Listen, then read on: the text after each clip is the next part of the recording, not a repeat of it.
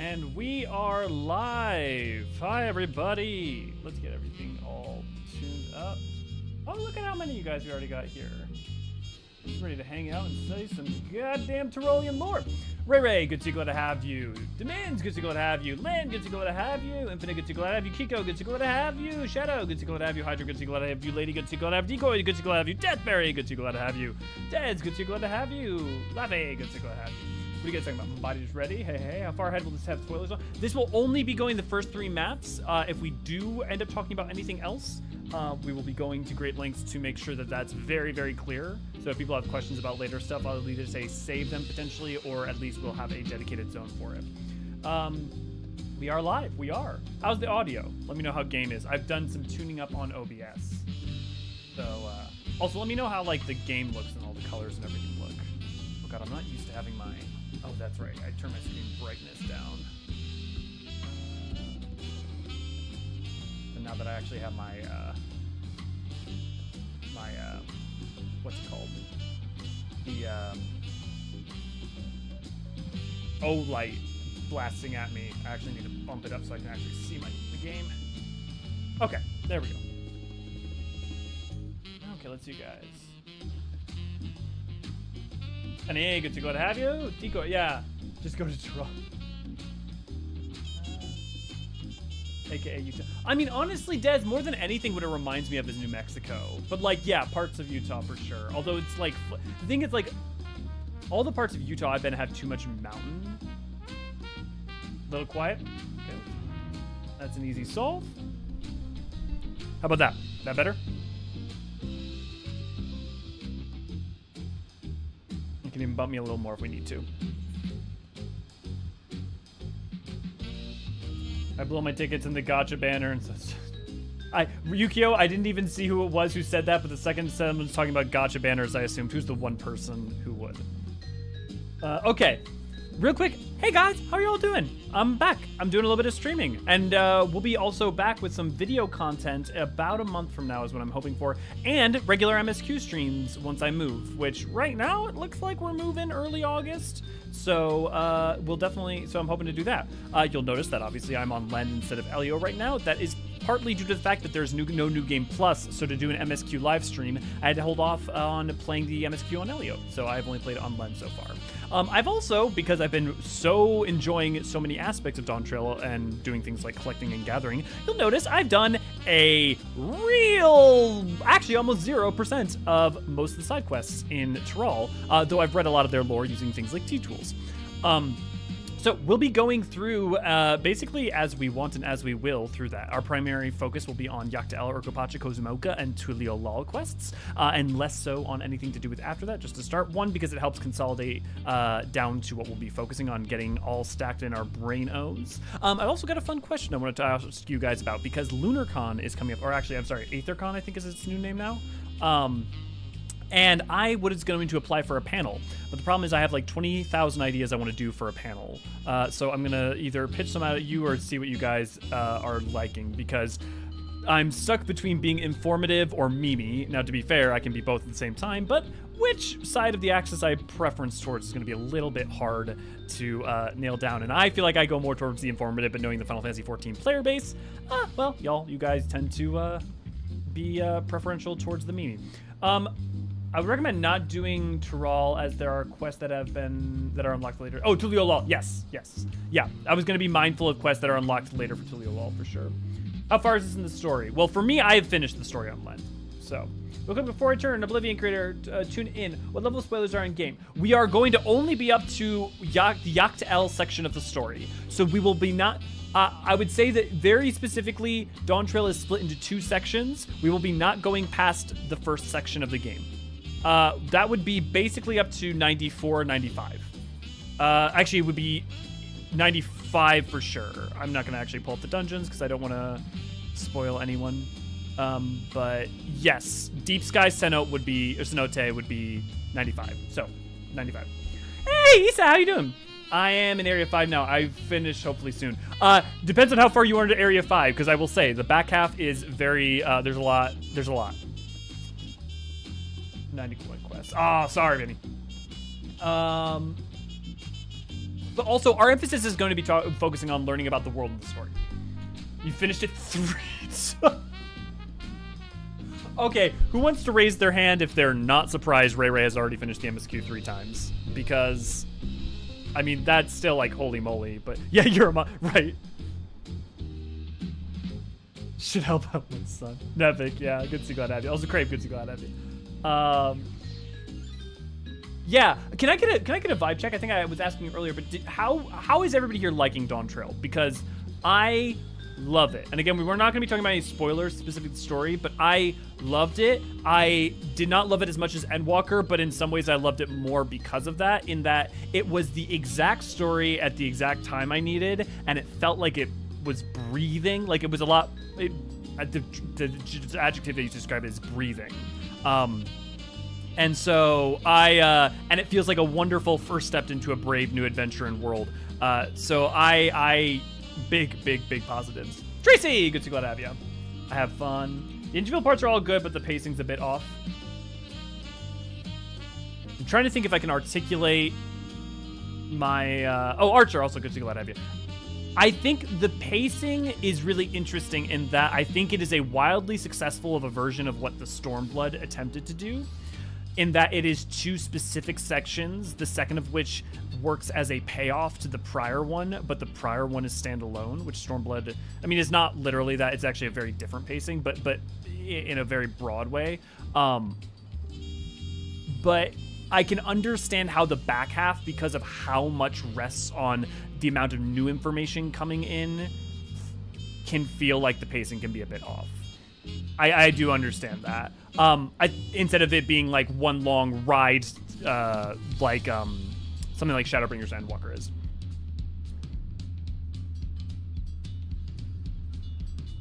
Oh, see, yeah, Stormblood. Yeah, I mean, the first half is a more straightforward adventure story. But what I think was really successful about that is that by being a more straightforward adventure, it prioritizes actually engaging you with the people and characters and land you're in. Which is, I think, one of the things that at times Stormblood struggles with because of how it goes Girabanya, Othard, Girabanya for its like structure. If you think about it like 4 sections, it's like it's broken up in a weird way. Whereas this like concentrates your experience in Tural as like really getting you familiar and engaged with Tural and its peoples. Yeah. I love how many more cutscenes now have full motion. Yeah, a lot of full, definitely. And then so many more cutscenes. Yeah, even non-voiced ones will be fully, will be either, I don't know if they use motion capture for all of them, but they're animated to the point where it makes not that much of a difference. Yeah. This is not Stormblood for me. Liked both halves a ton, though I do have issues with the pacing towards the end of the first half. I'm not surprised. I feel like that's going to be a common motif that a lot of people hear just because of how much is stacked in there. I think it's definitely understandable. Because I assume they'd be like South American version of Lolorito. I mean, they're still, yeah. They're still very mercantilely minded for sure. I've only got a 92-ish. I've been distracted, been busy with life, enjoying a lot so far. I'm going to be lurking while working here. Sounds good, Deathberry. I enjoyed the Great Yacht to El Bagel. I mean, the other thing that I really appreciated, and again, talking only about the first half, is that it feels like there's more... Dawn Trail, because of the structure of it, gives you a lot more room to go off and do side things. Now, I didn't do any of those side things. I went straight through the MSQ because I always play that way. But I felt Dawn Trail breathed a lot. And especially after the past 2 expansions we've had, not only in stakes, but in pacing, it's nice to have a little bit more breathing room. Especially if you think about this as more of the ARR of the new cycle. But also, this is not Dawn Trail review time. So here's the question. What are we gonna do? Are we gonna focus on Tulio Lal first? Because it should be pretty easy to, or do we want to just go to Urkopacha, Kozumauka, and Hydaelyn? We could go to them in order. Because I would say I know it lets you choose. I would say emphatically the order to play them in is definitely Kozumauka, then Urkopacha, then Hydaelyn. Well, I guess Hydaelyn is going to be always last no matter what. But I definitely think Kozumauka, yeah. Sound and video are a little out of sync. I think that's because I actually managed to fix it this time. Let me properties.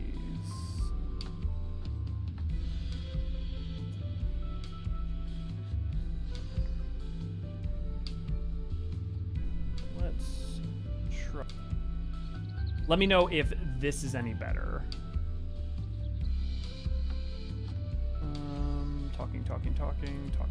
Talking. Yeah, let me know if this syncs up any better. I did a lot to like try to fix up OBS. Good day to you as well. Hey, yeah, it is. Trying to work out why it would be though. Oh, sorry, in reference to what? Much better? Okay, thanks, David. Yeah, it's interesting, Hydra. That's an interesting point with the adventure side of it. Okay, I'm gonna say let's do Kozumauka first, because then I can also talk about the Moblins! Yes!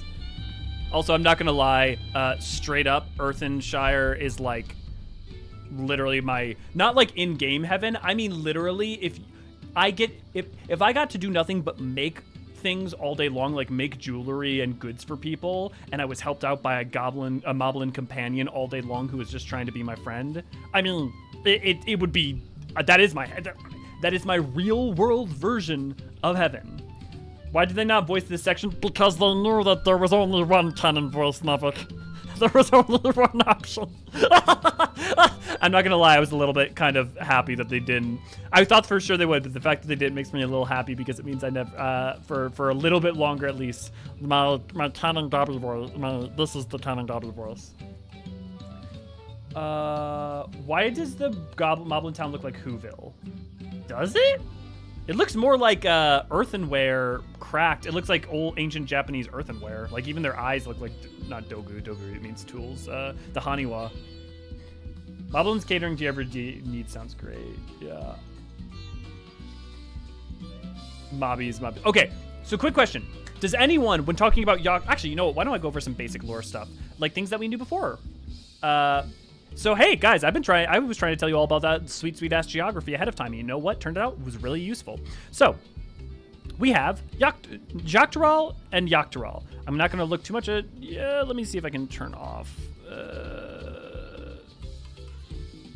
Let me see if I can turn off names. There we go. Okay, so you will see that we have Tural and Tural. And in the middle, Tuliolal, which Tuliolal is the capital of the greater Tural. And it is located over here on the very tip of Tural, which is the southern, which is definitely not South America and definitely not North America. In Tural, you have a couple places. The maps you go to are Kozumauka here, Urkopacha over here, and Yaktael over here. You also have Tiak down here, which we know almost nothing about. There may be stuff about it that I just haven't read in lore. You obviously, and then up here in Tural in the northern Americas, you have Shaloni, which is down here, which is definitely not Utah, New Mexico, Arizona, pick your pick of the American Southwest. You have Yasulani, and then you have some other stuff up here that you're not going to worry about until you get later in the game. You also have Lozeni Heta, which we don't know much about, or at least, again, I don't know much about because I haven't done all the side quests and read everything yet. You also have the Stardust Sea and the Stardust Rend over here, as well as the Fathomless Sea over here, which is, I have many questions, including tell me something about those isles and all the stuff going on here, because I have all sorts of questions. There's the possibility that this may be a byproduct of the Sundering, based off of some of the mythologies that we hear in Tuliolal, but we don't know. The other thing is that if that is the case, ostensibly, that you would see that Rend probably throughout the other reflections, although the source being the source, it may be a unique case. There was something else I wanted to touch on. Oh, yes, there's a bridge that connects Tural and Tural that was created about 1,000 years ago by the Yokui, known as Zorgor the Boundless. And Zorgor the Boundless is pretty freaking rad. And if we don't get a Manderville trial on it called Battle on the Biggest Bridge, I will be quite sad. Light, good to see you. Glad to have you. Just popping in to say hi really quick. Yeah, since I haven't gotten to play the MSQ yet, since I got back on Saturday. No worries. Hopefully you'll get further in it. I'm pretty sure that's where Sargeras slammed the blade down. Yeah. Infinite, good to see you. Glad to have you. We have to fight Greg on this bridge. I like how the Yokui saw a chasm and instead of building a boat, they just decided to spend 100 years on the bridge instead. I mean, yeah, because they started, 1,100 years ago based on our timeline. But to be fair, 1,000 years ago, like there are multiple points in history where people didn't create like deep sea vessels, and so not only would they have had to create vessels that could have gotten out of the shallows around Tural, but then also larger vessels that could have been able to traverse around the Stardust Sea. And if you're trying to get large amounts of Yokui across and through there in order to conquer it and colonize it and bring it under the fold of the greater Yokui Empire, you're going to need a long-term solution for that, right? So Zorgor the Boundless is probably a good way to solve that. Lil and Ray are over ready here to shit on Blizzard. I love how you pronounce Zorgor the Boundless. I'm not going to stop, and until I get to put that joke in a video, I'm not going to stop referring it to as such. So presumably there's a point at which the Stardust Rend, which again is not its name, it's just what I tend to call it, probably has a base, right? It either finishes out at the sea floor, and the water, I don't know, through etheric bullshittery, returns back into the surrounding waters rather than coming out and filling the chasm. Or you're right, and that's a really weird question, because if it goes so far down that it reaches into the ethereal sea where things start, like, what are the pylons actually founded on? Yeah. What does Yak and Shak mean in Turali language? We don't know, or at least I don't know. There may be a specific answer. However, based on context, I think it's rather clear that it's probably north and south. Okay. Oh, okay. So two questions, because I want you guys' thoughts. Here, let me pull up the Aethercom page. So there is Aethercom, which I every year I mean to apply for, and then I either forget or I miss an email or something. And I plan to apply this year, and I want to do a panel for it, and we'll see if I get in. However, I don't know what idea I want to go for, and I have like 20 bajillion. So I'm taking your guys' idea if you want to pitch them, or if you can go with mine. So like I have thoughts like, okay, why how Lalafels have caused like a ridiculous amount of mass casualty events and chaos and problems throughout history. The fact that almost all problems in the known world come down to either ancients, Alligans, or Asians. There's talking just a panel, maybe just talking about the geography of Tural. Maybe talking about Zorgor the Boundless. But yeah. I actually remember my biggest complaint about Dawntrail. I think Tural needs more aetherite shards because the city feels huge. I mean, of all the problems to have, that's probably a good one, but also understandable. Yeah, they use a couple languages for naming. Yes, that's true, Nevik, because we get references to not only the Yokui language, but the other languages as well. Yeah. Yeah. Oh, and also I can't pronounce any of the location names for shit. Well, guess what? That is also one of the things we're going to be focusing on. This is trying to figure out how to pronounce all the names. Luckily, more than you think are actually pronounced in the MSQ at least once, which, boy, does that help at least clear up some questions. But we will be talking about that for sure. We'll be trying to figure out how to pronounce it correctly, or at least get close. Lala's is the next big bad. How did I know you all would go immediately to the memes? Ever consider why Erenville doesn't have the local accent? Oh yes, AC. I honestly, I have a short written up for it already, because I have interesting speculation as to why Erenville doesn't have the local accent. And there's things in the latter half that also give us some interesting questions about that. But I think there's a couple of definitely canon welding justification as to why.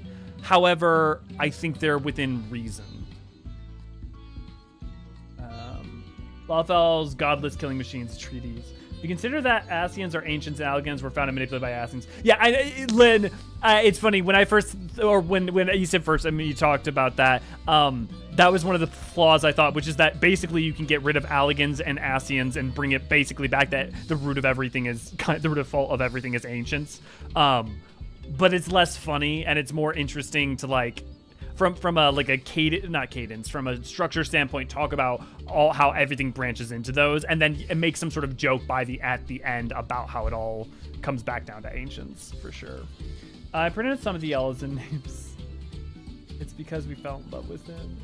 Yeah, but I swear to God, I've seen at least one cutscene where two characters pronounce the same location places differently. Yes, which I've been saying for years. Like Bosnia, it's pronounced Bosnia, Bosja, and Bozja by 3 different people. there's at least one place where someone says aether like I do as an American instead of ether.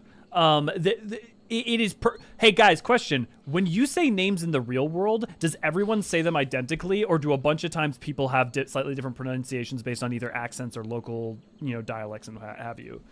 I think we should definitely not be taking naming as prescriptive, but it is worth definitely pointing out that, like, if someone says a name, use that as an underlying start place. There was someone who actually says in the Dawn Trail MSQ that said a name that's commonplace to Eorzea that we never hear anywhere else.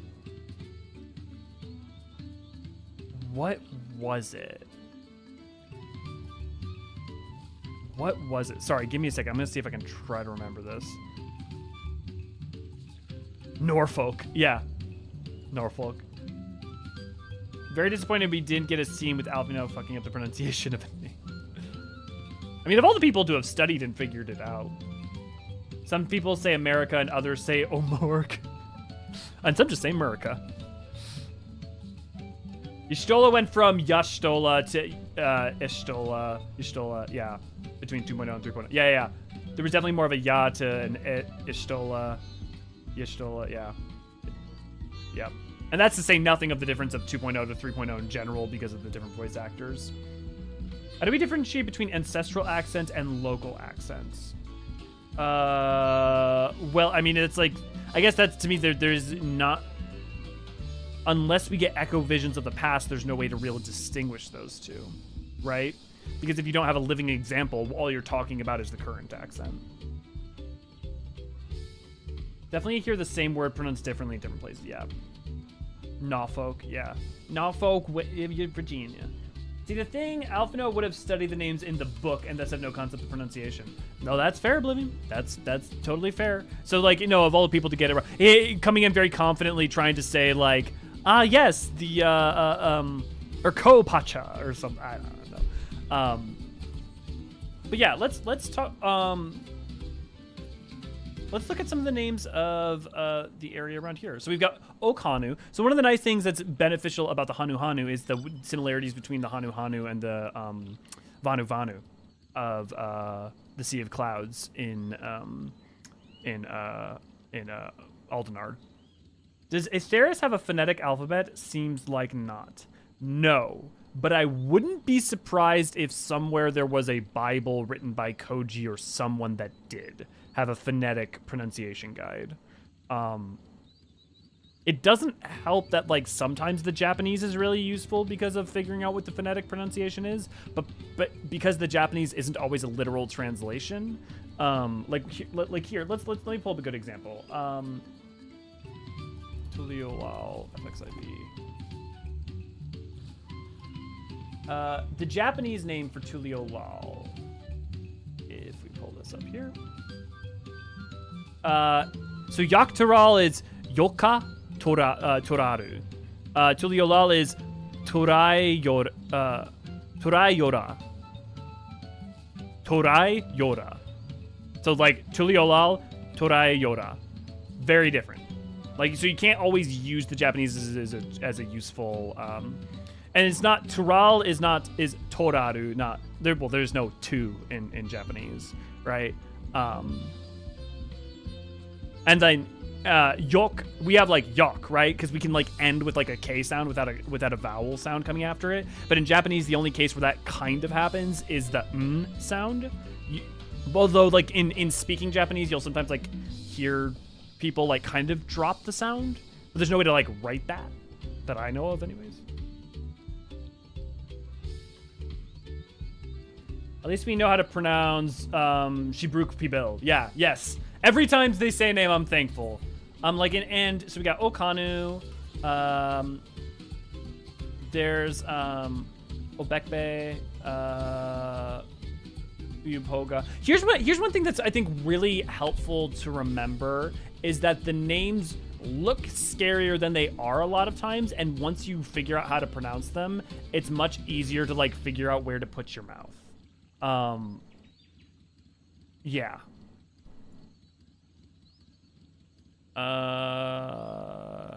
Yakabek Zoma, like they have there's their ancient bird that they talk about when we do the quest here, right? Has a specific way of saying its name. As someone who reads the cutscenes out loud, this expansion has been very hard. Yeah, I'm convinced I've said words in the past couple of weeks that no human has ever said or will ever say again. No, is that because of how wrong you got it? Or we found out that Idleshire is Idleshire. Idleshire. Oh, yes. But that's like that you see like Shire being sure in parts of England, right? So like this is a question of like is Idleshire wrong? And I would say no. But also, yeah, they pronounce it Idleshire. But you also there's at least one pronunciation of by the devs calling it Idleshire. I don't know if it was Koji, but it was like back in Stormblood days, right? So when you aren't scared, you do know where to put your mouth. When I think about 14 is showing friend Rogadin names and asking them to pronounce them. Okay, but to be fair, like the Seawolf names aren't bad once you understand the rules, right? Like the problem is it's just like it's not familiar at first, but like Zolxagil and all, or you know, and your Slaverson is aren't hard once you get it, right? I pronounced it Idleshire. Yeah, and I did, yeah. Yep. Stinian would try to pronounce these words and actually accidentally summon a voice. I haven't had any problems with Turali names until Yokui names were introduced. Yeah, here, let's pull up like some Yokui names. Karyorzar. Well, so like Gerfurler, right? Like Gerfurler is a little bit like at first like and then you actually hear it pronounced, and it's not, or Zorgor, right? Shirwager, Worker Zormer. Like at first it's like, let's just Worker Zormer. Worker Lador. Nar-Yor Gorna. It's like they're actually the Yokui names are actually easy, or one of the easier ones once you know they're like how to say them. Gerfurler sounds like a sound I will make when waking. Gerfurler sounds like a Pokemon. Gerfurler. Go further. Go further. Go further. Go further. Have it the other way around. Eorzean names when moving from Tural. Yeah. Have you ever considered a trolley name for your character? I don't think it'd be uncommon for foreigners to take on a name for the sake of locals. That's a really interesting point. I feel like Elio would probably be interested in Yokui culture, especially with their craftsmanship throughout the year, or Moblin culture. And if we look at Moblin names, I have a list of them. I'm okay. I can't really show you guys my list. Give me a second to shrink it down, because there's of my notes, a lot of them are spoilers.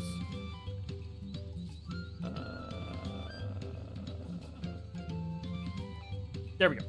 So, if we look at Moblin names, I also think that one of these on my list is actually wrong. But you've got Tarnotic, Bagnabrock, Prestapik, Flaraflick, Vendavok, Tempatrick, Rockarok, Movamuk, Dolidric. It's 1-2-1, 1-2-1, 1-2-1 is the thing, and it ends if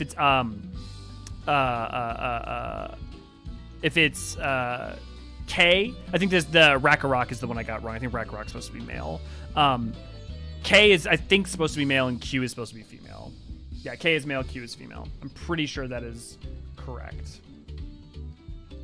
I think Elio will be interested in Moblin culture, says Elio, the guy who practically spontaneously combusted when he first set foot in the Moblin town. You can't prove that.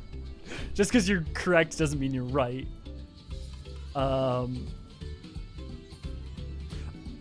Does anyone have, to also get us a little bit started and aimed in a direction, because honestly, just even talking about this is helpful to master it in my mind, but does anyone have any specific questions about any of the races, groups, lores, or bits or bobs that we can that they want us to try and figure out?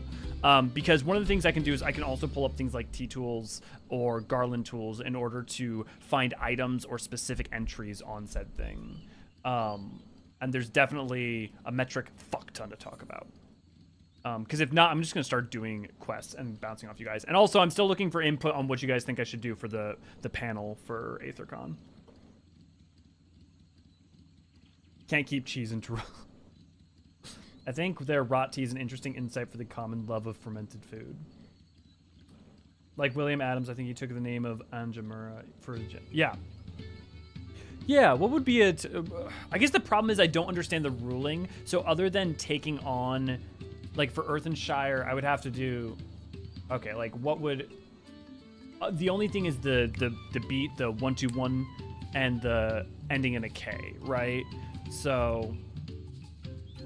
I mean, like, Forgeron is you know,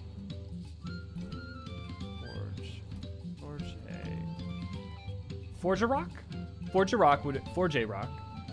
Elio, Forgerock, there's something really beautiful. I kind of like that, actually.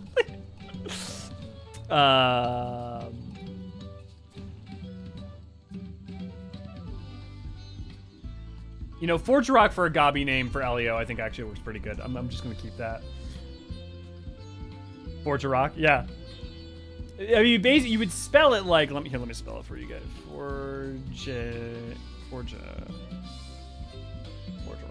You would spell it like that, but it would be pronounced like Forgerock.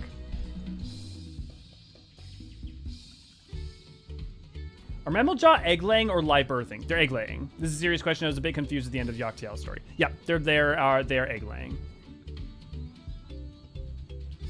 And I don't know if we were certain of that prior. I don't think EE1 has anything on that, or EE2. There might have been something in the broader lore of A Realm Reborn through Heaven's Word, but I don't believe we had. I don't believe we knew for sure. Also, okay, I do want to go on a slight tangent because I can a little bit. Can we all talk about how for years I've been talking about Kenton Ram the Blue and about like a bunch of the lore stuff around that, and then actually it was all hyper relevant to this expansion? Like the amount of like niche lore that was really relevant to this expansion was wild.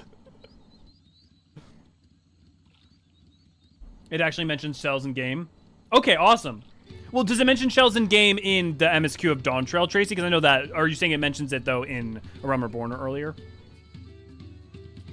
Unattractively uncomfortable. Well, but like the thing is that Kenton Ram has to be bordering on like 100, which for a Rogadin is not unheard of, or at least not in the realm of unheard of. But it is still old, and the man looks like I'd date him, right? So that's why the name Kenton Ram sounds familiar. Yes, so if you guys don't remember, if you've been to any of our lore book clubs, we've talked about him before. But if you look up on most of Kenton Ram's lore it's in A Realm Reborn. Like as per usual, like a lot of stuff in EE1 is, or the Encyclopedia Eorzean are straight up in the game, like maybe 20 to 40% of the encyclopedias Eorzean are like new information versus things that are just straight lifted from the game but collated into a single source. But if you look at the timeline for the 6th Astral Era, that's where we get quite a bit about Kenton Ram and his time in the New World, which we now know as Tural. I didn't realize the blue title was more apt than thought previously. Yeah.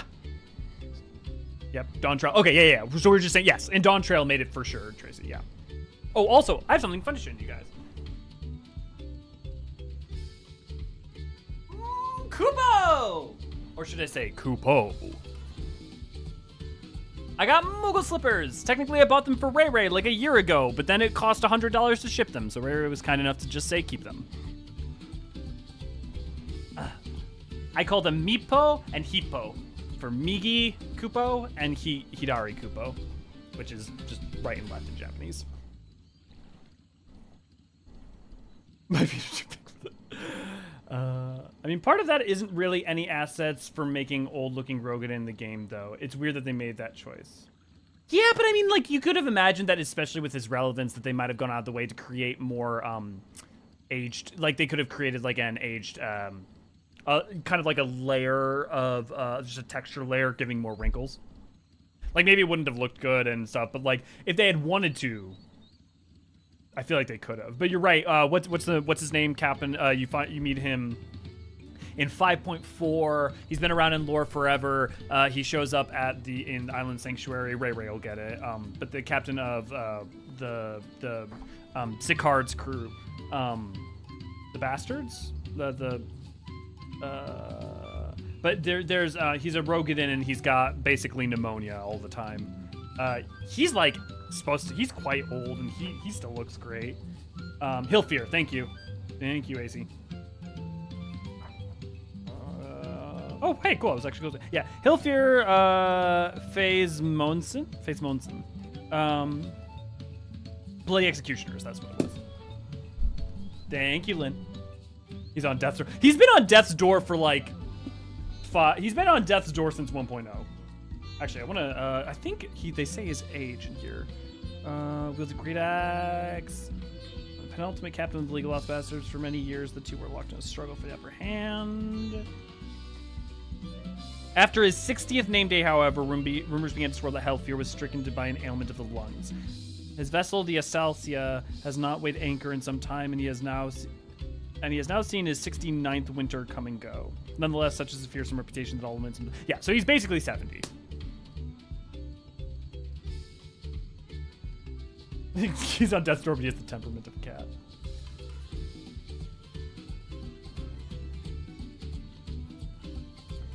Okay. Stealing stuff from your mods. I didn't realize they were so awesome, though. Well, Ray, maybe what we'll have to do is, like, I'll just, like, see if we can get them, order them merch, like, online and see if they just have a thing in England. And maybe we'll do, like, a birthday gift or we'll figure out something. Because yes, I feel like you would love these as much or more than I would, because look at them. Like, look at them. It's hilarious. Yeah, you know me. Yeah, that's me, Crepe, stealing stuff from Ray all the time. I'm like a size 11. Well, I'm a size 10 Nevik, and they fit me, and I got plenty of room to spare. They're actually quite comfy. But like, a vampire is not obligated to cross the door unless you invited him. Yeah. Oh, there was a point there's a lore point I wanted to mention before we started hitting on something.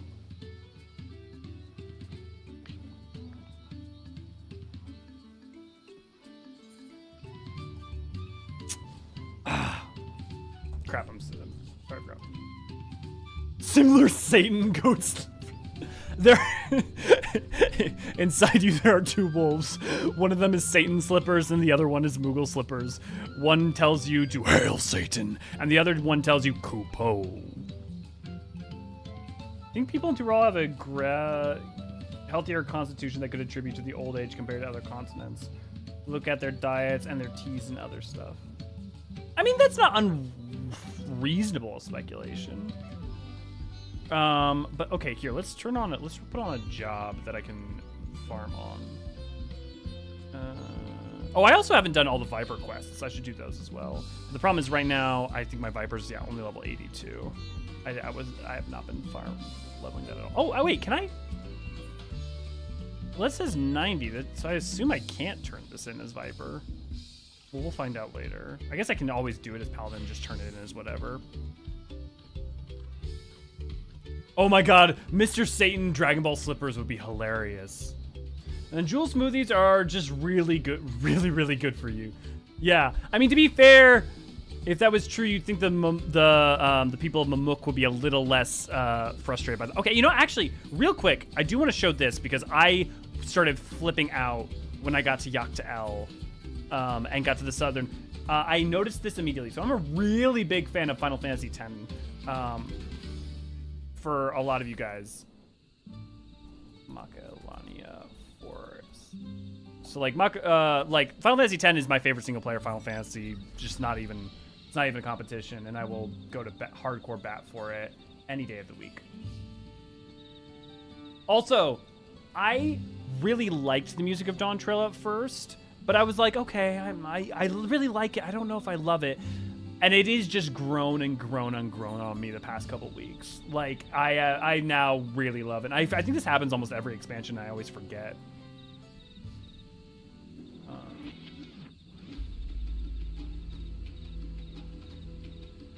Okay, there we go.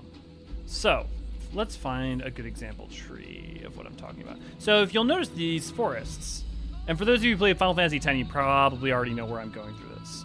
There's the meteorites that sit in them and everything that give the woods of Yoctel its particular glow, right? And you'll even see these little like aether lights that shine all around it, right? It's just Macalania Forest from Final Fantasy X. It's literally Macalania. Like, obviously, there's not the same, like, glass kind of vibe, and there's not water in the same way, but, like, look at the ethereal sphere orbs and imagine fireflies around it, and look at these distinctive, like, flowering sections. I mean, there's still technically wood, but it's literally same distinct flowering sections. The meteor is that. These little firefly sort of things look a lot like, fireflies. And you've even got kind of like the crystal base at the bottom.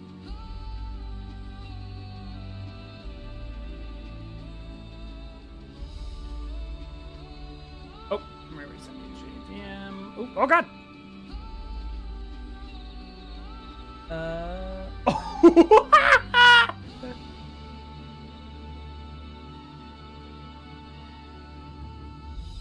Oh my God! Ray just sent a picture of her slippers. Oh my God, Kupo indeed. That is, wow, Ray. That's pretty wild. Oh, Nevik's going crazy. You do know. What was I laughed when I started the tank role quest because my RP character lore. I haven't done any of the role quests yet, so I still need to do those. Professional streamer, man. Hey, if I didn't accidentally almost dox myself every stream, would I be a streamer? I don't think so. I'm pretty sure that's a fundamental part of it. You know what? Fuck it. I'm just going to do things based on the area that we're interested in, and I'm kind of interested in the Nuge area, so we're going to talk here, find out about some bananas. Side note, Skydeep Sea Note thing is absolutely exquisite, so dark but also mesmerizing at the same time. Yeah, okay. Can I please get some credit and for, well, I guess we don't have that. Oh, we don't on T, we don't on T Live, we don't have emotes, so you guys can't emote right now. But can I get some goddamn credit for fucking nailing every single dungeon, its location, and its level up to 95? Like, I called the Kozumaoka one being the Kozumaoka one and being first. I called the Urkobacha one being Worker Zormer and what it was and it being second. I called the Yocta one and being the Skydeep Sinote one and up to 95. And I did call the one that comes after it and what it was, what map it was connected to. Yeah. No, it's 4 dungeons. There were 4 dungeons. Technically, there's 5, but well, technically there's 6. It's but of the trailers that we're talking about, there were 4 dungeons shown. I did call the first expert dungeon to be fair too. Yes, I didn't say that. Yes, yep, I called that one as well. So it means absolutely nothing, and it's not that it was particularly hard. But so like it does not mean anything. But I just feel happy that I got that right because as we know, I'm right as often as I'm wrong.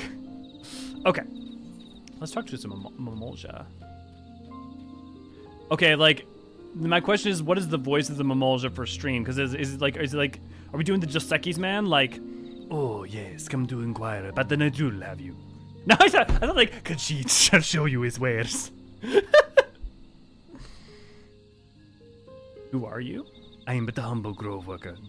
Though Najul, Jadtika bananas, as you call them, may have unusual appearance. They are quite sweet I propose various uses for the growing peels, just employing them to cure animal skills, or adding them to medicines. Unfortunately, my ideas are not very popular. I'm slowly getting more Jamaican, I don't know why, like it's peeking in. This is Gol Majik Grove. Based off of all the things Gol, it should be Gol Majik, because like, it should just be a long I, like, people, yeah, like, yeah, it should be Gol Majik.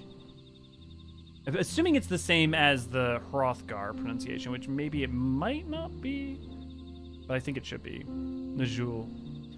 Where we cultivate Najul, as you can see. It is one of the brighter, more open locations of Amuk. The fruit is primarily consumed by our own people, but the leaves, well, outsiders are known to use them as well. Afraid I can say no more on the matter. Trade secrets and all. Okay, he's not talking about toilet paper, right? The said siblings no longer stand in the highest position of power. I know this, and yet the truth has not fully sunk in. But perhaps this forest would succeed in changing after all. Welcome to the expansion predictions, where the rules are made up and the points don't matter. That is a great attitude, Decoy. That sounds Frenchish, yeah. I mean, I was really confused about where 97 dungeon takes place until I heard its leitmotif in one of the zones. Yeah. Yeah. Yeah. I'm gonna love talking about the music in Dawntrail is gonna be great. I have a lyrical lore for Smile already in the works. The only problem is that there's enough lines in Smile where you can't tell what they're saying for sure. That it's hard to do a lyrical lore. But I fucking love Smile. God damn, do I love Smile. You can banana peels to make vegetarian pulled pork substitute. Oh, that's interesting. AC. That sounds disgusting to me, but I believe you. Damn, good to go have you at work, so I can't stick around, but I just want to pop in and say hi. Hi. Glad it seems like you're feeling a bit better. I am doing better, bit by bit. My health has been more and more under control to the point where I'm actually thinking that I will be back to doing content within about a month, and streams will continue once I move sometime probably in early to mid-August. Nori, good to see, glad to have you. Toolset, wares and weapons, Mumblejaw, desires, sugar. I mean, he's referring to the fact that the leaves are used for cooking a certain traditional dish, if I'm not mistaken. Oh, yeah. Oh, duh, of course, because it's used for Pibil. Right, that they're talking about that we do the contest for. And if we pull up, let me pull up Garland tools, might be better for this.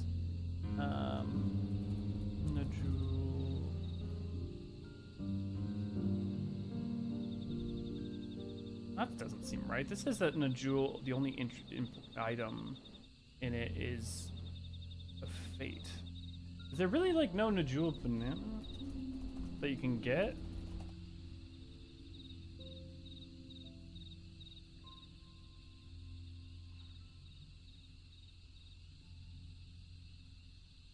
Huh. That's wild. Oh, fun fact, the branch bearers, you see them here. Let me find one of them, because this actually I think is kind of interesting lore. There's branch bearer fruit that if you ever have eaten the like Jello, I say you as if we as players have, but like actually, do I have something in my inventory? No, I don't. Damn it. If you've ever eaten the Jello or had the Jello item from the MSQ. Or crafted it for use. It's created with branch bearer fruits, which are these guys, and these are actually, they look like a cloudkin, like flyers, but they're actually seedkin. They're encountered in the lowlands of Yaktael. This peculiar species has the appearance of a flightless bird. On closer observation, however, reveals it to be an ambulatory seedkin.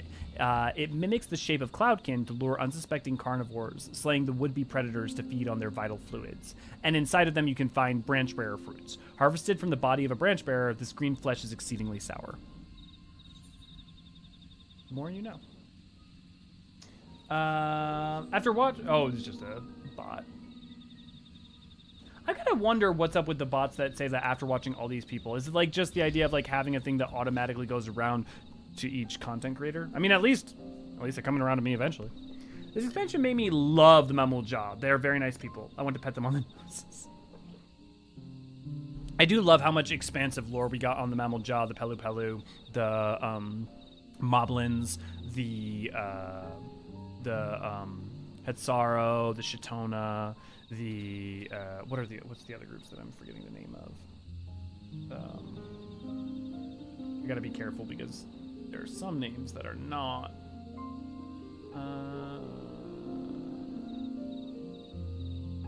The Tonqua, which are the Roganin, Tonawada, the Here, Tonawada, Shitona, the Jabral, the Hitsaro, yeah. Oh yeah, you know, why don't I quickly break those down? Sorry, Tonqua is not the name of the race. Tonqua is the name that Ketenram, I always add the extra M. Ketenram took with him to the New World, or took on when he was in the New World. But yeah, so Bikoter, Hetsaro, Hrothgar, or Jabral, Viera, or Shitona, my Shitona, and then the hero of the Tonawada. And then the Mumblejaw, or the Mumblejaw. But I'm super, I love the like amount that we're like filling out the world and also having variant peoples. So like the Hanu And not just like a whole new race, but the Hanu Hanu being like a variant of the Vanu Vanu. The Moblins is a variant of the Goblins. The cultures of the Hetzaro, Jabral, Shatona, and Tonawada, and how those are like represented. They're like very different culturally. Fruit and aloe jelly, yeah. Porn bots. Femke, good to go have you. You guys ever seen those weird videos of people eating bananas instead of eating the inside, they're eating the peel instead? AC, what the fuck are you doing with your free time? You're definitely gonna love the Mind Botanist quest then. Ooh! Yes. Also, the Fisher quest has to do with the Wallaquee. And I want to say, Lil, thank you for spoiling, honestly, because I literally offhandedly guessed that the Fisher quest, someone told me the Fisher quest was about the Wallaquee, and I'm like, what is it going to be? It's going to have to be with the fucking joke spell that you get from the Apakalu, and it's just like, you know, getting more powerful fish or something. And it turns out that's what it is. Which is, oh my god. A lowland goblin. Yeah, absolutely. Oh, wait, see, okay. Oh, wild Jatika bananas. That's why. That's why it's listed under the Jatika banana, or Nuge banana is another name for it. Is that because...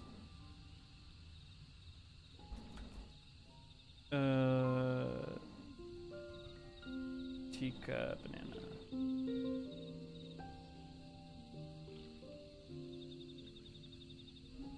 No, 665. No, there's no references to it. Okay, let's check T-Tools really quick.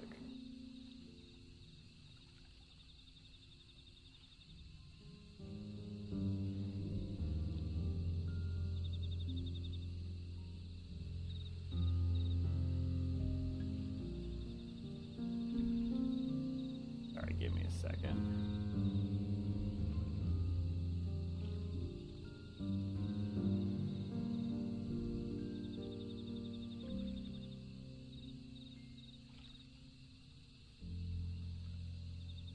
Holy moly, stop spamming. Oh my god. Okay, Jatika. Oh frick, I forgot that it errors out now if I do the search. T-Tools. Let's try that. Jatika. Did I spell it right? Tika. Yeah. Should be at least an entry. Okay, here we go. In the name of the Unity to the Jabral, Utomu, and the Mamelja Tika. The Mamelja chose the appellation, speaks volume to their yearning for the forest above. Oh, that's Utomu Tika. That's I believe is the area.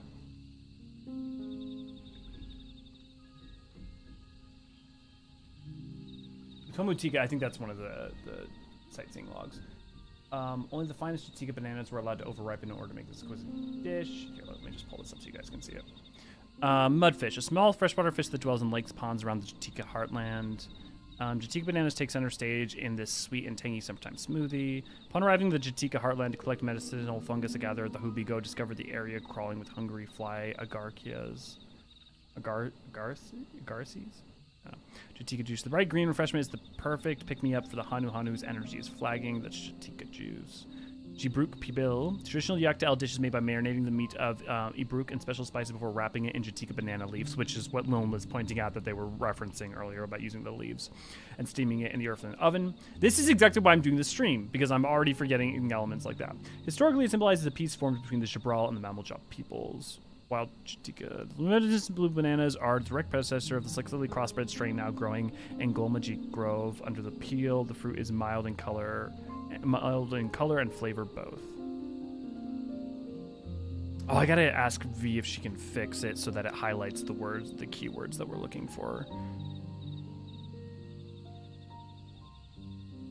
Oh, give me 1 second.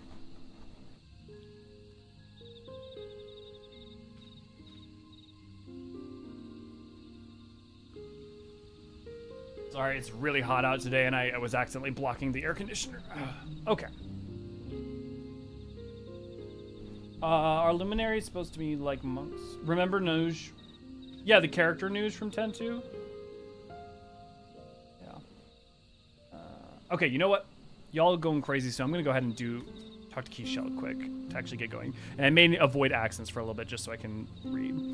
You look like you're not afraid of a little manual labor. We need azure crystals from the cenote. Also, can I just be so thankful they said the word cenote out loud so I could stop saying cenote, because I was like, I'm working on it. So that's cenote.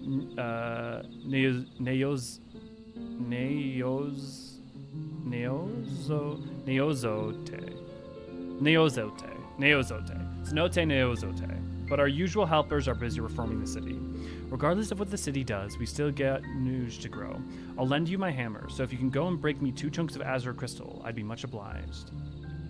Interesting that azure, when they say azure crystal, what specific, curious what the aspecting of that crystal is. Like, is it just, if it's azure, is it just water crystal?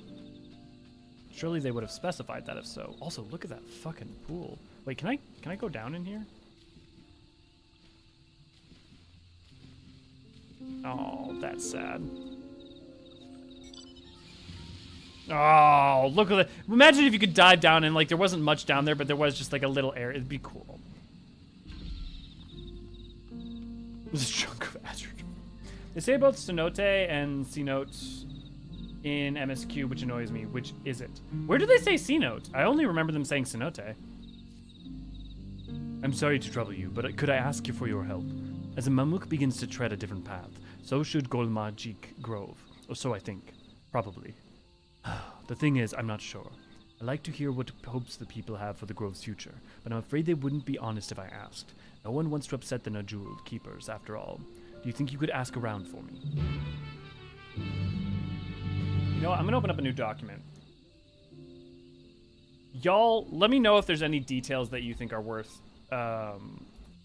writing down in the document. I'm obviously gonna write stuff down, but I just want lore notes, DT quests. Cool. I got that open. Krile says it's towards the end. Oh, Jesus, I thought for sure she said cenote. That sucks. Stop infecting the water supply. Hey, I bathe regularly. Says it one way, then Alice says it another way immediately after. Well, hey, I think that man, it feels almost like this expansion keeps noting on things that I've said, which is like, hey, don't worry about it. It's fine. Take a breath. Yes! Okay, the azure crystals are the ones from the base of the tree. Please tell me something about them. Please tell me something is string. This blue stone sparkles with mesmerizing beauty. So I'm assuming, like the meteorite, this stone is either a byproduct or tied to the weird etheric resonance that causes some of the bioluminescent plants in the area. It is interesting that this doesn't... Well, question. Do we see anywhere that there are pockets of water that don't have a tree and a meteor? Oh, that's an interesting... Ooh, okay. Okay, this is an interesting question.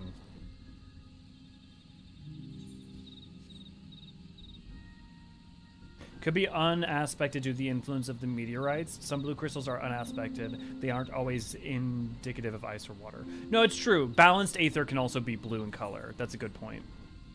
Okay, interesting though that while there's not a meteor directly around this body of water, there is crystals. Although to be fair, we see crystals almost surrounding in pretty much... Well, okay, well let's pay attention. So there's a meteorite up there. Let's pay attention to these crystals and see if they surround places that aren't with water. So yeah, we see crystals here. We see plenty of crystals throughout Mamuk. And just sprouting from buildings. We see places like here where there's pools of waters that there aren't crystals other than like that one, which is still not. So it doesn't seem like there's a direct corollary between the, Ooh, hey. Doppo. Weirves are important companions to us, Dopro. I always forget the R, Dopro. In many matters other than warfare. They allow us to travel whenever we wish within the dense forest. Also, which of you guys went to our book club that we have every Friday, was thankful that we went over all like the racial information like the Hubigo and Buniwa, because it turns out quite relevant. And blessed siblings and all that. Yeah, but you learn from the mining botany quest chain that the crystals are under the water too in the tunnels. Oh, fascinating. Okay, so maybe there is a broader importance. I love how Elia thought that the weird elemental growths will play a large lore in the expansion, and they appeared in only 93 dungeons at the very start. Yeah, no, I was very wrong about that. It's really interesting, though. Well, I wasn't wrong in the importance of lightning, to be fair.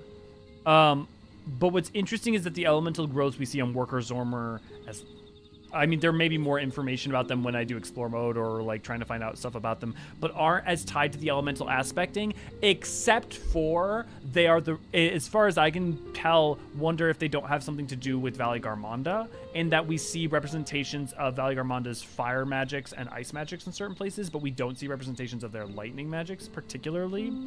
So it could be an extension of that, or it could just be pretty thing. I was at least right adjacent on most of my predictions. Yeah, I feel like that's, yeah. Mamuk! You're such a mook. The Mookians. I mean, it would be Mamokians, but I'm just like, it'd be funny because Mamokians would not necessarily be a wrong name. Okay, we do see, okay. So that's interesting, Liln. I gotta do that quest because it is the crystals and relevancy of them to the watery areas might actually be more important than I knew. I was about to say Valley Garmonda is the obvious answer, but I'm unaware of any core concrete stated one. Yeah, that's just hypothesis. Oh, there's another, that's why. It's because I did break off one, but I didn't break off a second one. I was thankful for knowing how to call Hubigo, Buniwa, and Dopro because it was very important for the XP. Yeah. I did it all for a Mamuki.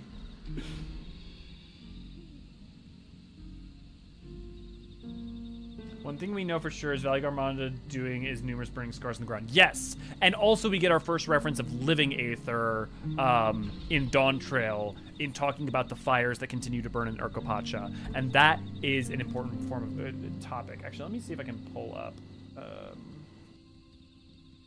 Let me see if living aether...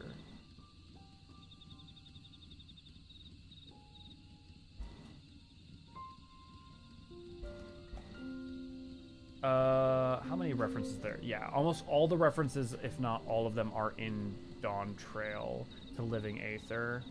But it's a concept that's existed for quite a while to varying degrees, but not explained particularly strongly. Mysterious voice, this cutscene Taru, Biggs and Wedge. Oh god, I wish the highlight thing. Oh, you know what? I know what I can do. This.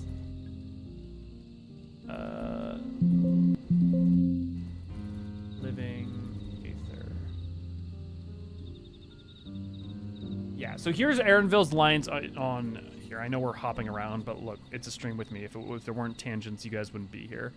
So you'll notice the impact craters that I was talking about when we were talking about maps and information but that we had about them before release. It's like, well, the problem is that whatever created those craters, they look recent, right? The craters that we can see over here just outside of Warlar's Echo. You can say them right here. So the reason that they continue to burn is that the magics involved can basically continue to feed on ambient aether around it to smolder near indefinitely. So yeah, another remnant of Valley Garmonda's last rampage. The Creator's flames registered the Seeker... fucking Scottish, Aaronville. Creator's flames registered the Seeker as corporeal aether. The Creator's flames registered to the Seeker as corporeal aether. In the words of the Tural saga, when Valley Garmonda rages out of control, its fires burn forever, as its ice does not thaw, and its lightning crackles without cease. Thus was the Dawn Servant able to turn the Sky Rune's perpetual magic against itself. Right, that was the example of ice that we see, is the trapping of Valley Garmonda.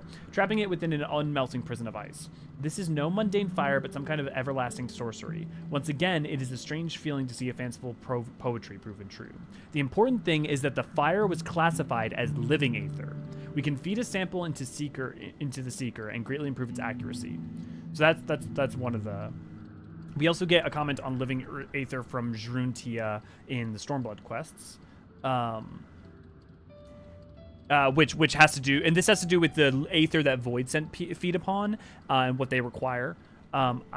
This was poor judgment on my part. I should not have tested you so harshly. Listen to me carefully now, Arya. I have seen how battle can exhaust you. Oh, why don't I just pull this up so you guys can see? I have seen how battle can exhaust you, but I fail to understand what grim truth such exhaustion presage. In a moment, you say a roaring drowned out your thoughts. The color of your hair changed quite distinctly. We witnessed a cellular transformation in Lambard ere he began to feed upon living aether. Lambard was able to employ magics of incredible power, but it left him hungering for life force. I believe what you experienced was a surrender to that very same hunger. And then we've also got Shroon and Idleshire. It appears to be a record from a time before red magic was unified as a distinct discipline. The passage describes a rite by which one can make a pact with a void scent and ingest its blood in exchange for supernatural power. Even amongst their kin, certain creatures of the void harbor a voracious appetite for living aether. Lambard must have acquired the ability to siphon his victim's life force from one such fiend. So like that the concept has existed for a while, and it's all it continues to be in a couple other places. Here, let me.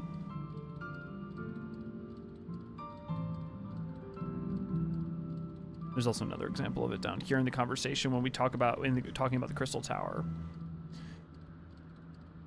So living aether basically is a distinct type of aether that comes from living beings. It's as a power source that certain things want to run off or use, and it has particular qualities about it. One of the things in the case of the magics here with this living aether is that it basically can continue to pull in ambient aether to run. So it's kind of an establishing of the existence of a type of magic or form of spellcraft that can continue to basically continue itself perpetually, but smoldering and still fading out, and at the cost of its surrounding environments by drawing on that aether.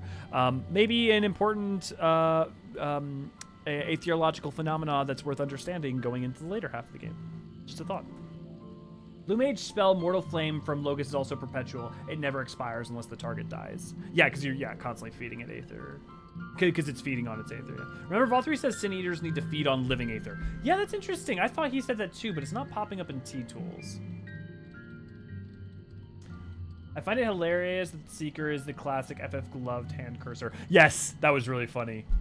Do you think Relgar had something to do with the craters and Jacques-L?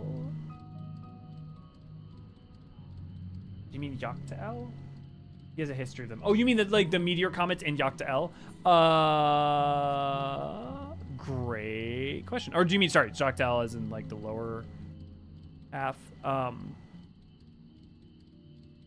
It would be interesting. However, their unique phenomenon not seen anywhere else makes me wonder and suspect if they're more extraterrestrial in origin.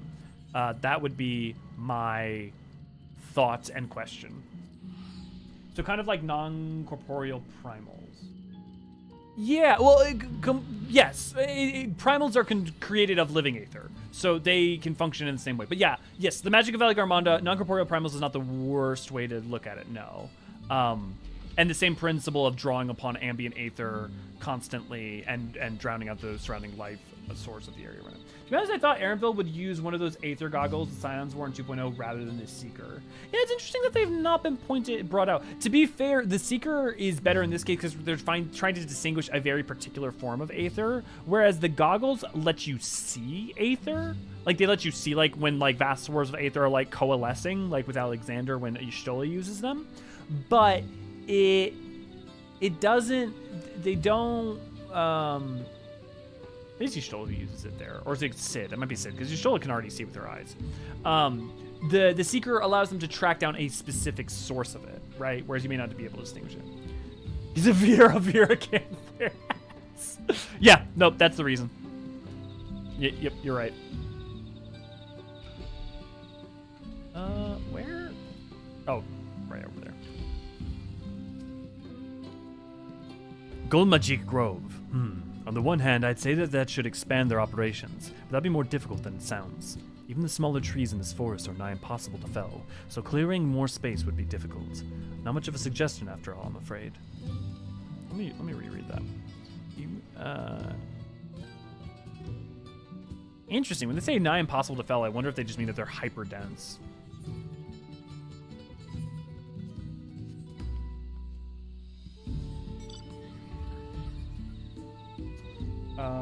Though curious how Valley Garmanda became the most powerful Turali Vidral in history. I mean, I think it's the exact same thing as, I almost said Ascians, auspices. I think it's just you continue to live a long time. Now, to be fair, I haven't done more of the Viper quest. I've only done the first quest. So I could, by finding out more about the nature of Vidral, I might be able to have a better answer. But right now, if you guys have played many of these quests or done things like that, you're ahead of me in information.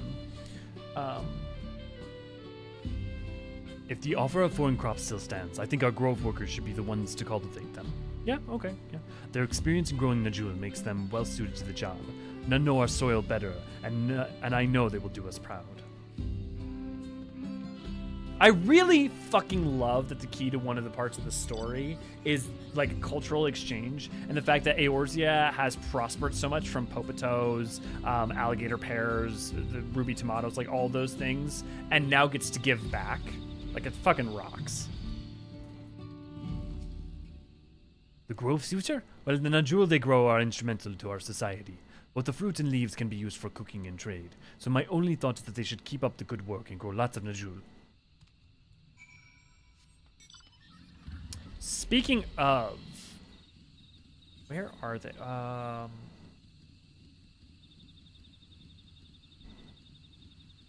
Give me 1 second. There's an enemy that I want to show you guys. I'm sure many of you already have seen it.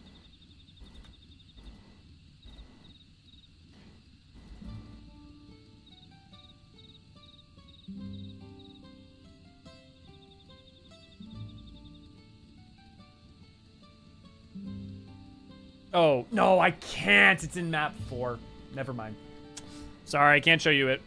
Let's just say there's a Popeto-related enemy that's worth checking out in map 4 in the south eastern section. Ah, yes, the best part of T-streams. Najul door. Yeah. Wait, what'd you... I think it's just a case of wouldn't it be funny if Erenville used the Curious Minion as a plot point? Yeah. Most Vidral are hunted before it ever gets to become such a problem, so that's why I'm curious. Ah, I see what you're saying. That how did it continue to live long and not be taken out by Vipers or other defenders of the guard that of which Zrul Ja is a part of? Yeah, that's an excellent question. Oh, you know what? Let's pull up. Let's see if we can find any information about Valley Garmanda using T-tools really quick.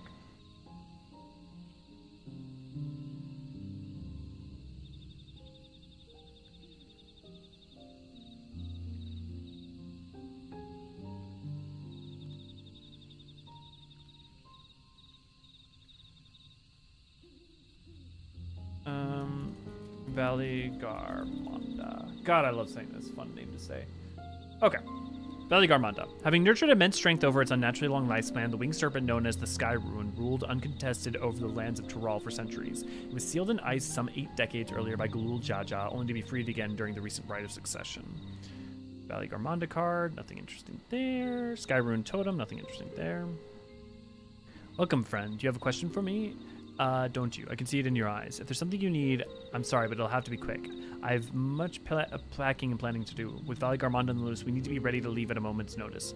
Did you hear? Valley Garmanda is no more. Finally, I can stop looking over my shoulder every time I step outside of one Chupello. Where's the right succession? It's over. Valley Gar. Oh man, there's 111 examples of its use. Okay, so we've got potentially some interesting use. Been set free. Pelipello. Known first and foremost as peddlers, the people of small stature hail from the mountainous region of Urkopacha. They can be seen traveling with their trusty alpacas across the length and breadth of Tural. Their characteristic beak-like masks designed to resemble the legendary Tural Vidral Valley Garmanda. So that means the Pelipello culture has developed alongside it long enough. And I think they have the masks in the paintings in Urkopacha, right? So that means that Valley Garmanda either predates the Yokui Empire, or at the very least comes to rise post-Yokui Empire even, potentially. Which means that its existence predates the rise of the Viper and other cultures, probably in and around Tuliolal for sure. Well, because, like, for sure it does, because Tuliolal has only existed the past 8 decades. So obviously that culture for it's gonna, so there may have not been anyone to hunt it from those organizations, though I don't know how far back the Viper organization goes. I'm sure maybe the story will tell me more about it. But yeah, if Valley Garmonda either comes into power and existence post Yokui fall, there's not really anyone to have done it to, or there's not. It makes sense that there may not have been someone or enough people out searching for it before it gained enough power to be a problem that people didn't know how to deal with, or it may be even older than the Yokui Empire. I say Yokui, it's Yokui. Yokui. But yeah. Oh, you know what? Actually, we didn't finish reading.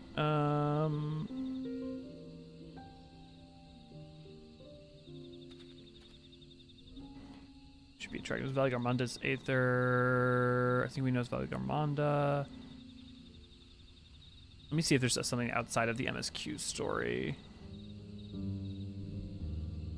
We're the Valley Garmondans loose. You did battle with Valley Garmonda, the Tural Vidral legend of the Sky Ruin, who ruined the heavens by beak and talon. Many are the legend of this beast among beasts, but I would wager the telling of your battle is more thrilling than most harrowing tales. By the hands of devious scoundrels was the seal put into place by the Ghoul Jaja broken, and this was the living calamity unleashed again upon the world, only to be struck down by Wukoma and her mighty companion. This glimpse into the events of the right succession shall provide me with more than enough inspiration for my next song.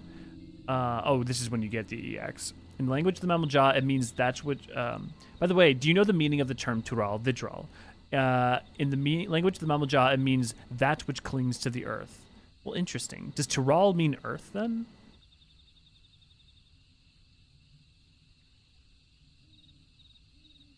Huh.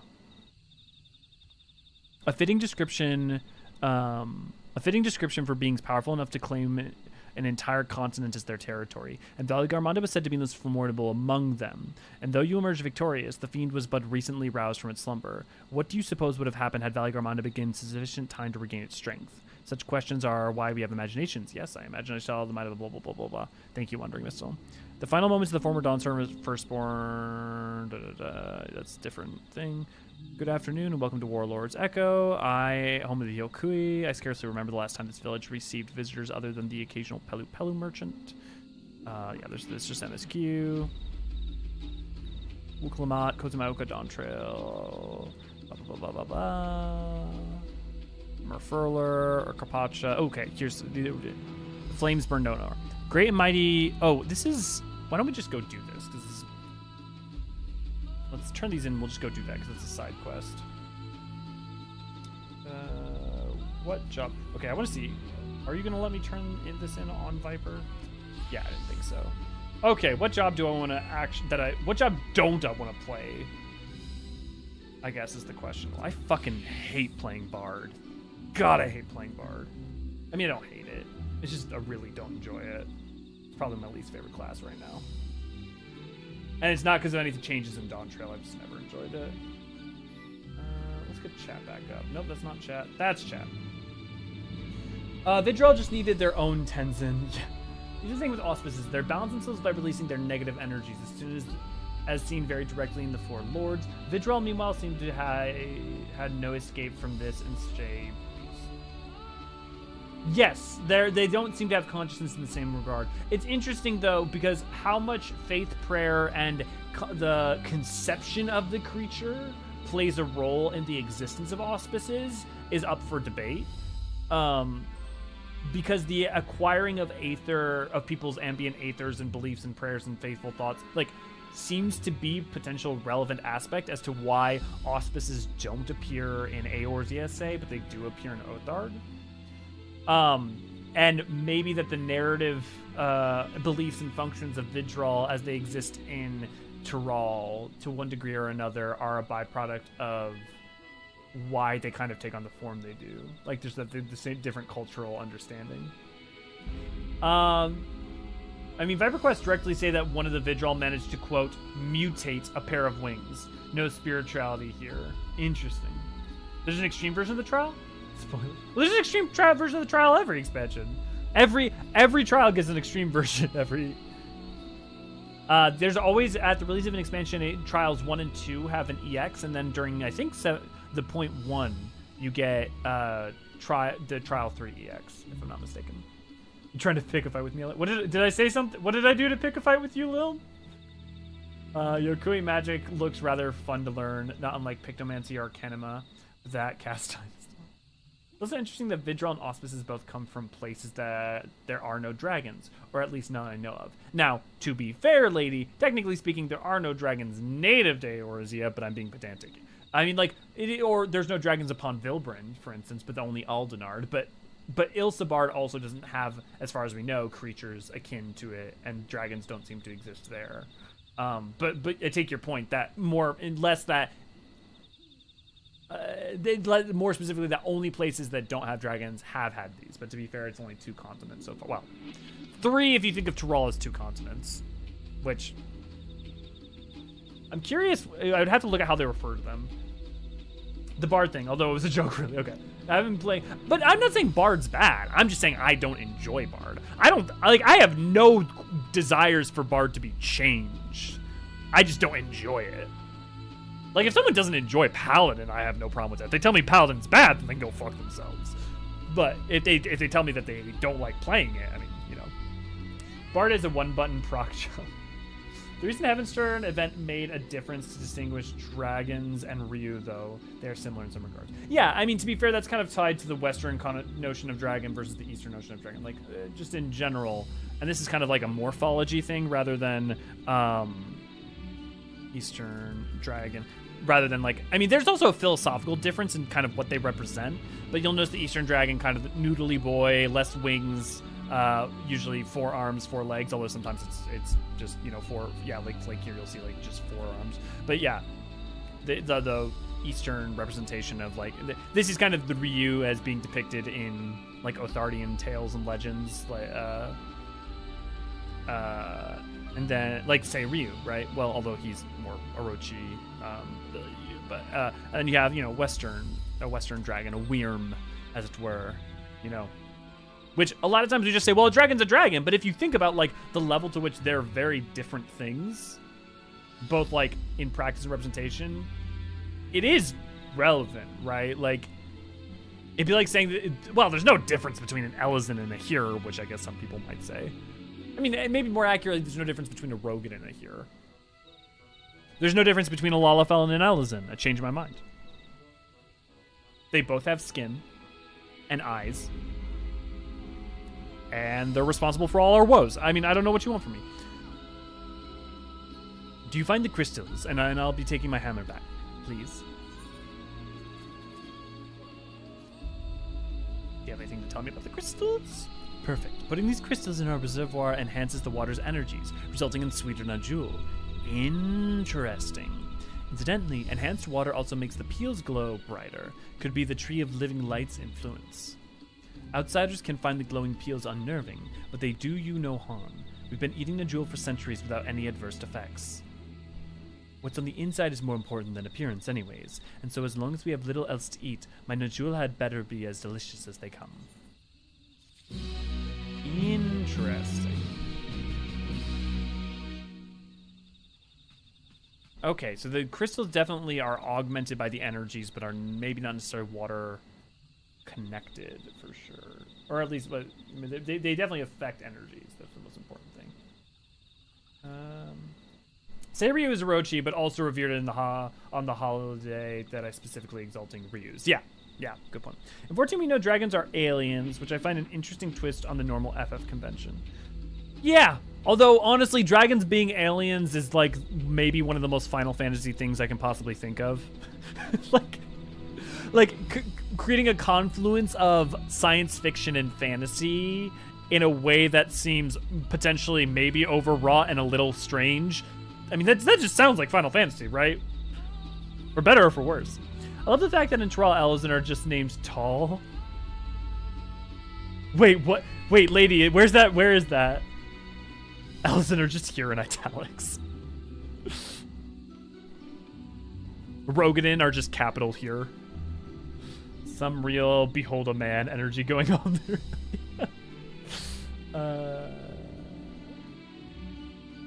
What the hell was Ranjit's familiar? That's a good question. Because of his the short story. Well, okay. First off, EE3 talks about this a little bit. But also the short story talking about the Death Brigade. I know that's not literally their name. has a bit more on that. Give me a second. No, not Arbert's plight. First, Lost Arts, Birth of Verbert. Where are you in here, Ranji? I forget. I know you're in here somewhere. Ah, here we go. When General Zalbard fell, his rank and position was inherited by his eldest child, Ranji, and decades since, Ranji has been responsible for training the Oracle of Light. That doesn't help me much. I know that there was something about his arts and fighting in the short stories or somewhere in E3. I need to see if I can get... I need to enlist some of your guys' help one of these days to, like, transcribe Encyclopedia Eorzea Volume 1, 2, and 3 so we can get it in T-Tools. Because boy, would that be handy. I know that I created a spreadsheet for this, but I think we never really got it going. I would, but I just... Frankly, I know I'm not going to have time.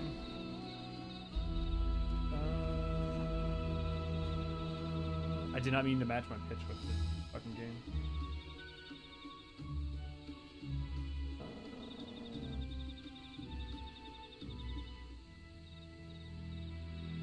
Beast in my blood. All of those are lowercase L's.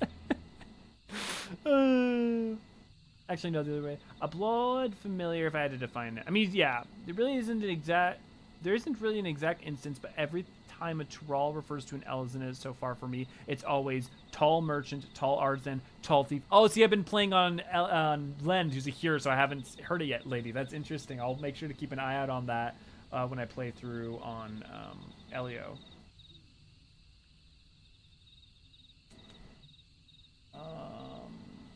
Reaper, I don't think... I thought for sure that there was something on Ranji and his arts. Maybe it's in the short story.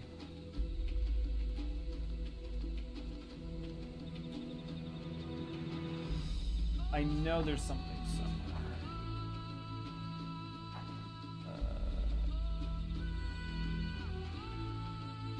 Weapons.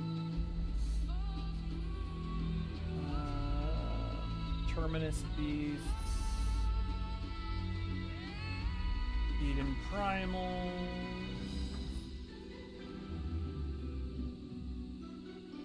Yeah, I don't think I'm gonna find it. Oh well. If anyone has a copy of E3 and wants to happen to try and help me find it, feel free to aid us in our endeavors. Playing on tall, like... You can do largely automated transcription using a scanner and the right software. You just need to error check to approve it. Yeah, that's actually a good idea, Lone. The problem has been that I don't want to tear out the pages from my EE3, and I don't have a PDF of EE3. And the PDF of EE1 and 2 that I have are both too low resolution. So we'd have to like buy a new copy of EEs 1, 2, and 3, and then rescan them ourselves. Which honestly would be hard for me, just because like it would break my heart. They're so beautiful. Although maybe I could use the covers for something really pretty, like a picture frame or something. Picture frame. I don't know. There's something there. So, what did they say? Well, they wanted various kinds of help, some of it conflicting. People really do think about our future. That's hardening to hear. Amuk food supply can be a touchy subject. We're not supposed to talk about it, but in times of great shortage, the Autarch trades and jeweled leaves to Ikbrash in exchange for provisions. Going forward, I want to make sure Mamuk always have plenty to eat. But what piece of advice do you think I should prioritize?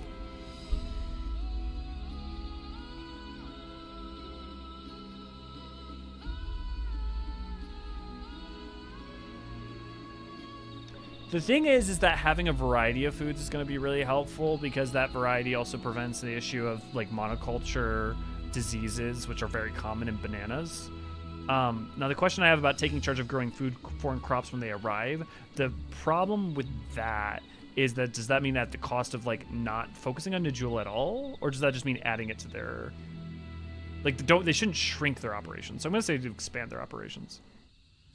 Maybe try to expand your operations? I see. By engaging with others, Gold Magic Grove can find its own way forward alongside Mamuk. Thank you for helping me. I feel a lot better about the future now. No, buddy. You know what another good thing might be? Let's see. Travel. Shared fates. Wondrous tales. Where?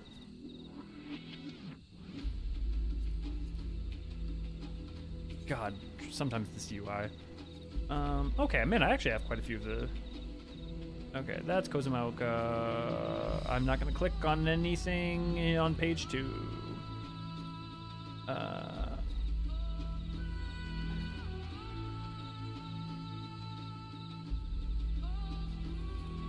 Okay, let me just pull up a... guide.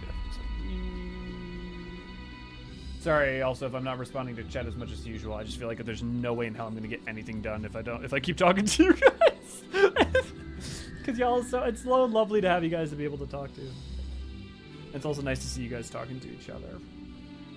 Okay, that's Jesus Christ. There's so many sightseeing logs. Okay, Yakta L. I should probably just put the sightseeing log on my bar. I don't need the Aether Compass, so I can swap that out now. Okay, this is 22. 22 is in the Jatika Heartland, 1932. That's good. Okay. It's an Elio talks to chat stream. Game content occasionally happens. I mean, you know it'll happen. That's the problem, though. Is like I absolutely will do that if y'all like let me. Is that I will? These streams can become just chatting. I mean, it'll be just chatting about lore, but it will be just chatting. And I think that's at some level visually boring. Although some people are probably second monitoring this and watching it as side content anyways. Not that that's a problem. An arboreal sea of blue glowing trees and deep cenotes, the forest of the Brethren is the spiritual homeland of the mammal jaw. Although little light penetrates the dense canopy, the pulsing ambient aether provides a constant source of soft cerulean illumination. Man, I really hope maybe that we go to the stars someday, and we happen to go to a star, or maybe we will during the crafting thing that we're doing, right? What's it called? You know, the basically the island sanctuary or firmament thing, but for in space. Cosmic exploration. Thank you. Banana leaves do have a great fragrance. I mean, we have a good track record today. Nobody mentioned eating weird things yet. I mean, okay, actually, you know what we haven't talked about? You know what we haven't talked about yet? I need to go back to Tulio Law because we need to talk about this.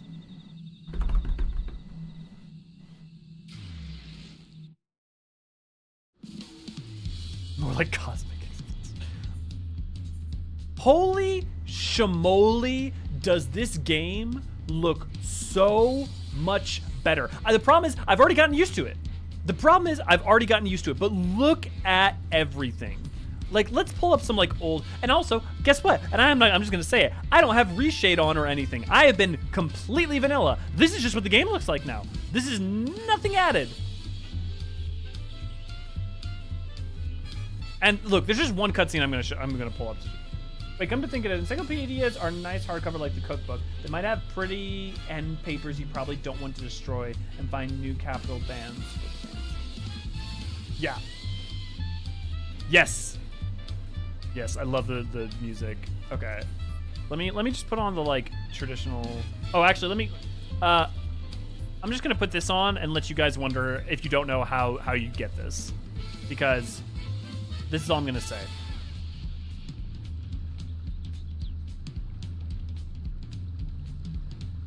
Happy hunting.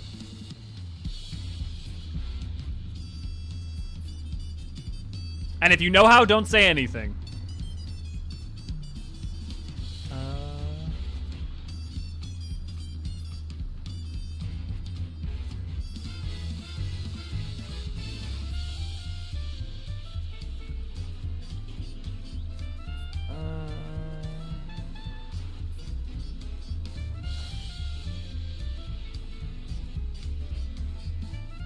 the frick-a-frack is my sword? That's dark.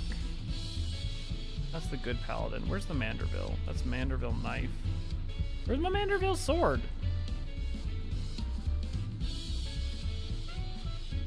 Manderville revolver, Manderville rond.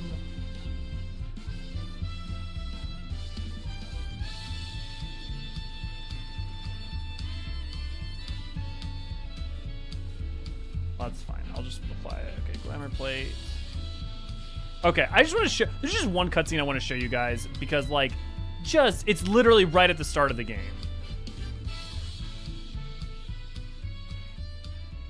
See, if I were you on Elio, I could show you pretty hard at Elio. Okay, Lil's passing me some stuff. Don't forget to put your hat back on. I never turn my hat on. I always have my hat off, anyways. But like, let's. The game looks so much better. I did an unsync run of Wanderer's Palace, and that was very obvious. I know. I've got some show. This suit is so cursed. Oh, random book could play tech? Yeah, any other PS5 users losing the mount tilts every so often. Used to be I could log in and log out and it'd come back, but it hasn't come back for me when I tried. I haven't had that issue, but I don't play on PS5, but I've definitely been noticing that I have the mount tilt. But to be fair, I'm like for the first time using mounts that have mount tilt. I think it should be number 4.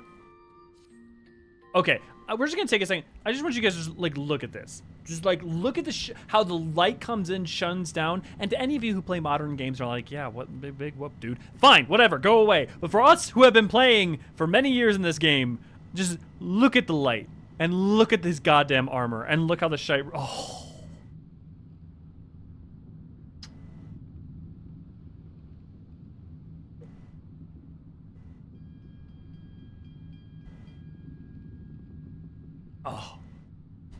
Oh yeah, Lil, I'm re-equipping all the gear, different gear anyway, so I was just gonna do the recommended after.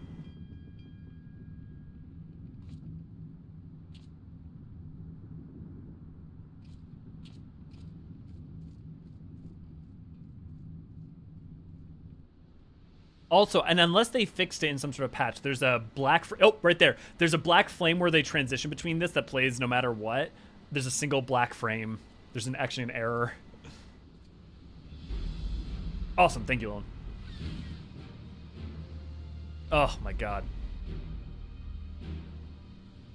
I'm sad. I'm genuinely sad because I'm becoming accustomed. I'm becoming very accustomed to how this looks. And I don't marvel at it every day like I used to.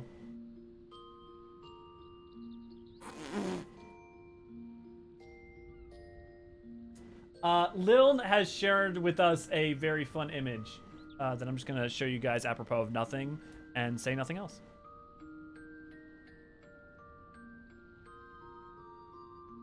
Okay, actually, you know what? Let's see. Let me pull up real quick. I think I have some stored old footage.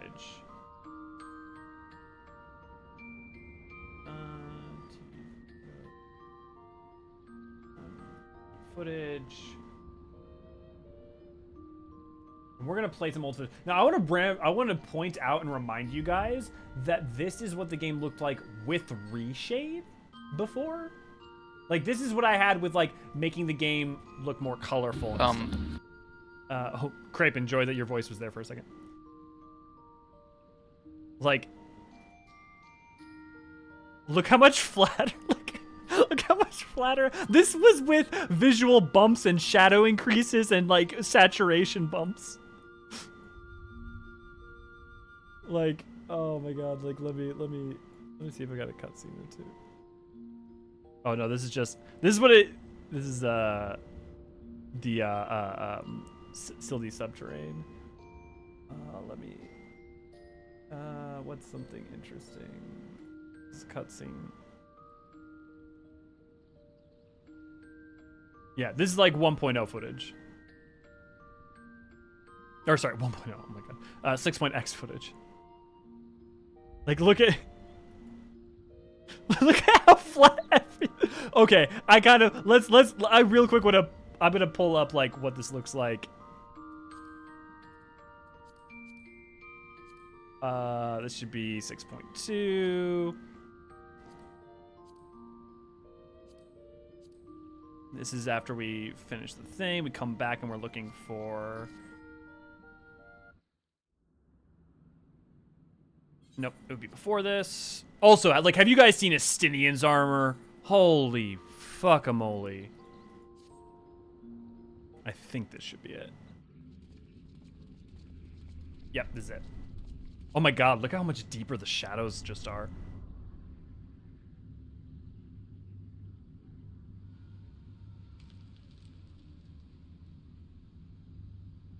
The carapace does not have the same reflectiveness as metal armor now.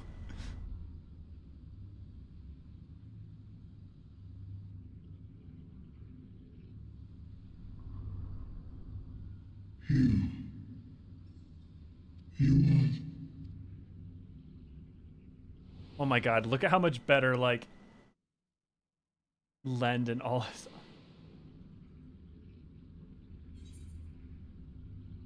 Okay. Okay, just the lighting alone, right? Okay, give me a second to, like, pull back up.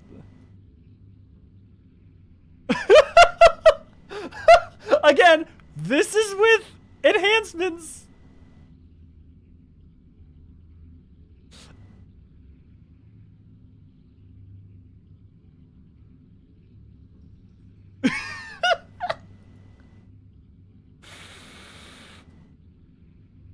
I feel like redoing all my videos now. Yep. Oh my god. Please do not do the voice. Door. I wonder how Silly Subterranean looks now. Speaking of, I need to do more content this way. I honestly, look, I know we're a lore thing, but we're doing focusing on lore, but like I actually think this is relevant. I want you guys to like go. I cannot recommend enough going back and doing all content. Like literally, I shit you not, all of it. Let me like find some really great examples. Chronicles of Light. No. Crystal Tower. Yeah. Here, you know, actually, I forgot. It's actually the duties. Like, I don't know if any of you, some of you guys may or may not have seen Circus Tower. But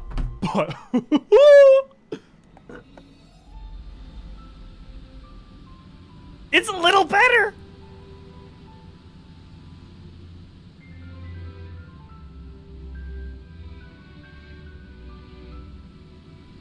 It's a little better. Just a bit. Oh wait, like let me see. I think I had footage stored of that intro. I gotta have it somewhere. Oh, it might be on the NAS. Okay, wait. But here, what about this? Like the entrance to Binding Coils. And remember, most of these textures have not been touched up yet. Like, A Realm Reborn has, like, some of the least, just because, like, textures haven't changed, but the lighting has been changed. Honestly, I'm actually impressed by how good the original 2.0 of this looked. Like, honestly, that looks less of a glow-up, only because, like, 2.0 looked pretty good. What's a good fucking... Oh, dude, I haven't seen anything with Alexander.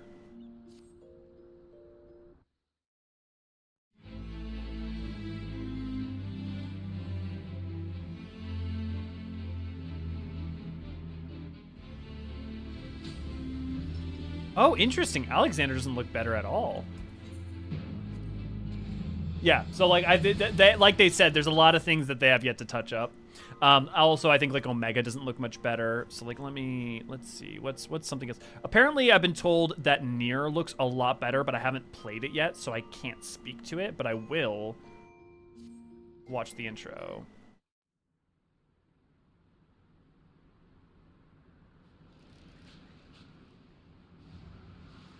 Wow.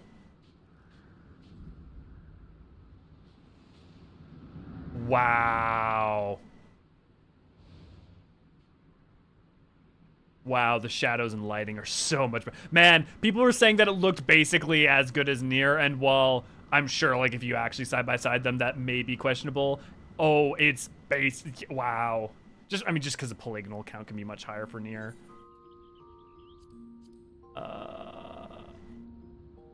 What's another good one? Oh, another good one that like I don't think probably will show real well. But let's do explore mode.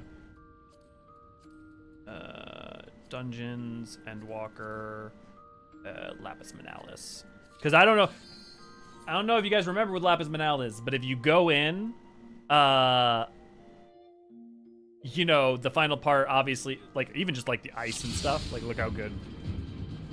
Looks awesome, right? But I'm gonna try to point my head down.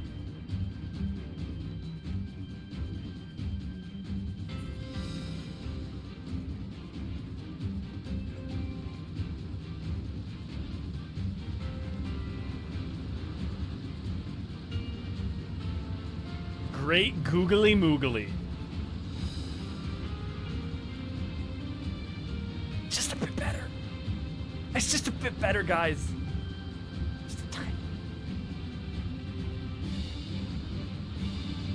Unfortunately, the biggest change only show when the game is running live and not the intro cutscenes. Okay, well, honestly, it was looking much better already. So I'll make sure to play them because I haven't yet.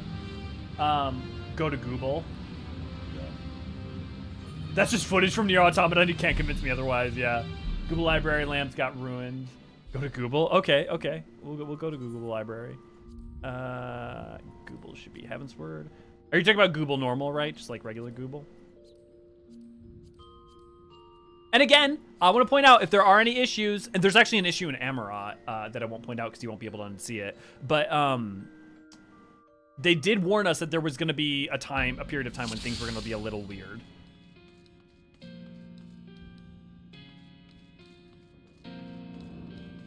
So what's wrong with the lamps? Pharaoh Sirius. Pharaoh Sirius looks good, especially on foggy days.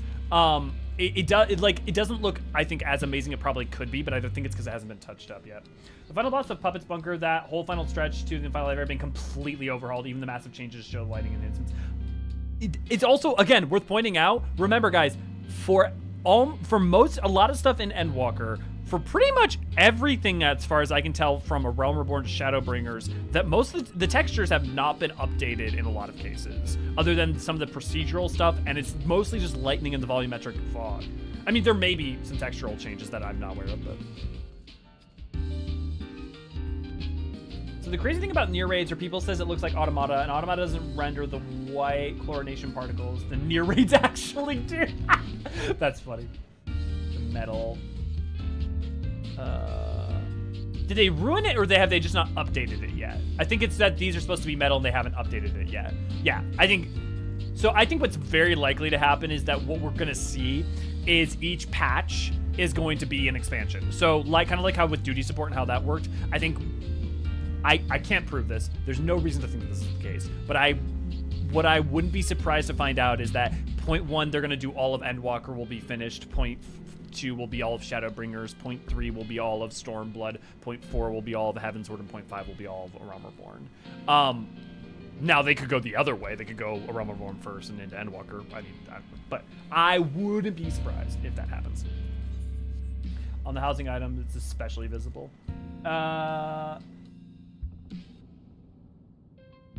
Might have an incurable disease. Is that incurable disease called constant running and getting all the glams, or is it called white chlorination syndrome? Nier still looks better, but oh my god, it's good. Yeah. Yeah. Very, very good. So just a friendly reminder that this game fucking, oh my god, just look at that. Just that shot. Just that. And also, skin looks like motherfucking skin, which I know I looked a little bit burnt and had kind of fake pores before, but it was because I could not stand my character having a plastic face that did not have pores. So, hell yes.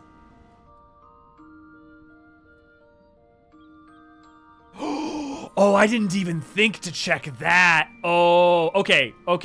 We're gonna get back to the maps and stuff real quick, but does anybody, final call for if anyone has like any specific maps they think are holy shit crazy upgrades?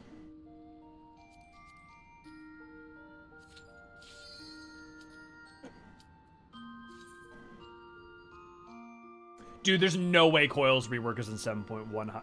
I mean, sorry. I should say that, I say that like I know I know.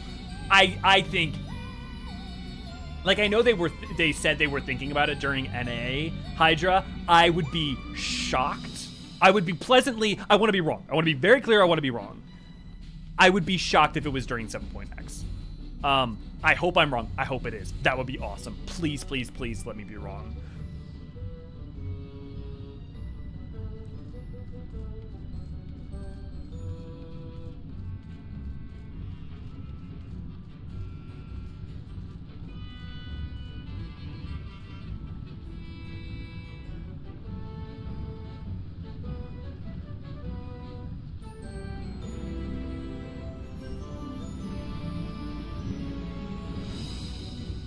That's pretty good.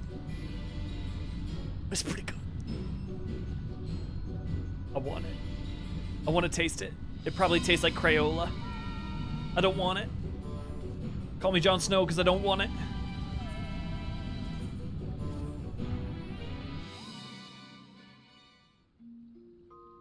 I think he was saying, I think Hydra was saying the reverse of the order. New this videos this week on Archive. Binding Coils of Bahamut. Yeah! Go check out Ray Ray's Binding Coils. Tastes like aether poisoning. Correct. Probably tastes like molten lava. Yeah, but pretty molten lava, which one could argue is the exact same thing as normal molten lava, but still pretty molten lava. I would leave a pretty corpse behind. Actually, I would leave probably a very burnt corpse behind, but there would be a lot of pretty things in its mouth. Okay, we were gonna do Urkopacha because there was that Valigarmonda quest. Let's see. We finally broke it. Pride lava.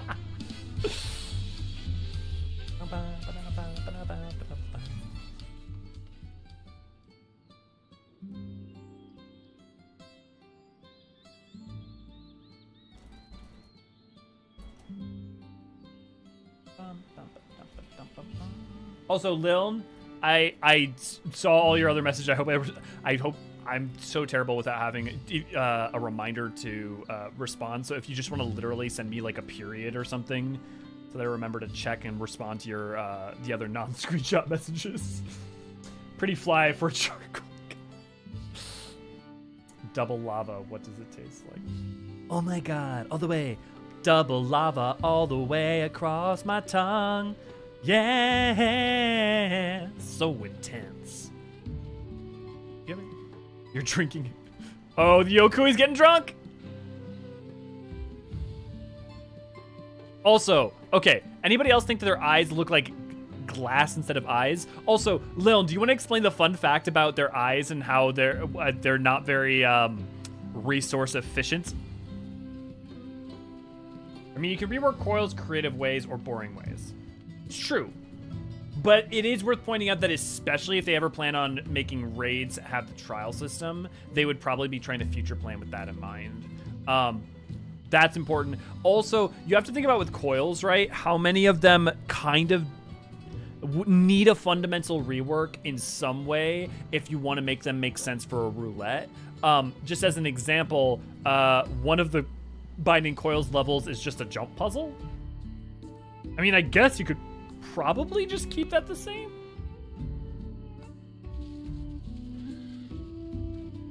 With Varus, they updated his eyes. Like Varus, like Garlean Emperor Varus? The reflection map on them is what you'd use on a mirror, not an eyeball. It's reflecting the map they're in and it's at its full depth. Like here, let me see. I think that because they're loaded in, it won't change if I'm looking away, but I definitely walked into, yeah, I definitely had a thing where every time I walked near Yokui or looked at them, it was causing frame drops.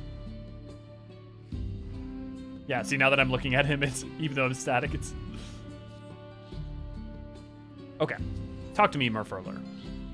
Oh, actually, you've got a main quest. Let's do the side quests. Soothing the soul. Actually, let's pull up. It was the flame that burns no more.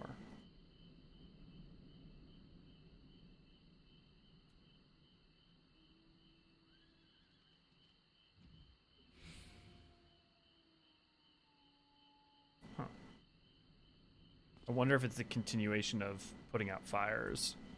let's go there because I feel like that makes sense. Speak to me, Gorforlur. Tell me of your life. Cool. I love this music. Really? This one of all the music? I mean, don't get me wrong, I like it. Any particular reason, Ray? Ah, the famous Yokui technique of frame dropping games. Yeah, you've heard of you fear the void sent eye petrification attack. Yokui over here freezing you just by dropping your frame rates. Graphics update was commenced specifically to do Yokui doll eyes justice, and you can't convince me otherwise.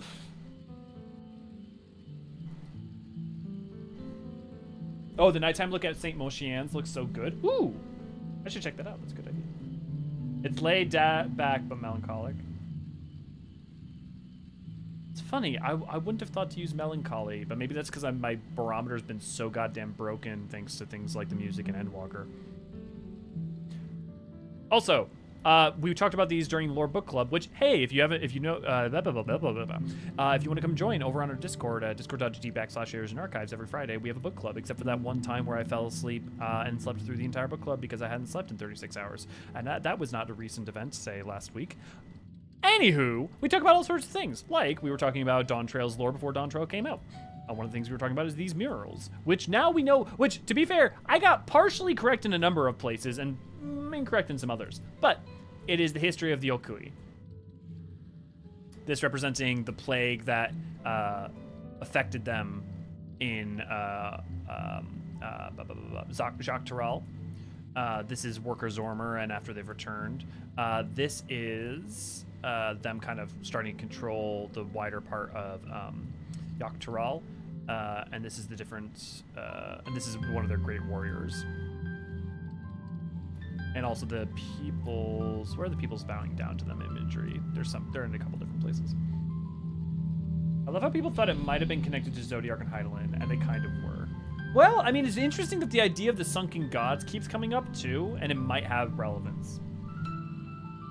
Without talking much on it, the Z4 theme has the sexiest guitar. I love the Shaloni theme. Hey, Nare. I love the Shaloni theme so goddamn much. And I swear to God, I have walked into bars in New Mexico playing music like that. So it being played as the zone theme made me feel, I was very... I don't feel bad saying Shaloni's name because we knew it was a map. It was one of the maps advertised along with the first 3 maps as well. And just as much as them. But yeah, the fucking guitar riff in that is rad. And as per usual, there's always a dungeon with each map theme as the theme. The dungeon that has the correlated Shaloni map music is fucking rad. Kiko, time to have me back to crafting gathering scripts. Do it. Also, friendly tell that if you want to level Omni crafting, the scripts, farming through scripts in this is so easy. Oh my God. I didn't even use leaves this time.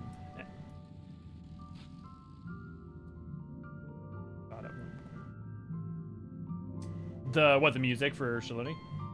Specifically, the Great Warrior mural depicts the start of the construction of the bridge. You don't happen to mean Zorgor the Boundless. Yes. This is the beginning of the construction of Zorgor the Boundless, which is the giant bridge that you can see over in Tuliolal. What about the correlation of... Everything okay, Nure? Any reason you were tagging your message? What about the correlation of Jakahihi and Quetzalcoatl? That was really interesting. For those who don't know, in the Academia Nighter, I believe, Quetzalcoatl is the final boss. And there's kind of implication that the Hanu sacred bird is inspired by Quetzalcoatl, the ancient deity that we find in Academia Nighter, in the same way that Ifrita may have inspired Ifrit. And memories of that creature, and which is different but similar to the creation of Garuda for the Ixali, right? What's interesting about that is how corollary the Hanu culture is than the Amalja in the very similar patterns. And had we met the Hanu Hanu at an earlier point in time, you could have imagined that we would have seen their bird in a primal form as part of the story. But in a world where we've moved past that as primary form as part of the narrative with primals, it's interesting that now we just get to experience their culture rather than having to be worried about, oh god, they're telling us about their sacred bird. Are we going to see that as a giant fight? Yeah. Also, Alola Island whale was referenced there too with the bottom option. Oh yeah, I didn't pick that option, but yeah, good point. Cerulean Smoke at High Noon. Yes, the song that sounds like it's right off the Silent Hills 2 soundtrack. Yes, dude. For any of you guys who have listened to, and Alone will have the name of the composer because I'm forgetting off the top of my head. There is like this like early mid 2000s Tokyo distortion rock vibe going on in some early Silent Hill stuff that it's like a very particular sound that I love and I'm a very big fan of, and the Shaloni theme is that, and it's great. But for Garuda, instead of ancient creature concept, it was hot alg in general. Look, I was trying to be a little bit nicer, but yes, you're not wrong, Infinite. That is effectively the lore. You there, by my reckoning, you look to be precisely the sort of seasoned warrior we need right now. Not far from these ruins, there are craters where the heat of Aligarmanda's scorching devastation yet lingers, attracting swarms of elder flints. If left unchecked, these rock-like creatures will feed on the flames there until they explode. A gathering of flints could incite a chain reaction with greater potential for harm. Normally, we stamp them out on sight, but they have begun to multiply faster than we can rout them, and we are regrettably short-handed. Thus did I devise a means to impede the proliferation. Would you weaken the elder flints swarming the craters and sprinkle this warding water upon them? If it's not too much to ask, of course. I am really happy already with the amount of quests that we got in this expansion and how many of them are tied to like very rich lore that I'm already noticing. Or at the very least, if not very rich lore, something interesting about the map that I had had questions about. What I will say is I kind of still wish that in patch content we got like a, didn't even have to be that many. It could be like 3 or 5 quests that are just like flavor. Adding more interest and zest about the map or the world. I guess maybe 5 per patch is quite a lot, but you get what I'm saying. Akira Yamoka, thank you. Taste lightning, fuckers! Okay. Who wants a chocobo and a sombrero?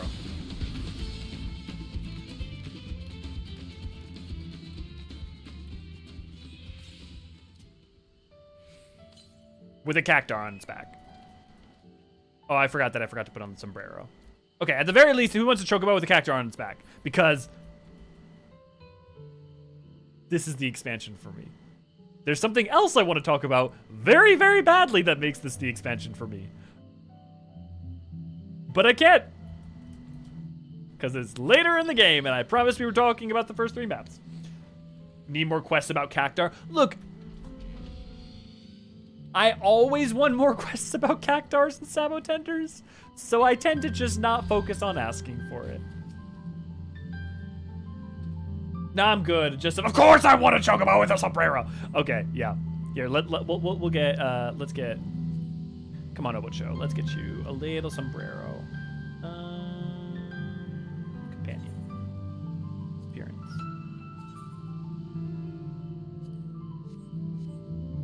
He's ready to party.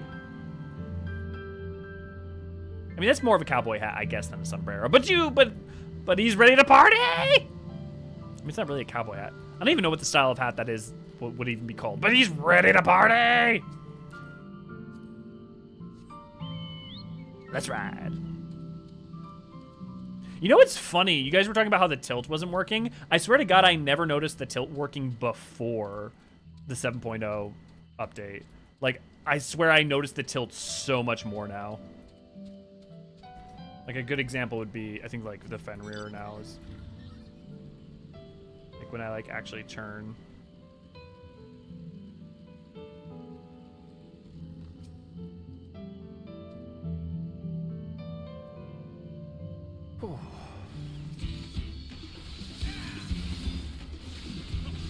Give that happy boy some maracas. Okay, question for people who know music better than I do. Would the battle music be a flamenco? Or is it at least like flamenco adjacent? I don't really know what technically defines a flamenco music, but like the music reminds me of flamenco music. Let's get my bard on. Tilt doesn't activate when you strafe turn. Yeah. A lot of bikes, including the newest ones, look so cool with the tilt. I know, right?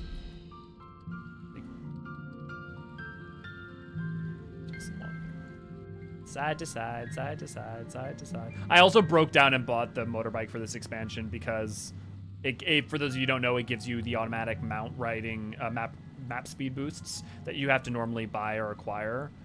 So the like average like ground speed of this bike is faster than most people's mounts when you first start an expansion. Forgive me, I thought I would observe your progress from a safe distance, but I see now that my plan was a success.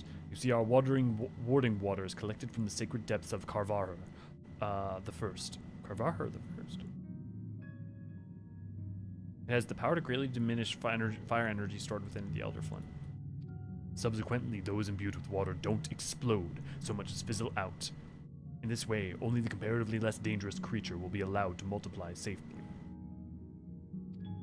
As long as we continue our regular exterminations, we need no longer live in a fear of large-scale explosions. Now please accept a small payment for your assistance.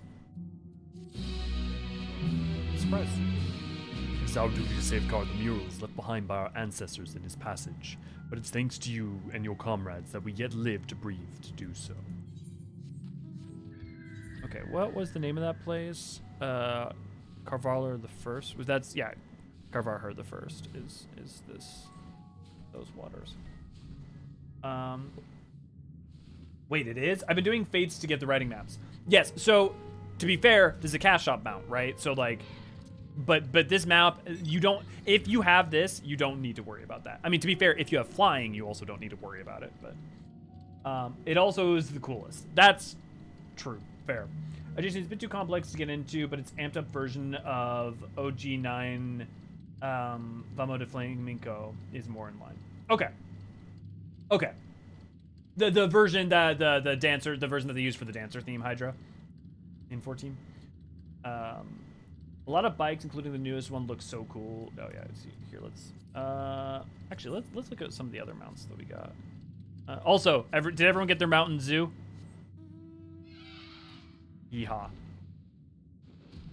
The subspecies of monstrous zoo is known to inhabit the mountainous regions of the Near East, seeking to tame the ill-tempered bird. Hannish alchemists fed a specially concocted brew, which had the desired effect while causing the creature to give off a refreshing citrus aroma. Oh my god. Wow. What's another bike I have that I can... Okay, what bike has a okay, Garland. Let's see the Garland. Does that have a tilt? Yeah. That's got a tilt. What about my Garland GL? It has a very light tilt. Hey, Raven, good to see you. Glad to have you. I'm really mad because of one reason in A11. Cruise Chaser tilts while flying around in play mode, and it looks extremely dynamic and cool, but Mount doesn't. I want my Mount back. Literally paid to win. I mean, Leon, I appreciate you clarifying that it was a joke, because I've seen some actual claims of that. Quick hide the Christmas. I love how when they announced we were arguing the existence of Soda in 14, how little did we know? How little did we know? Fair. Also, I don't have the Mountain Zoo because I didn't see the merit in buying a large amount of nuclear waste to get him out. Look, I'm already radioactive at this point. Radioactive. A moment, if you would, visitor. You see, I was en route to deliver a pigment from Warlord's Echo to Sentinel just ahead. But fool that I was, I let my guard down and... When monsters attacked, I had no choice but to flee for my life, abandoning my rations and even my precious cargo. The beasts have the food for all I care. The pigment is essential for the repair of our cave murals. Interesting. We're to deliver pigment from Warlord's Echo to Sentinel just ahead. Honestly, when I read some of this dialogue, my brain goes empty when I'm performing it because I feel like I'm so concentrated on that, which is silly because it's not that... I don't know why my brain goes so empty, so forgive me for rereading. I was en route to deliver pigment from Warlord's Echo to Sentinel. Thus I ask. Ugh, no, I beseech you. Go and retrieve the jar of pigment I left behind near the sunken stars. Every time I hear that, I want to go, Heart of Ember, Rotten Time. And I'm like, wait, that's the wrong expansion. It's, no more Once Upon a Time. Instead of...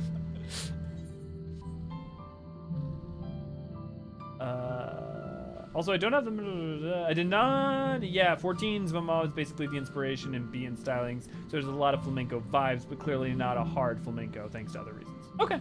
Thank you, Hydra. Thank you. I was wondering about that. Like, people keep asking me, like, or not people keep asking. Some people have asked me about it. I'm like, I don't know that it is flamenco. Actually, I think Raven was someone who was recommending it to me, and I think Raven was asking about it because I think it reminded them of, like, the One Piece song or something. Oh, whoops. Fuck, I have to play as a bard! What do these buttons do? I leveled this 4 years ago. I guess 3 years ago. I leveled this at the end during 5.55.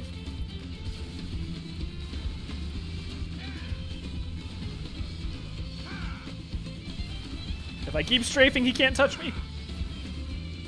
Obucho, I'm claiming that victory was you. That victory was all you. Mihawk's theme. That's it could be worse. I live in Mirror City. Look, the entire center of your home continent is like the founding inspiration and source of post-apocalyptia and the modern consciousness thing, like from the 80s onward. The pain has receded in the time you were away. If only I had little. Have you found the pigment?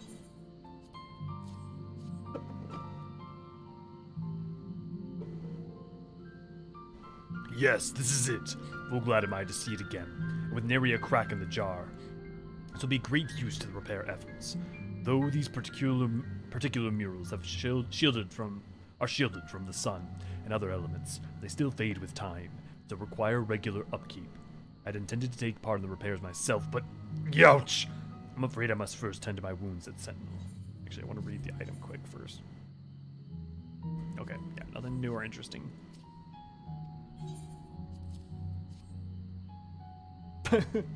Yeah, as long as you hit buttons. Yes. Oh no, I already know what you're gonna say. Ironically, I don't know the conversation with Raven you're referring to, but Dressrosa in the anime had 2 separate flamencos on top of Mihawk's theme, which is a flamenco, so I get it. Well, there you go.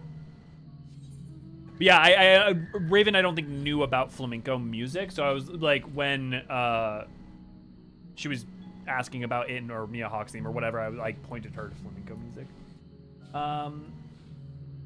Also, I'm not gonna lie, playing Bard will take slight skill, but playing it at all, you can just spam every button and things will die before you do. That's some comfort, I think. Oh my god. They didn't name the might be giant. Oh my god. There might be giants. What is it? It must be a continuation of one of the quests in here. Well, at least I'll finish these up. Perfect timing, visitor. Have you any interest in the little trial of strength? I have here a builder's stone, freshly cut and shaped by yours truly. Let me see you carry it to northwestern proof, where my good friend awaits. That is, unless, well, a Yokui like myself could lift it with ease. But I worry that it may be too heavy for your kind. Are you up to the task, little one? Buddy, I've been carrying the weight of the world on my shoulders, and not in the Yorha way. Oh, wow, they actually give you a speed debuff. That's pretty funny. Also, thanks, Eli, for getting me into another type of music. You're welcome. Awesome. Not in dungeons, sadly. Speaking of things we spoke of, good news. My brother got everything replaced and was ruined in his slap. My favorite part of playing Bard is that I can now play Eternal Wind. Oh, yeah. But not in dungeons, sadly. Oh my god. Can you imagine if they let you, like, play the instruments on Bard in dungeons, like, while you also DPS? Like, literally just through, like, in downtime rotations, you're, like, quickly playing, like, a little jaunt. Every time there's downtime, I'm just starting the freaking Hymn of Faith from Final Fantasy X. Lie Yuri.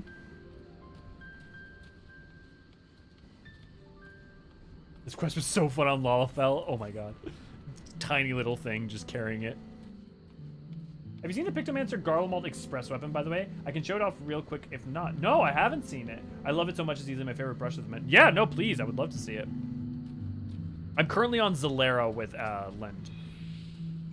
Oh, we gotta figure out a tea tree in Tural, don't we? The tea tree in Tural. Ah, the Builder's Stone has arrived at last. I'm grateful, of course, but also confused. How did it end up in your hands? I was asked for help, and I helped. It's what I do. What? You mean to tell me that lazy oaf forces his work on you?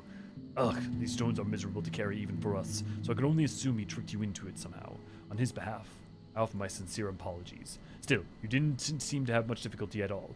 You know, if I were you, I'd march right back to him and say, don't underestimate me. The Picto Hellhound weapon is so good. I love it. Dude, I've played with so little with Picto.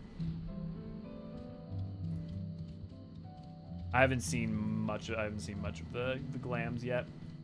I swear, like, every time I've been logging on the past couple days, or the past, like, week and a half, basically since finishing the MSQ, I've done nothing but craft. How many do I have right now? In my inventory, I only have 3, but I think I have, like, 20 of the Roni corn tokens. I imagine this task is... Oh.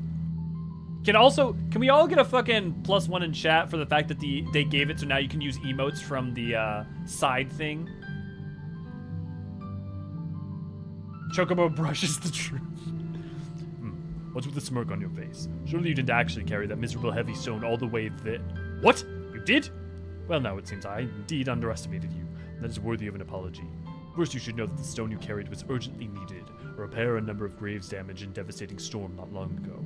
When you passed by, I merely thought you'd have some fun with an outsider. I did not realize it would be disrespecting a fellow warrior of great strength. Henceforth, I will not think so lightly of our visitors. Now, there are more stones that must be taken to their proper place, and I intend to do the rest of the heavy lifting myself. I'm basically waiting for even more Magitech brushes to finally become a proper digital artist.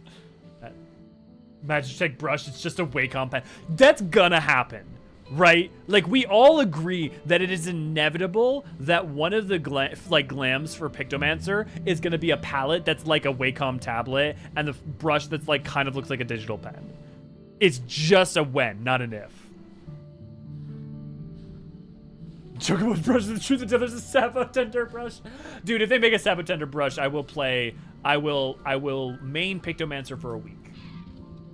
Arcadian Savage weapon, I bet. Yeah. Yeah.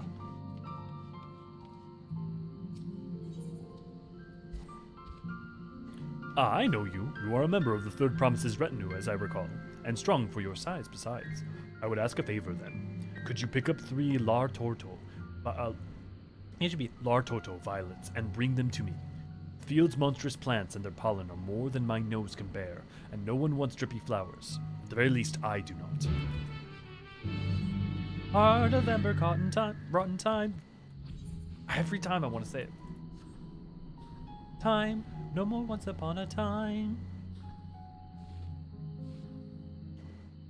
Hello. Hello, S-Rank.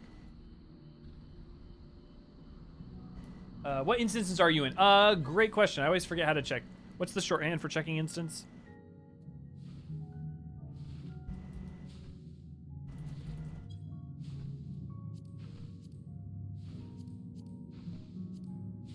Oh.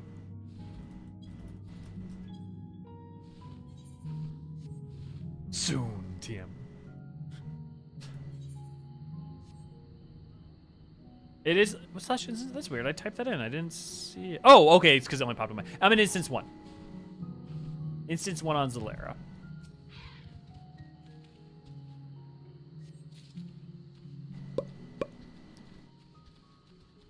I wonder if this is any relation to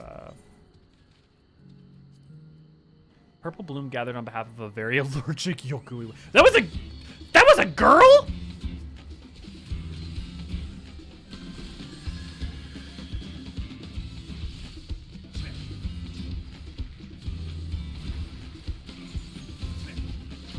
Is anybody else shocked that that was a Yokui woman? Whammon? Yokui whammon? I liked the plate from Katesis. Oh, the palette from Katesis. Oh, I haven't seen. Well, we should just pull up all of them. Here, give me a second.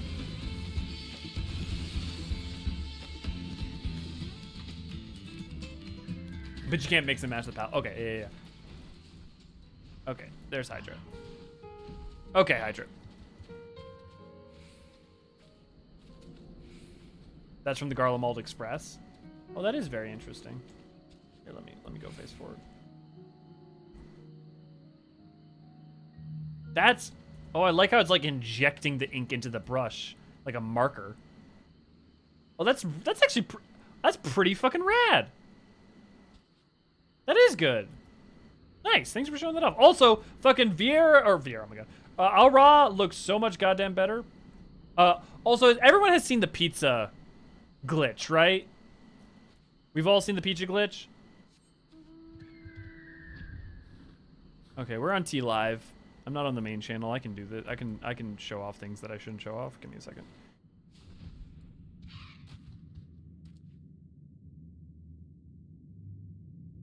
Don't question it. Oh my god, I'm just fucking slouching. I look like a bum. I look like a bum! Okay. Okay, let's turn on Picto.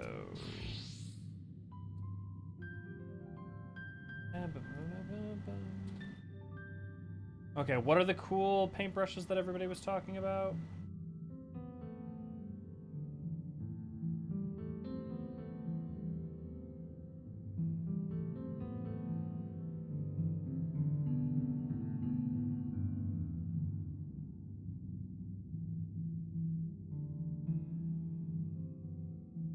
Okay. We got...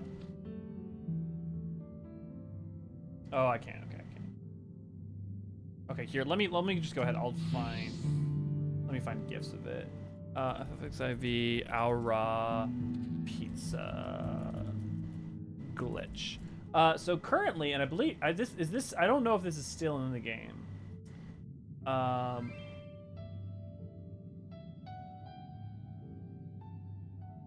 Awesome. Yeah. Okay.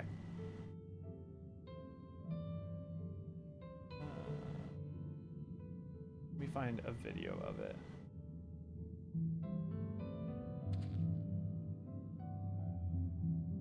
Okay. For those of you who do not know, this is what it currently looks like when a male Al-Ra eats pizza.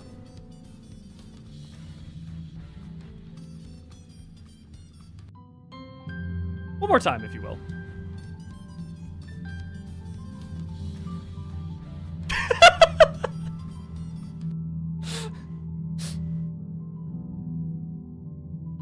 Here, wait. Let's see. Can I pause it? Okay, I can.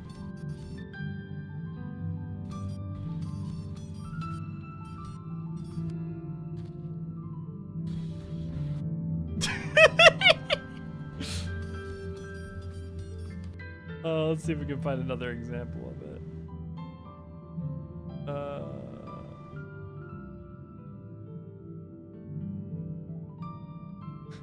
I mean, this is someone drawing it.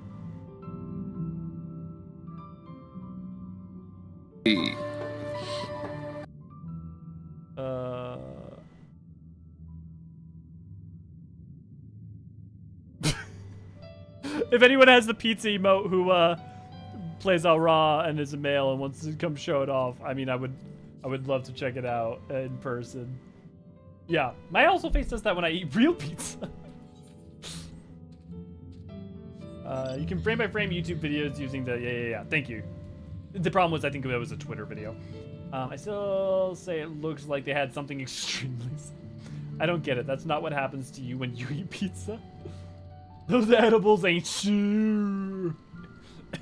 Is it just male Al-Ras? As far as I know, it's just male Al-Ras. If someone else wants to confirm or deny that, I mean, I can test it on Lend real quick. I'm assuming it has something to do with something they changed about how something works, which is such a broad and generalized statement as to be useless. I know I have the emote, that emote. Pizza. There we go.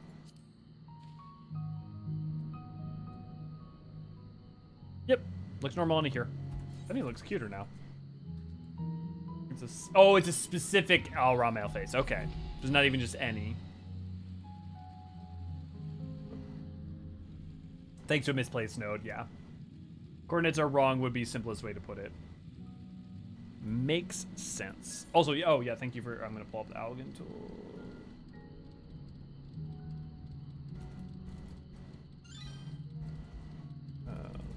Victomancer.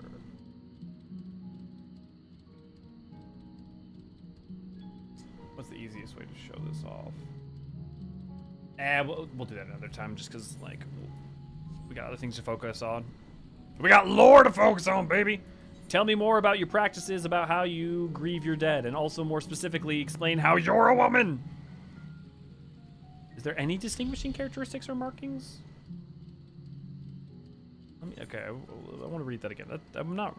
A very allergic Yokui woman. Yokui woman. Okay, it doesn't seem like there's anything different about the model. That's interesting. I wish that was a more common thing. Now that we have like female mammal jaw and male mammal jaw, the fact that we distinguish those, I wish we had more often distinguishing characteristics between the sexes in different allied societies. Okay, I'm saying this once and once only. Well, not this part. The first part's a good part, but I really like the term allied societies. I like that the term has evolved. The term allied societies also feels like a little bit of a mouthful, which is kind of stupid seeing as Beast Tribe was not exactly a mouthful, but it just flowed off the tongue better. And tribal groups was also not great and always felt not great, but was definitely better. And I was really happy that it was like improved. Like tribal groups still kind of was like, but also so much better that I was like, yeah.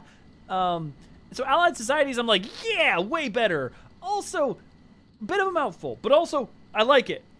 It's a bit wordy, yeah, but moving away from the tribes is definitely a big plus. Exactly. Yeah, it's just a bit, yeah. Ryan, good to glad to have you. All that I have and more I bring to bear. Viper, victory, or battle stands make shoulder pads go zoom. Oh. Did you find the secret hot spring restaurants in Urkopacha? It's not a secret, even a gate next to it. Hot springs. I feel like I did find what you're talking about. You're talking about the Panakpalu retreat, right? This area down here.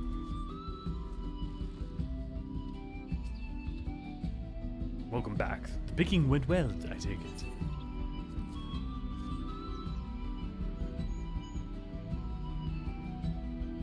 Thank you for obliging me. I wanted to get flowers for my grandmother, and these are one of her favorites. We have a tradition of carving symbols of our favorite things on our graves. You see, hers has a flower for each of the 4 seasons. This is probably a weird thing that, like, to so specifically note, but it is interesting that the Yokui have a practice of specifically 4 seasons.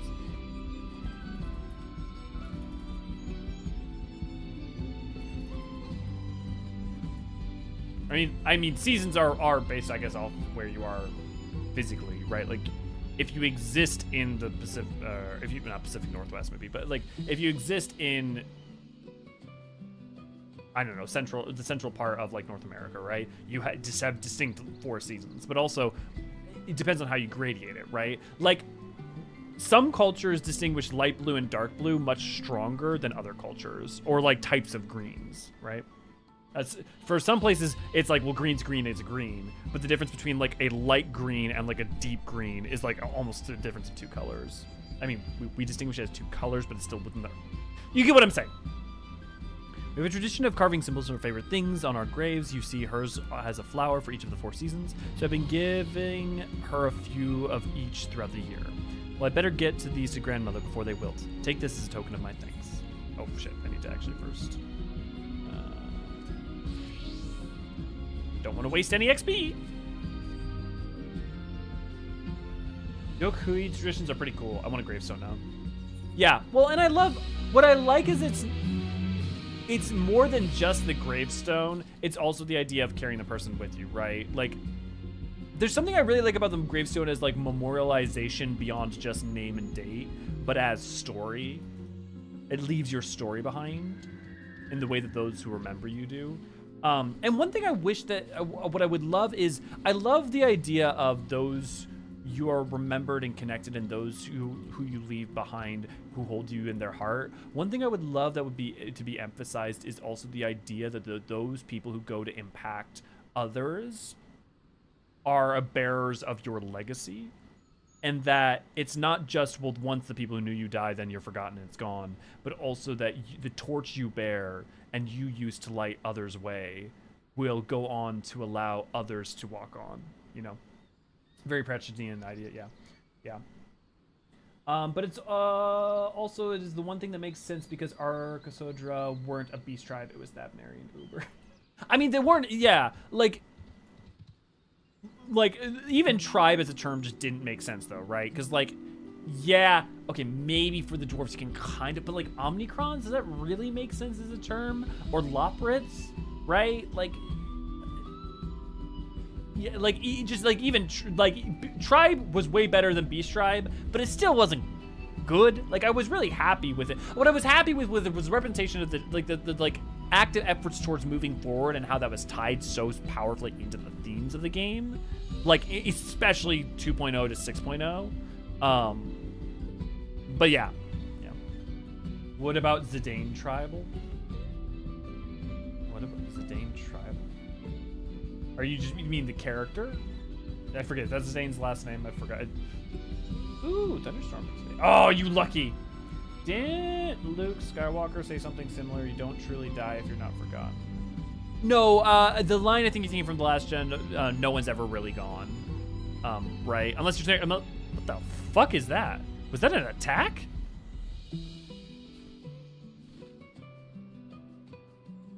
Sorry, I need to check out what the fuck's going on here. Whoa!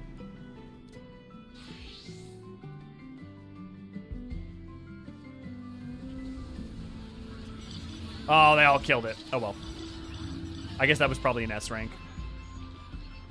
That was pretty. It was really cool seeing that from far away. Also, one thing I appreciate about Urkopacha, and I feel like this is really easy not to like notice as much. Oh, they're going somewhere. They're going to another S rank.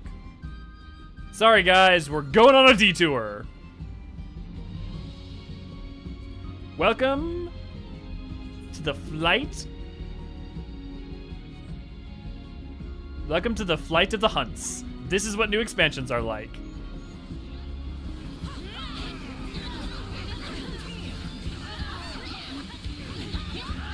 Booyah!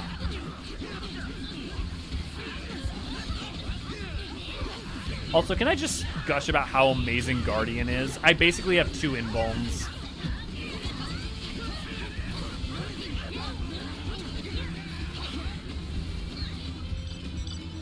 That was an A rank? It wasn't even an S rank? Holy shit.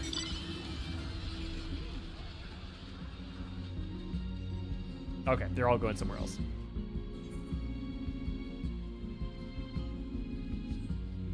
I could do a big rant about the difference between a person and the memory of a person, but that would involve someone that we don't meet until later. And I feel like that's one of the things that is, for a lot of people, gonna make Dawn Trail's second half the part that I think is not the only thing by any means, but I think like so much of the personal philosophy you take into Dawn Trail's second half, I think changes how you read it. That like, that is a whole conversation that I'll have. I haven't even begun to even think about writing it, but I want to like write a video of like all my thoughts about Dawn Trail at some point. I don't think I will until I play it for a second time though. Sasquatch never stood a chance. What could possibly be a problem about the Warrior of Light going up to someone and being like, "Hey, tribe person, you got some cool stuff? Can I get it?" Dawn Trail is brought to you by Family and the Fury.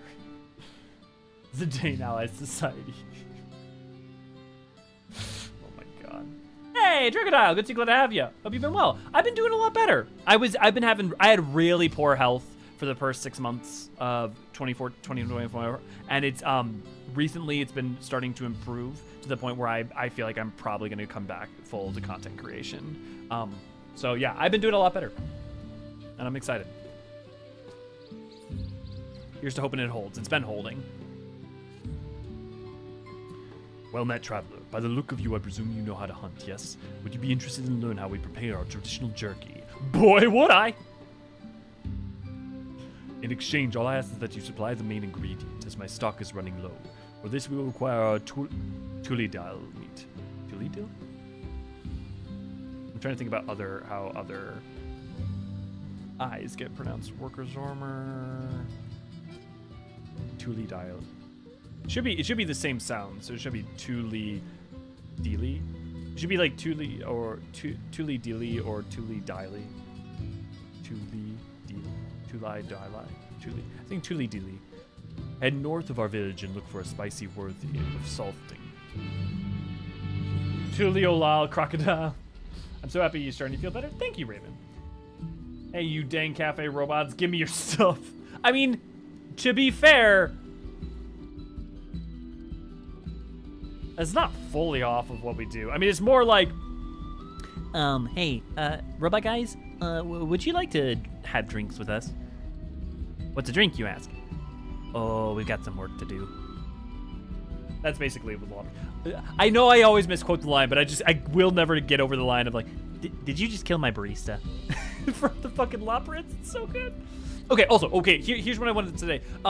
Because of the double elevation, it's really easy for Urkopacha to not give a sense, for it just feel like such two distinct layers so strongly that you don't get a sense of that elevation. And one thing I really appreciate is that the sightline for this, for when you come out of Warlord's Echo, is that you can see from here down to all the way over here.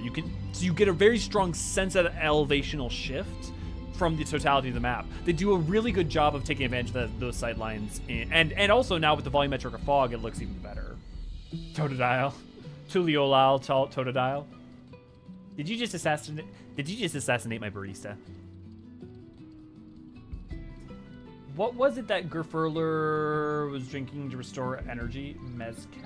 I don't remember. There was a Yokui who was talking about it. That sounds right. I know what you're talking about, but I don't remember for sure what he was drinking. But doesn't he make a joke about drinking mezcal, that he came to like it after adventuring with Gulul Jaja?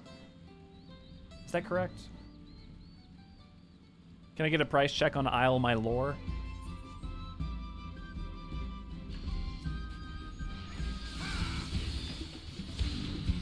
Why is my frame rate? Also, how's the stream quality been? The things looking pretty sharp? I should probably check what my bit rate is. I don't think I actually checked to see what I set it at. Oh, okay. My bit rate right now is at like 20,000. For context, I usually stream at 10,000. So if things have been looking particularly sweet, that's why.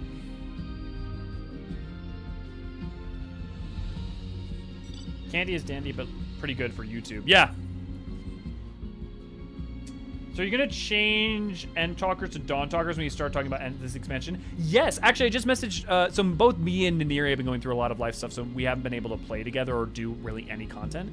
Funny in fact, I just messaged them yesterday, so there's a good chance that I don't know if they're gonna be able to do content, but we've been more in contact recently.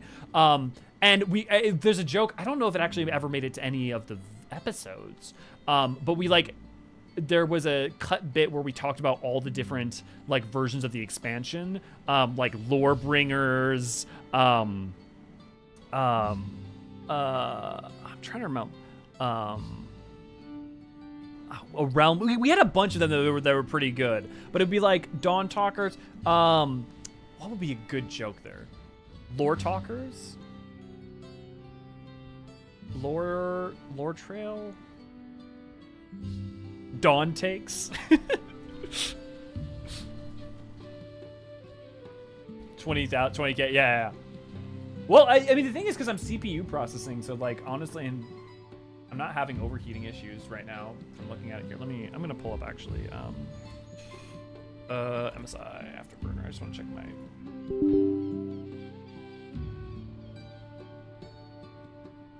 Yeah, my GPU is running a little hot, but not really. And also, I'm not processing with my GPUs. It's not a big issue. Dawn engines. Fair. Tough, but fair. Gods, what if they kill him? You there, visitor, I need a favor. A friend of mine left a bardo with the Churwagger, and he's still not back yet.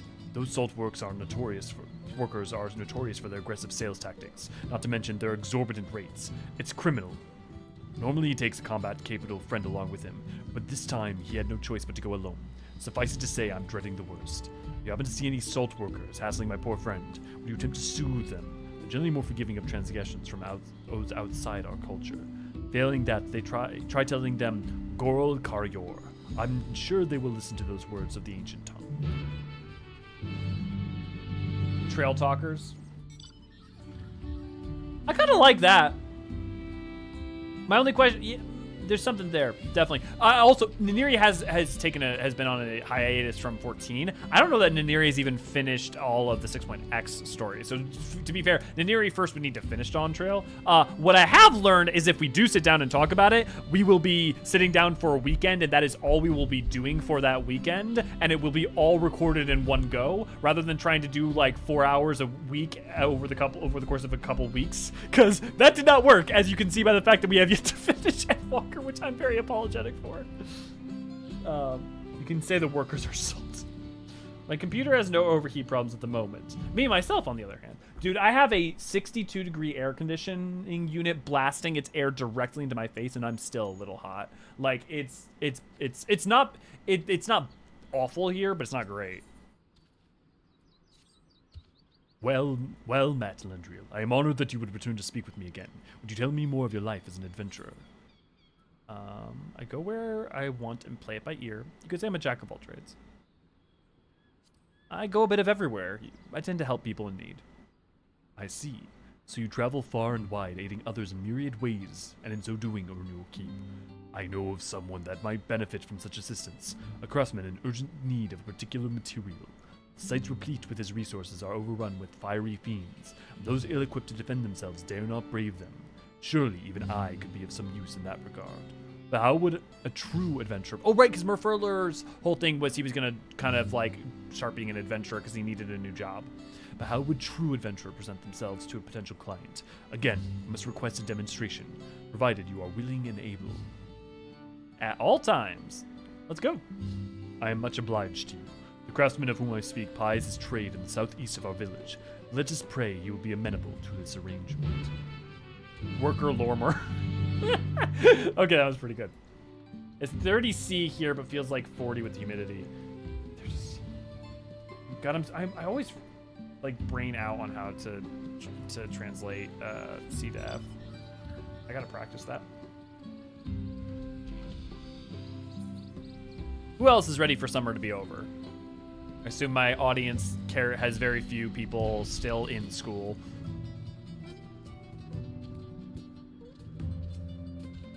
So this is the adventurer showing my old friend the ropes, eh? If you're willing to fetch me materials, I'd be more than happy to pay for them. What I need is Narior obsidian. The more, the better. To be clear, this is my trial to undertake. You need only point me in the right direction, and I shall do the rest.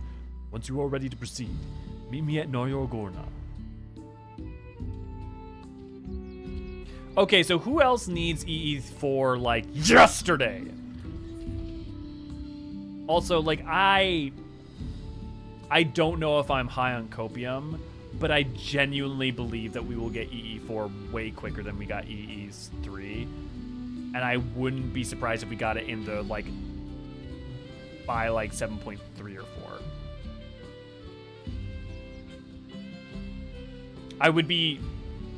I shouldn't say I wouldn't be surprised. I'd be a bit surprised.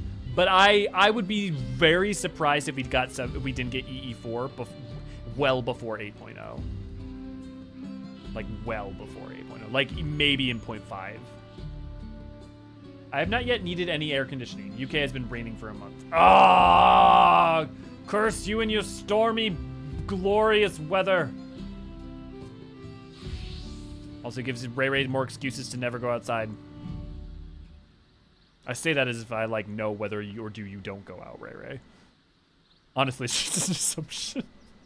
Look, anyone who, like me, has Moogle slippers, or in this case, demonic Satan slippers, is unlikely to go outside. That's all I'm saying. Like, I'm never stepping out the door again.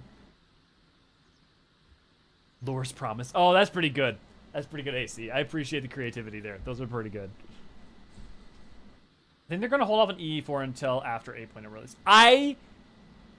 Adia, I think you're wrong. And only here's my reasoning. EE4 came out, EE3 came out the way it did, in part because they were a passion project in the past, and that they had like a little bit of rough development plus COVID going on to create EE3. So that's why it and supply lines in order to be able to create the book, etc. There were all sorts of complications towards its creation and its delivery and execution.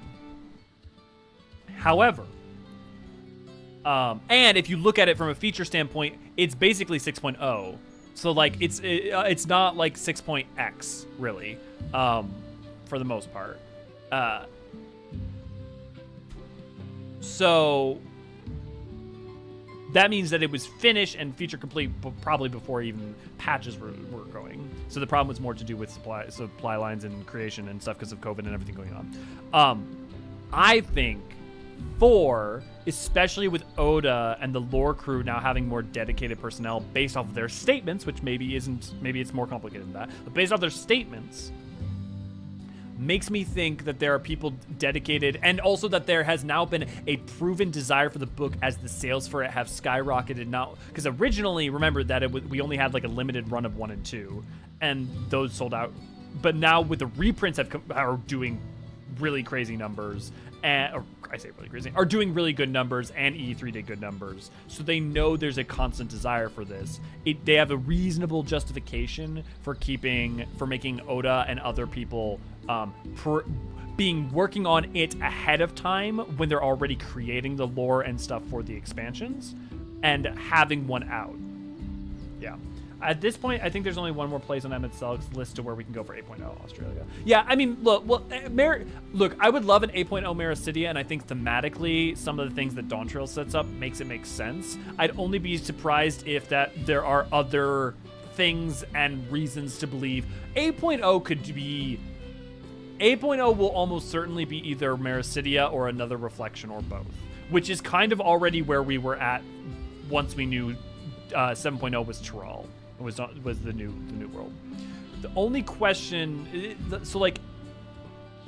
but literally it could be wildly anything from there. There's also Othard, but there's only Nagsha, Volnane, the Aras, and I guess the Unpromised. The Unpromised is like a variant dungeon though, right? Here, let's finish it up and I'll show you what I'm talking about. How fares the hunt? And also, not Nomura, not Amano. I make fun of him.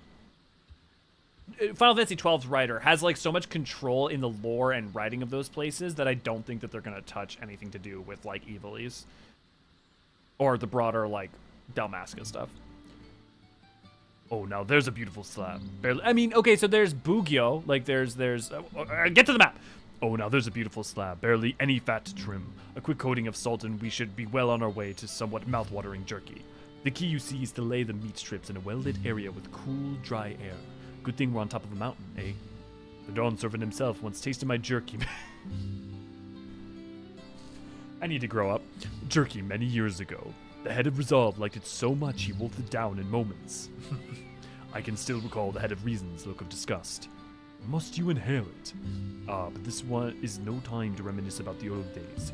There's work to be done, and this Tuladile meat will make a scrumptious jerky with just the right amount of chew. While you were hunting, I cooked you a little treat for later.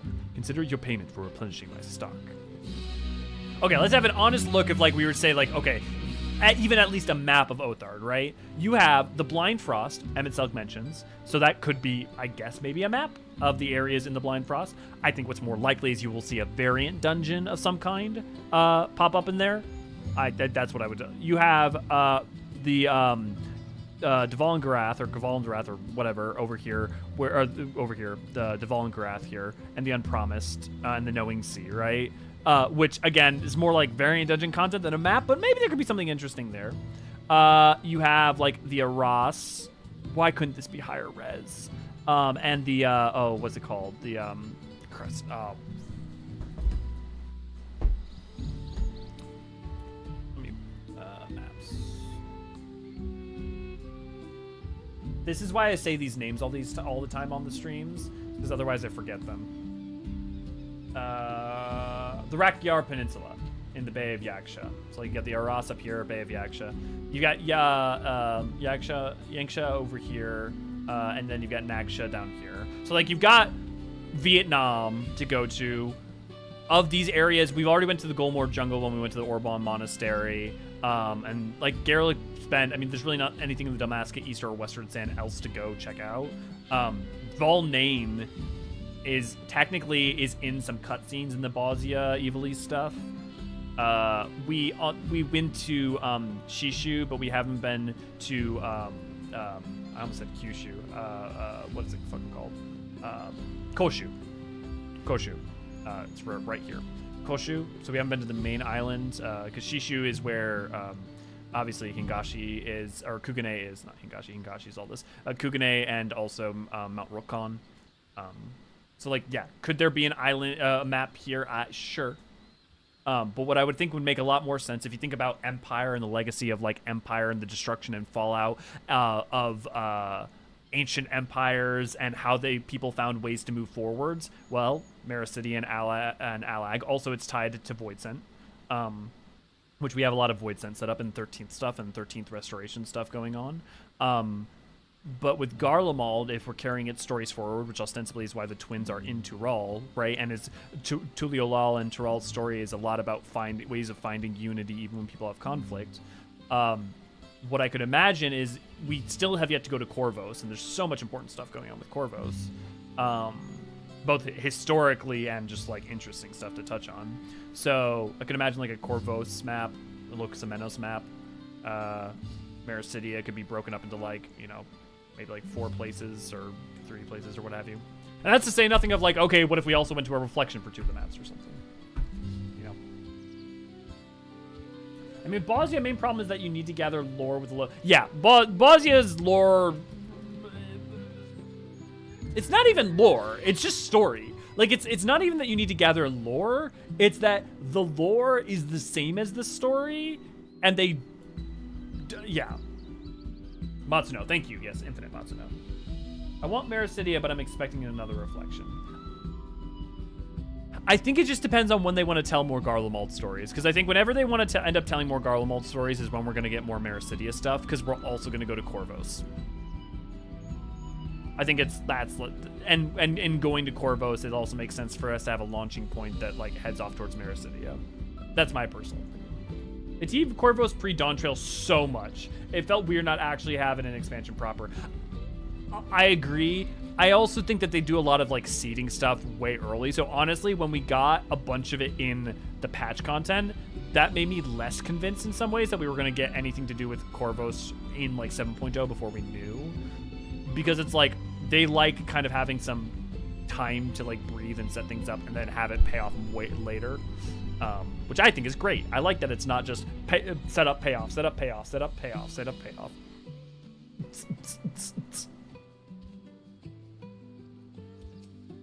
I didn't realize that the Cheerwagger were salt workers. I'm going to write that down just because.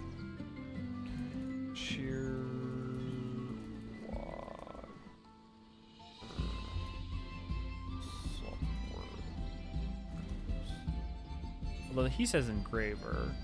Well, I guess it says Cheerwagger Sultern, so I should have expected it as such.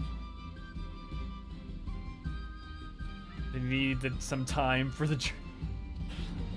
Show respect, Weasel World. Yo, dude. Chill. Who is this puny outsider? Little one will not interfere. First I rip this one in half. Please, no, not in half. How can I get him to listen to reason? Girl Caryor. It is Gorl. Gorl. Gorl.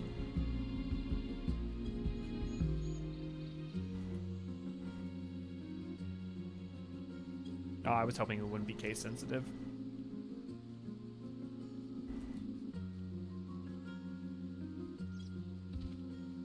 Little outsider knows Gorol Karyor. Surprising. This time I go home. But next time, no more angering us.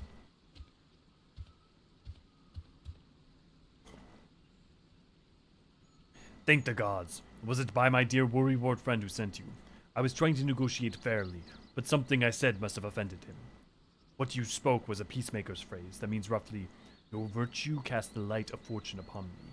It offers the utmost respect to the listener and invites them to repay you with the same. A friend taught it to me. Taught it to you, didn't she? Would that I had such unwavering courage. In any case, let us hurry back to Warlord's Echo. I'm just gonna write that down.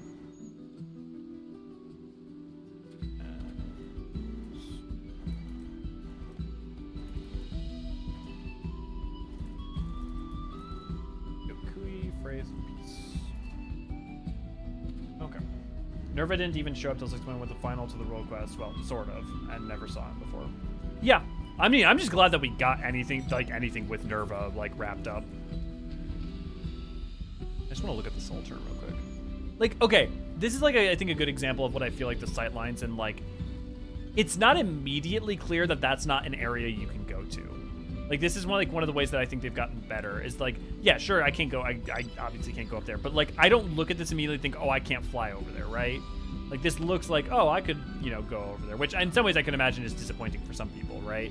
But it still is cool that the map doesn't feel like the bounds of it are so rigid and clear.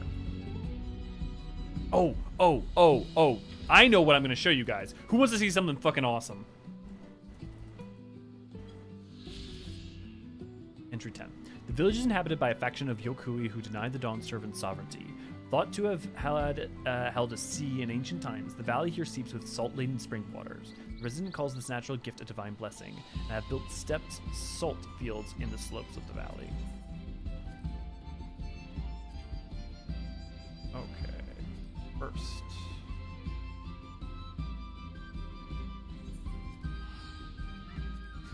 I love Gashians from Valley Garmando's the mountain. Yeah, lovely touch. I've been playing around the zone this whole time, found a few spots that are kind of lacking, but I overall agree.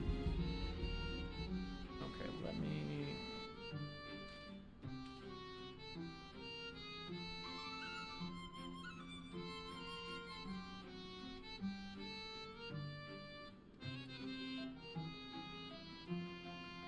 Okay, give me a second to let some fog roll in.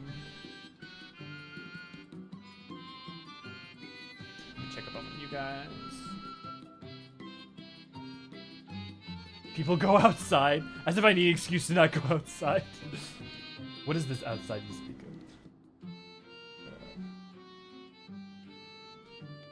Okay. Here, we can start walking at least.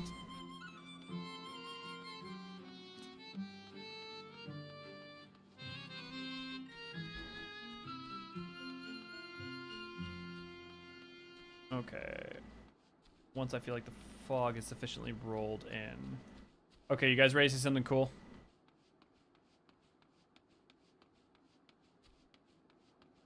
Actually, I want to see if I can get the night music to play. Okay.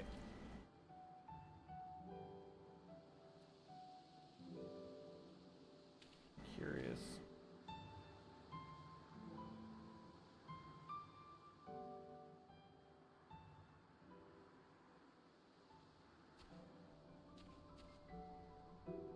I want to see what it looks like at morning.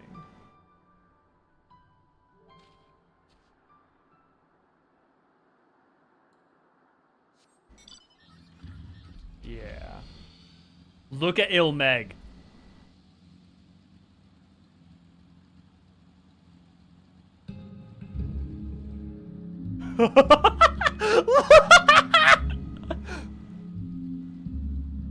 Fucking look at it with fog.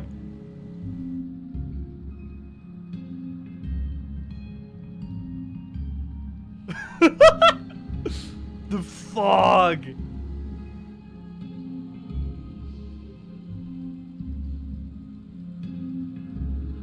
It's the UK.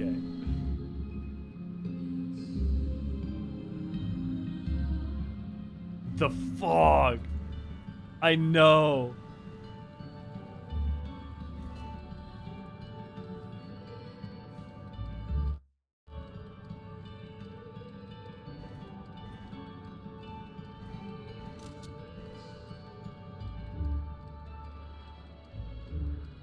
Here, let me.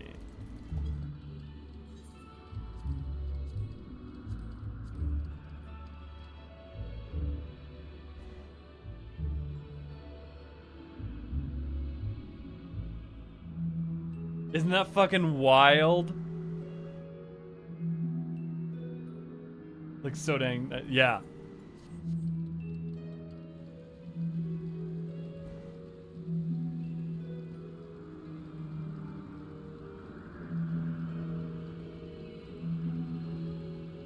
That here, let me. I'm gonna change it to night real quick.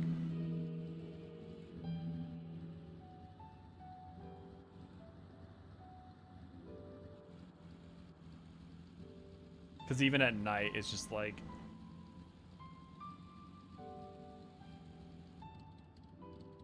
But yeah. Okay. I'll get the point.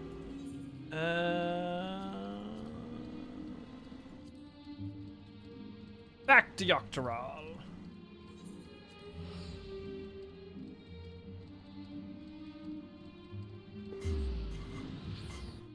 But yeah, like... It's worth really remembering that a lot of maps, like obviously the procedural flora generation has been changed. Oh, you know what? Speaking of places, let's, the procedural flora generation has been changed and the ground textures have been changed in some places.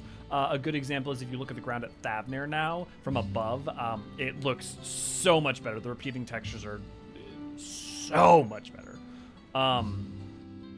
But the, so there's that. You also have the like materials textures, textures and stuff have been changed, or shaders and what have you, which has really helped a lot of things.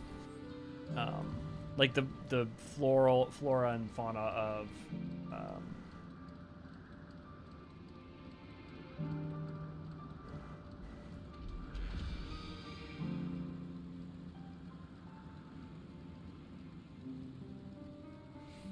so like it's probably hard to tell now because it now just looks like it's supposed to, but the flora of is just so much stronger,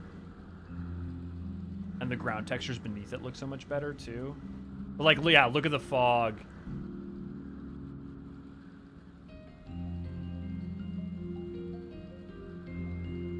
Is the density as well? Yeah.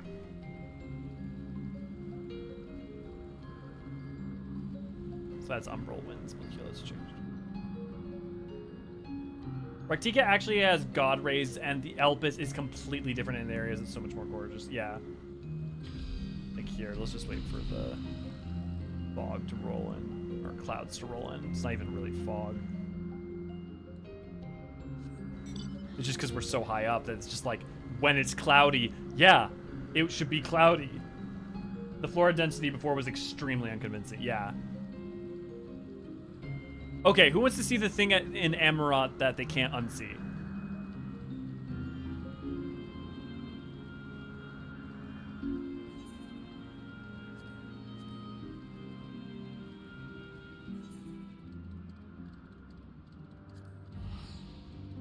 It's not that bad. It's not bad. It's not really bad. It's just that once you see it, like, you notice it. I love how we're taking lore breaks from lore and side quests to just stare at maps. I mean, I guess anyone who knows me isn't surprised, but actually, I don't know what clouds look like here. I'm curious, like, how much that obscures. Also, I haven't looked at the elevator and how much better it looks.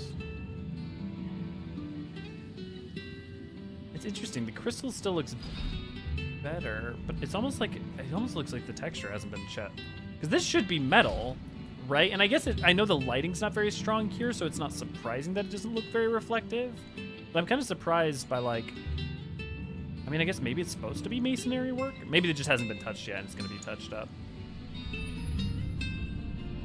Oh wow, the clouds really do a lot to like cover up It's beaten steel, I think. Yeah. Even then, I would still. I mean, like, you're right. It shouldn't be highly reflective, but it still seemed a bit like old style metals. Oh, look at Amarat. If you were on the map 6, you could show the hole in the world. Yeah.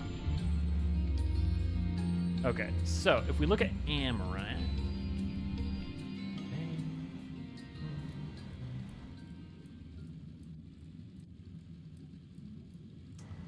So I gotta go high up.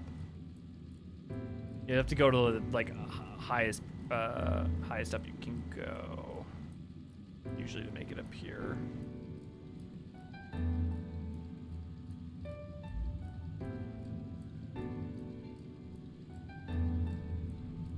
Oh, did they fix it?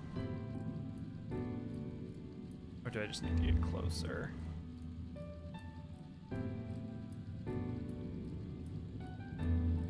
Oh, they may have fixed it. Although I didn't. Has there been any patches or hotfixes? Huh. I wonder if it's only during certain weather. Or certain times of day? I hadn't even considered that.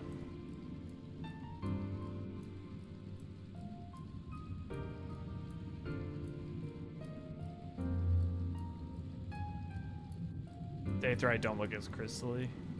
This is interesting. Yeah, it's not happening now. So it used to be that like you could see on the ground, like you could see the fog, the lines created by the fog. And it would like create like very segmented lines. And I wonder if it's only because it appears only at certain times of day or something, but that's weird because I could replicate it repeatedly. And I came here at different times.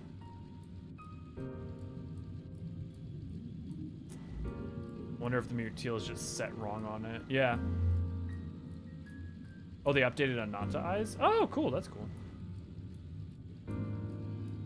So yeah, what I was seeing before was you could look down, and basically what I think was happening is something to do with the shaders was casting, like, for each segment was casting a shadow on the ground. You could see like these like lines just stacking up and constantly shifting. That's cool. That's gone now. There was like a hotfix the other day. Yeah, I didn't realize it was in though. Yeah.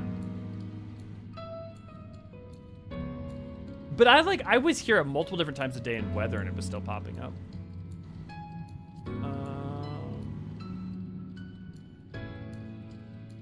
Oh, have any of you guys looked at Lakeland but done New Game Plus? It looks. I love Lakeland so much more now.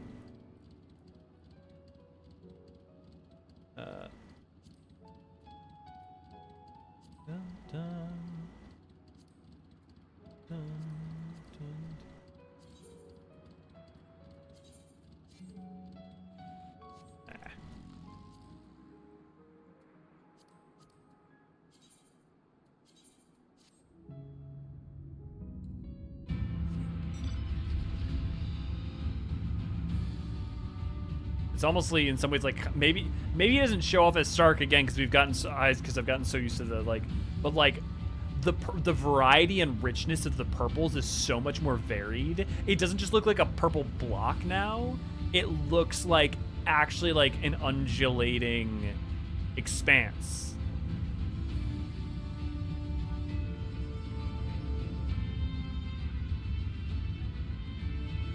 Also the Crystal Tower. Oh, have any of you guys been to the Ocular?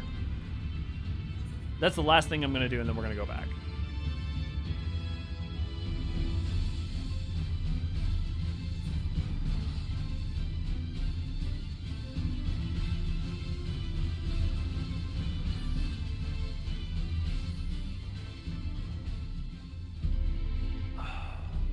Okay, also, just even the fucking... here, let me actually go out of New Game Plus.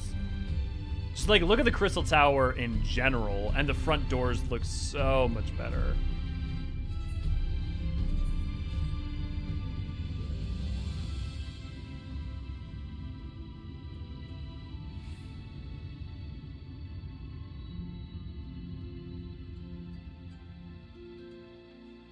It's 3 a.m. Why is it so bright? Where's that light coming from?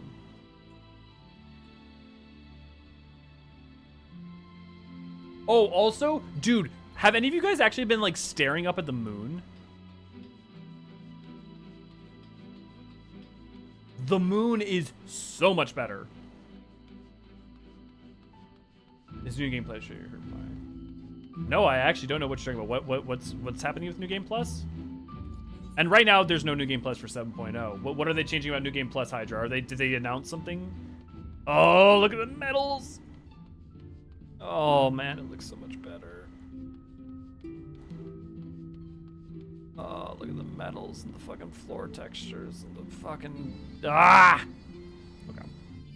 It looks closer to the preview before they toned it down for release. Yeah. Rambo, good to glad to have you.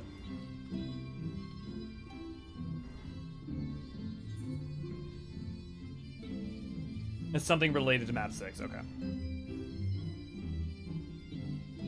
But if you're in any New Game Plus, then a certain Oh, yes. I've already Yep. I've already done that.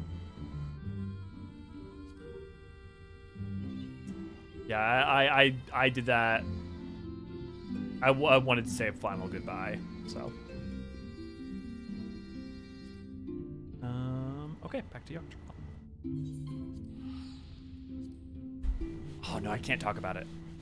Let's just say they continue the joke of Lalafels not being able to find, of Lalafell lovers not being able to find each other.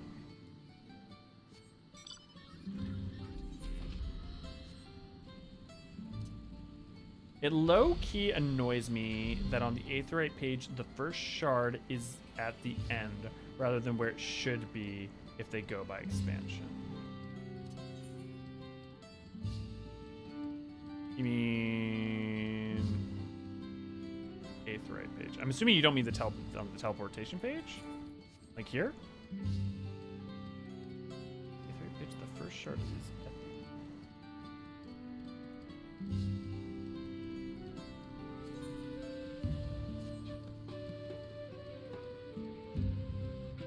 the don't follow, because right on mine they're in order.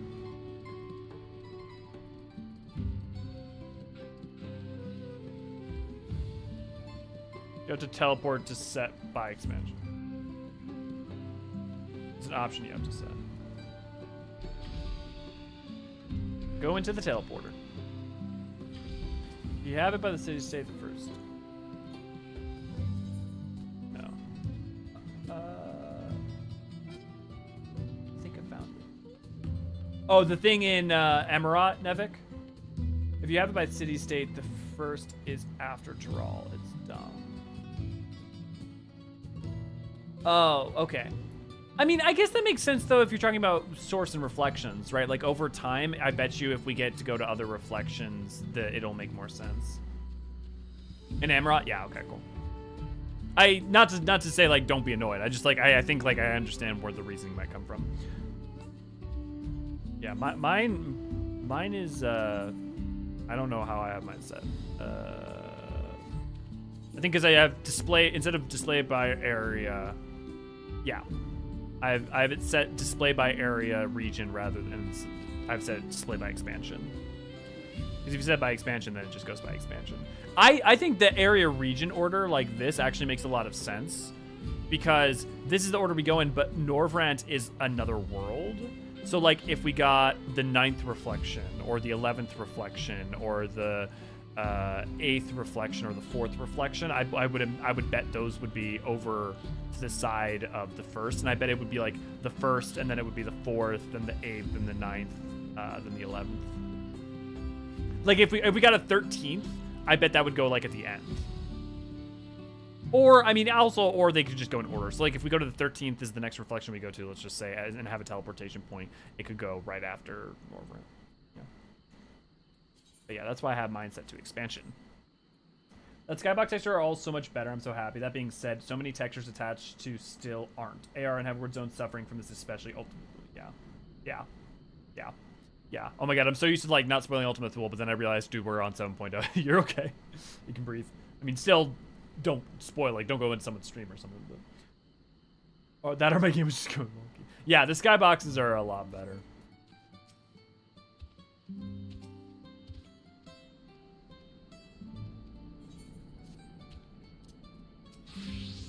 You have no idea how relieved I am to see you, my friend. Hero told me everything that happened. You know about the Churwalger, yes? They inhabit a vast soul turn they believe to be a gift from the gods. Okay, gift from the gods. Is that anything to do with the same sunken gods? Let's write that down.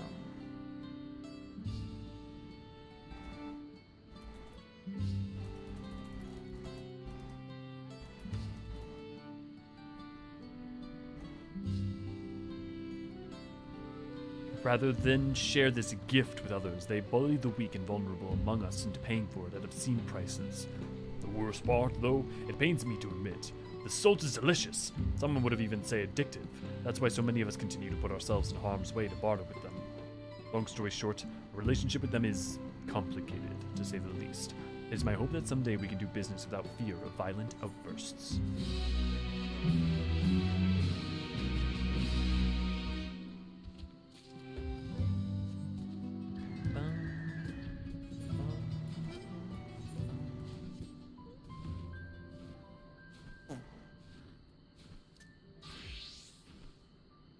Addicted to salt, huh? Sounds like a ninja. Hey, Lil. What job do you main? I sent a screenshot. Oh, yeah, perfect. Thank you, Epic. I'll pull it up.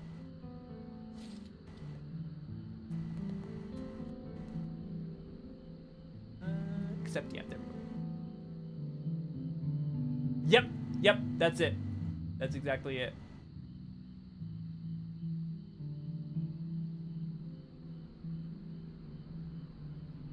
Yep. Here, I'll pull it up. Thank you for getting it. So, like, maybe that you have to, it's only at certain angles in certain areas, but if you'll look here, you can see this is like normal fog over here. You can see these black repeating lines. And if you, like, change your character's, like, angle and where you're looking, they, like, shift with it. Thank you. I used to mean a big note with how improved it is comes from Amarang and how looking over the wall of light has been improved, so certain angles no longer have the flood just vanish and you can see under the empty. Yep. Just the game looks better across the board, and guys, guess what? It's gonna keep looking better for the next like 2 years. It's just gonna get better and better. I mean, some places are not gonna like. Tural's not really gonna get much of a touch up, I wouldn't suspect, but like a lot of places are still yet to be touched up. Like more don't. Oh, no! Finish some quests. Finish some goddamn quests, Elio.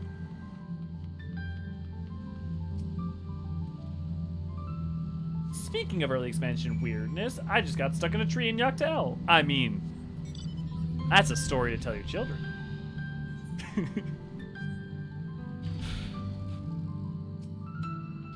Over here, about to become the three-eyed crow.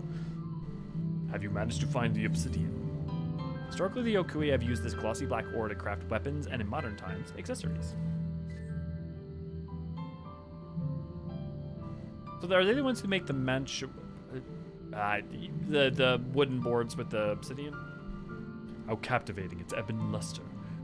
These pieces are of superior quality. From watching you, I have learned the importance of carefully inspecting one's surrounding. Now it's time for you to put your teachings to the proof. In the meantime, I ask that you return to Warlord's Echo and let our client know I have this matter well in hand. Jenny! Good to see you. Glad to have you. Did you complete the Corn Servant quest already? I have not, because I was prioritizing outside of Tuliolal quests, but I will say we can probably do that one after I finish up some more of the Yokui quests. That one's in Tuliolal, right, Danny? Oh, you want collision weirdness? I'm fairly sure someone took a screenshot of me being like 80 feet off the ground and at the top of a very tall and very cursed totem. Oh. I mean, look, to be fair, Solutions 9's existence, it was like talked about, it was in multiple trailers and has been talked about for like a year before the game came out. I don't even think its existence is a spoiler. Nice. Corn Servant goes into the other zone, including C5. Oh, okay. Yeah, I'll have to wait for now, Hydra. Thank you for the warning. Welcome back. Judging from Murfurler's conspicuous absence, I presume he no longer needs your direct supervision. You may not know this, but Nio Obsidian ore is of historical importance to the Yokui. Tell me more!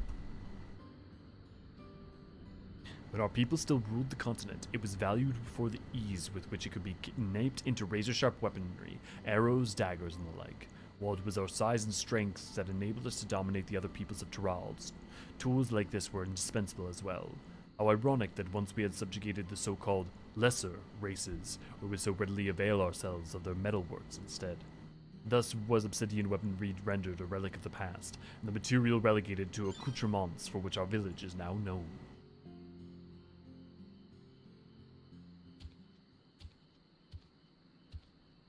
Openly talking about end of Nims, keep lots of. Ah, I see. Yeah, no, that's a good point, Lil. Forgive the interruptions, but I have returned. I hope this will be enough for your purposes.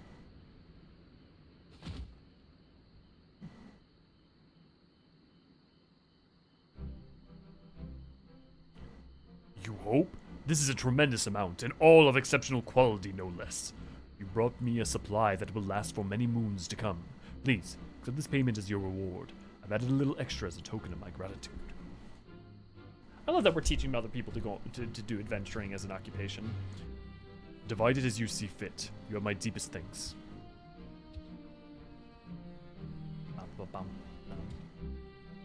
I do feel like, okay, I'm curious if any of you guys have this impression too, and is particularly for the people who've been around longer. Has the sensitivity towards spoiler culture in the 14 community, I feel like, weakened a bit? And I think it's just been that there's a lot of people that like, it used to be a smaller community, I think, with a lot more like very specific expectations, and I feel like that's less so, but I can't tell if that's just me being more and more of an old hat, or if there's just more and more of the game to accidentally spoil. Like, I'm not sure why, but that's just an impression I have. Perhaps it was too enthusiastic in my efforts. While he did seem appreciative, I realized now it was far more than a craftsman working alone could possibly require. As I doubt he will have need of my services for the foreseeable future, I must seek out our clients if I am to make a living, and I'm hard-pressed to think of any other prospects in the village. Ah, but of course, this is why you travel, to meet new people and find new opportunities. It is indeed. Then let us move on. This experience too has been enlightening. Besides, I still need to give you your share. Plus, in this expansion, it takes a while until you get there. Yeah. The hunt trains are shouting in zones as we go by. The Bramble... I have literally never seen that in Crystal. I'm not saying it's never happened in Crystal. I'm sure it has. I'm sure it might even happen a lot. I have never seen that happen in Crystal. What the fuck is up with your server?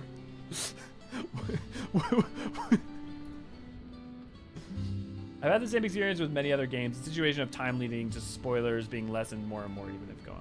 Yeah. People in hunt trains keep spoiling parts of Zone 6, and I want to slap them.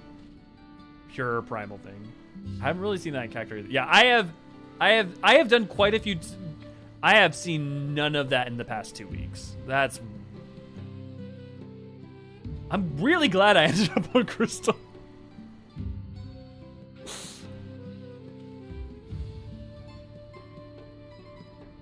I'm also glad for their sake, because if someone did that, I would absolutely report them. Because that is shitty as all hell, and they know it. And they're doing it because they know it.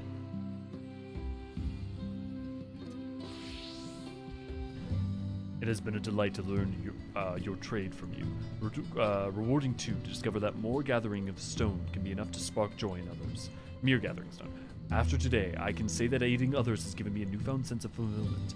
Alas, opportunities to do so may be lacking here in Warlord's Echo. After I had some time to put my thoughts in order, I'd be honored if you would advise me on my next course of action.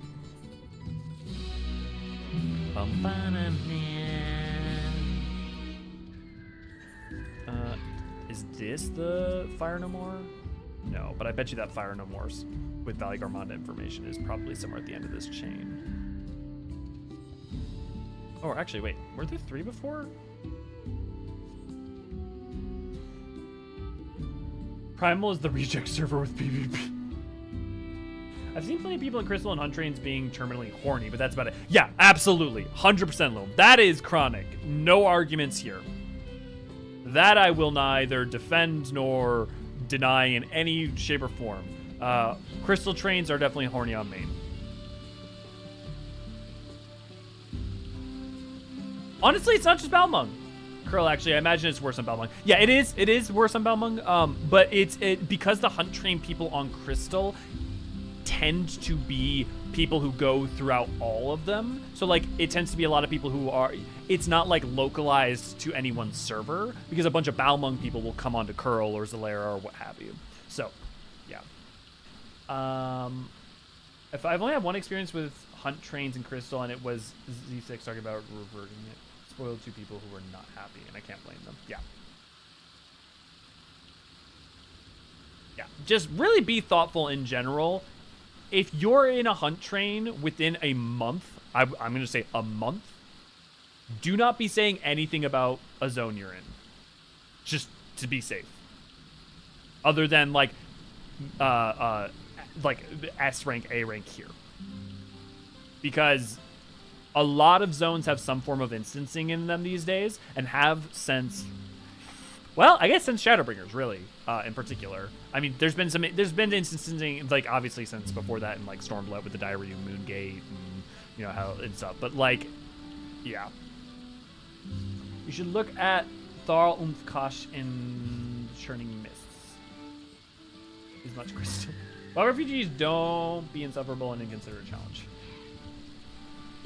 I choose to believe it is not strictly limited to WoW refugees, because I think that I think plenty of 14 fans themselves have fallen afoul of getting lax in that. But yeah, probably. You said in the Churning Mists. Oh, actually, I don't think I've been to the Churning Mists since the update. You said.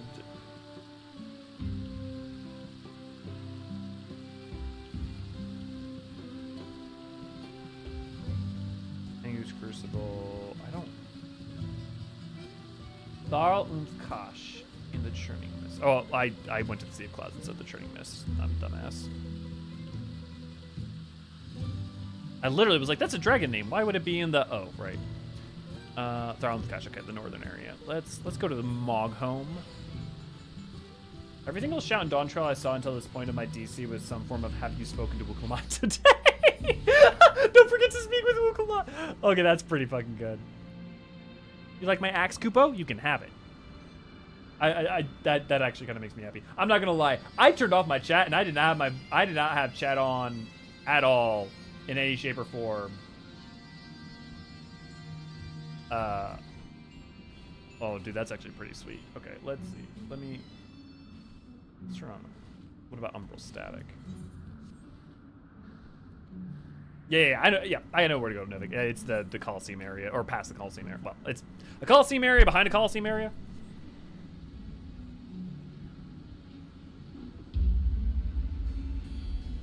Dude, Umbral Static actually makes the zone really dark. Holy shit. I mean, like, it made it dark before, but it didn't. It's so crazy how much, like, just to pull up again, like, as a friendly reminder, like, I keep thinking, like, oh, it's not that much better, and then I pull up that. It's like a fucking Derplander jump scare.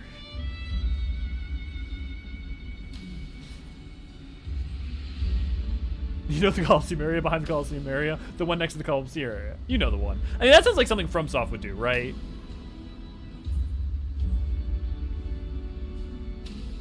That is very crystally. Honestly, I think because of the Umbral Storms, it may not be. Let's turn on to clear skies. Let's see what...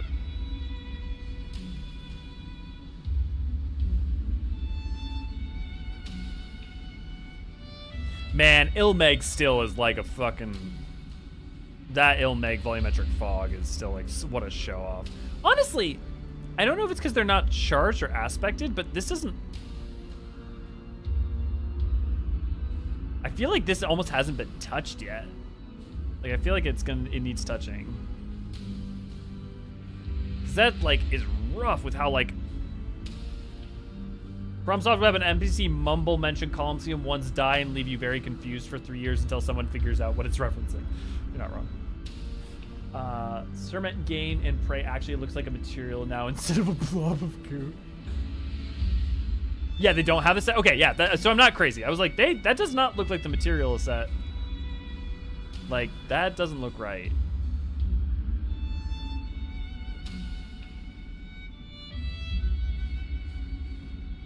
Do you think it's because they haven't touched it yet? Because this is what it used to look like, but because the lighting and everything else has been changed, it like stands out all the more.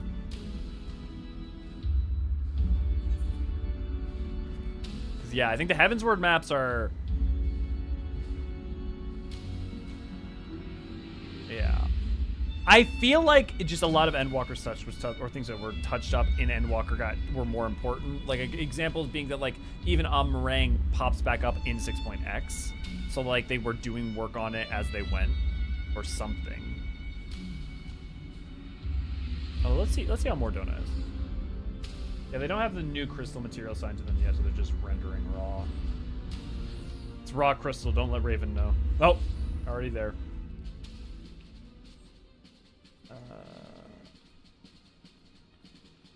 Oh, that's weird.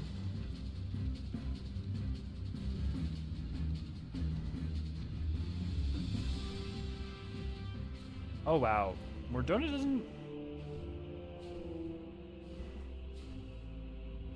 Yeah, Mordona needs a touch-up, too. Like, it's not as bad as those other crystals, but, like... I don't think Mordona's really been hit as hard as it could yet. Because Mordona could look gorgeous.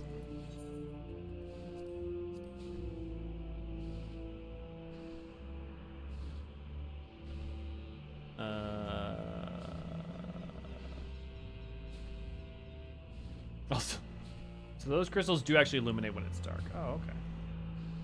Oh, okay, that's much better. That's at least nice.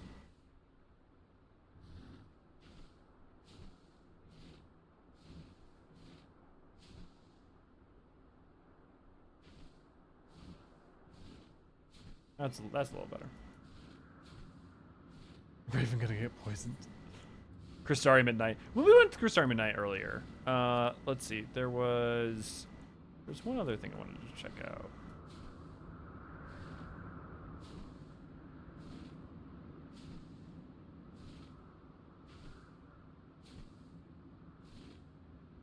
Oh, you know what? You know what I checked out a while ago that was really cool? The Cerulean Inglens at night. You can really tell the Ingens at night. You can really tell the lighting.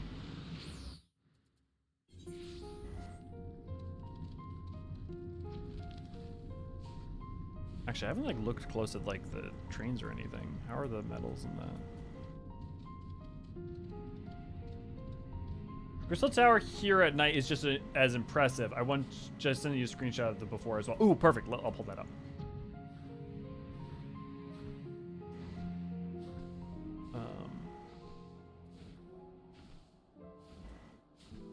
God, my eyes are getting too used to it now. I can't remember what things were like before.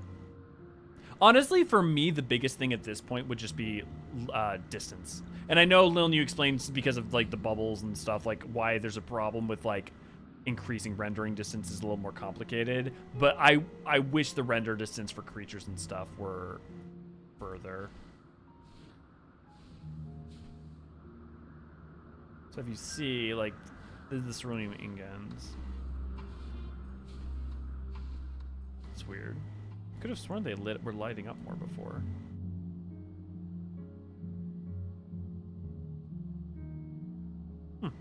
Weird. Is it because it's snowing? Also, I'm kind of sad the snow effect is actually way lighter. That's weird. I could have sworn that the effect was stronger. Weird. Weird. Looking forward to them to touching shit up.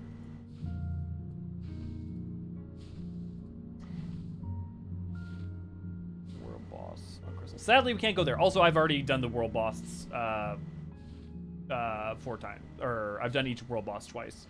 So I have this guy.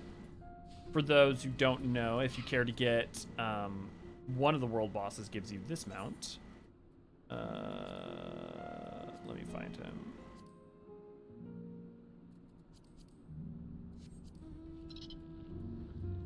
Capybara!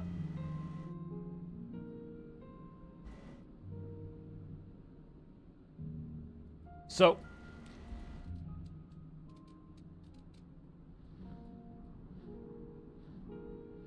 you just need the gems. Yeah, I mean, honestly, using right now, people waiting for the world bosses to do fate farming is a great idea. That's actually brilliant. I should do that. That's a great idea.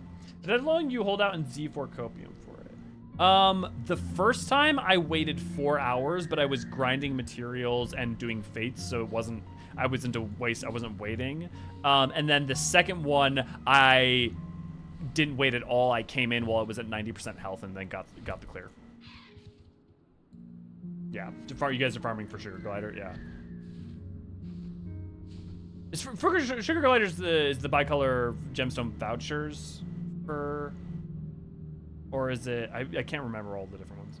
I need to start working on the problem is I can't. I care to work on all that for Elio, but I'm trying to collect all the mounts on Elio now instead of Lendriel. Although I guess I can, as long as I earn the vouchers, it doesn't matter who I work on it on. So, yeah, it's 500 Tural bicolor gemstone vouchers. Yeah, okay. Okay, enough flying around. Enough faffing about. There's Yok to Tural. You know what? We're streaming. We should at least fucking do the gobbies, right? Okay, we at least got to do the gobby quest. Ah, thank you for posting the crystal talk. Thank you, Lone.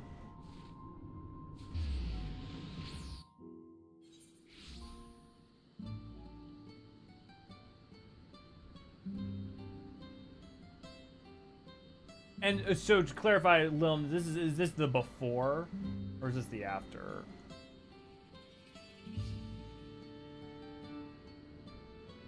Is that the old one?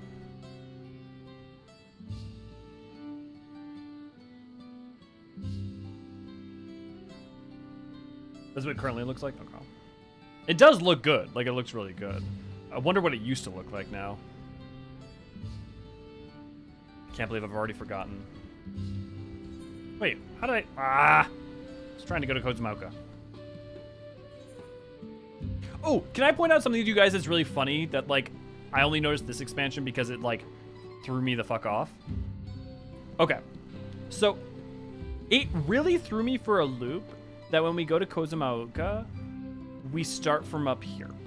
And it threw me off because in all the concept images and material, you saw the falls facing in such a way that, like, implies they're northward to your, like, or at least to my brain.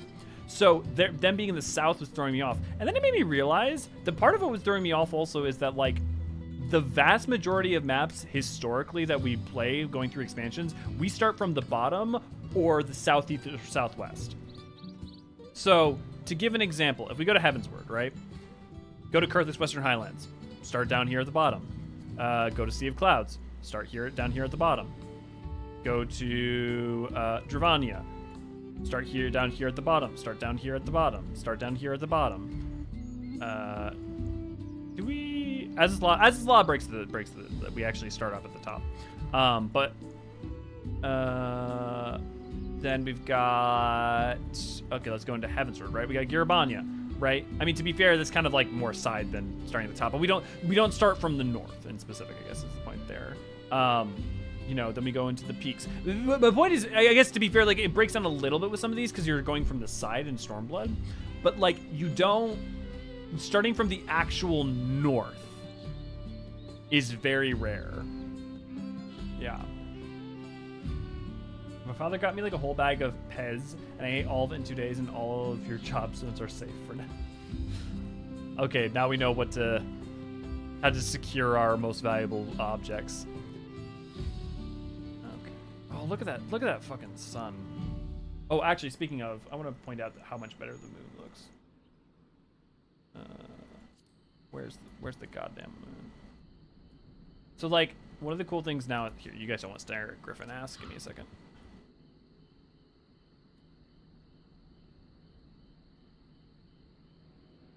You know, you don't notice as much in this map. There's some other maps where, like, the moon looks even better. This kind of looks more like the old moon. What map am I thinking of where it looks? Was it Shaloni? There's a map where the moon like looks really gorgeous. I think it might be Shaloni. Like it looks like how they did it is like distinctly different. You guys go to the bottom. Haven't you ever played? Now up to 67 vouchers thanks to that. Just 433 more grow. I'll be done in no time. I mean, to be fair, you could buy a couple. Maybe Mario Lamentorum. No, because the Mario. Well, I mean, you wouldn't see the moon on Mario Lamentorum, but yeah, I get what you're saying with the planet. But no, it's not. Actually, the Mario Lamentorum planet isn't really changed at all. Having spent a lot of time staring at it. Okay, let's talk to some gobbies. Also, look at these fucking gobbies talking to each other. Look at them. Again, you always lose them. The old boxes you replace with the new ones. Your twinkle stones might be in the yellow one. Oh, thank you, thank you. I will look. Okay, Prestapic, let's talk. Where is Prestapic? Who can help poor Prestapic? No? Lowlander can help poor Prestapic. Lowlander must help poor Prestapic. You lend me, Lowlander. Prestapic has one of the finest earthenware collections in all of Earthenshire. But then the storm comes, and all his precious pots go smash shards. Okay, just one second. I need to make sure I have Prestapic's gender label. Prestapic is male. Okay, here. Need to crafty make replacement pots, but Prestapic is too busy shard sweeping to return to dig site to collect dig stuff. Will Lowlander collect dig stuff for Prestapic? Need good pot, craft clay, and Finflux feldspar. It's already updug and curry bagged. All that he asks is that you bring it back from the cave near your curry place.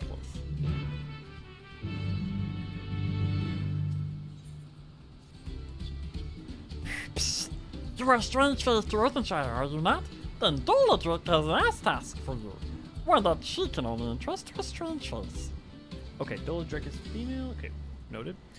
Follow the cliffs to the south and you will reach the cracked cistern, a secret hidey hole for secret hidey crafters. And Doladric wants you to take crates to the good keepers there, but be fleet-footed and shadow sneaky about it. If you do this for Doladric, she will make it worth your while.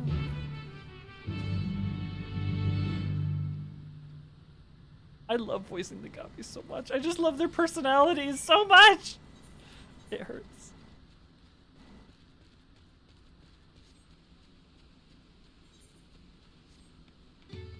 I zoned out for a moment and thought you said up dog. What's up, dog? We're no longer uplanders. We're the lowlanders now. Yeah, I love it. It's so good. I think you'll find these are mobbies. Yes, did I say gobbies? Yes, these are mobbies. Don't worry, plush sticks. I really hope that they make a moblin plushie. Since they have the pattern for the goblin plushie. Should have been downlanders. I come from a land down under.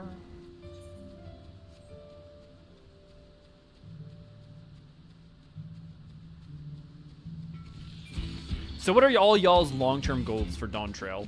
Like once you finish the MSQ, done the quest you want to do and level the jobs you want to do, you're going to work on mounts. What like old content are you guys interested in checking out? Just going to dive into lore like me. Custom deliveries for mobbies would be nice. I feel like there's no way we don't get either an Allied Society quest line, like they are just set up for it. It would be at crafting or gathering, or a at least a custom delivery with like one of the pact mates. What's the term? They have the term for the people that work in Earthenshire that the gobbies make the pact with. Replay the MSQ. Well, so you won't be able to replay the MSQ in New Game Plus unless you mean the like A Realm Reborn to Endwalker until patch 7.1. Because right now 7.0 isn't in the MSQ, or isn't in the New Game Plus. That from Doladric, is it? Thanks for carrying it over. She'd do it herself, but you know, politics. Us lot used to work in Earthenshire, you see. Appreciated the Moblins' patronage, sure enough, but we just couldn't hack them puffing and coughing down our necks all the time. We needed our freedom. So we canceled our contracts and moved out here, where we can finally work for ourselves, by ourselves. Of course, not every mobby, I love that they actually call them mobbies! Not every mobby was too happy about us taking to the hills. Most of them deem us terrible ingrates, I'm sure, but others, lovers of the arts like Doladric, I still think we're worth patronizing. And so she keeps us in coin and material on the quiet, and we share with her our creations. Speaking of, if you're heading back to Earthenshire, could you give her this? My finest masterpiece yet, if I do say so myself. My way of saying thank you. Right. Yeah, why would you possibly want to replay it more than once? What will you make next? I have not decided yet.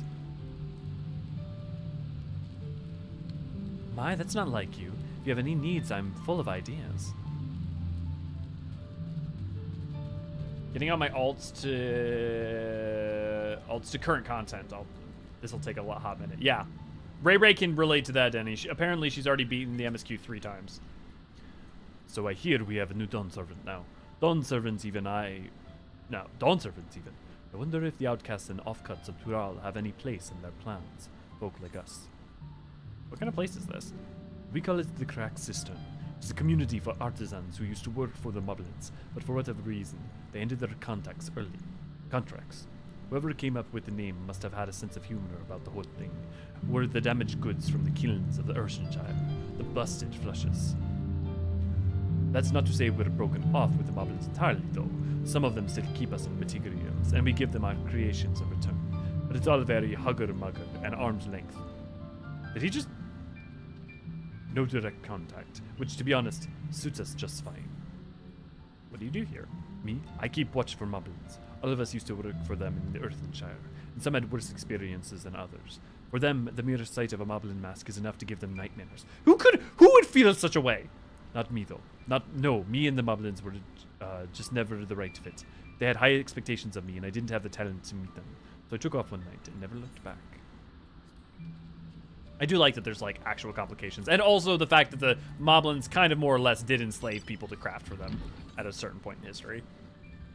You're gonna relay with your other alts. Once I'm done with Dawn Trail, I might find Catch Swift as the main story. Do it. Like the whole MSQ, ARR onwards, dude. So Lynn, I want to do that, and fuck knows I might even stream it again. I don't know, but I'm waiting until they touch up all of the earlier parts. I want to do it once they've like said, hey, we've touched up Aurora Reborn and everything.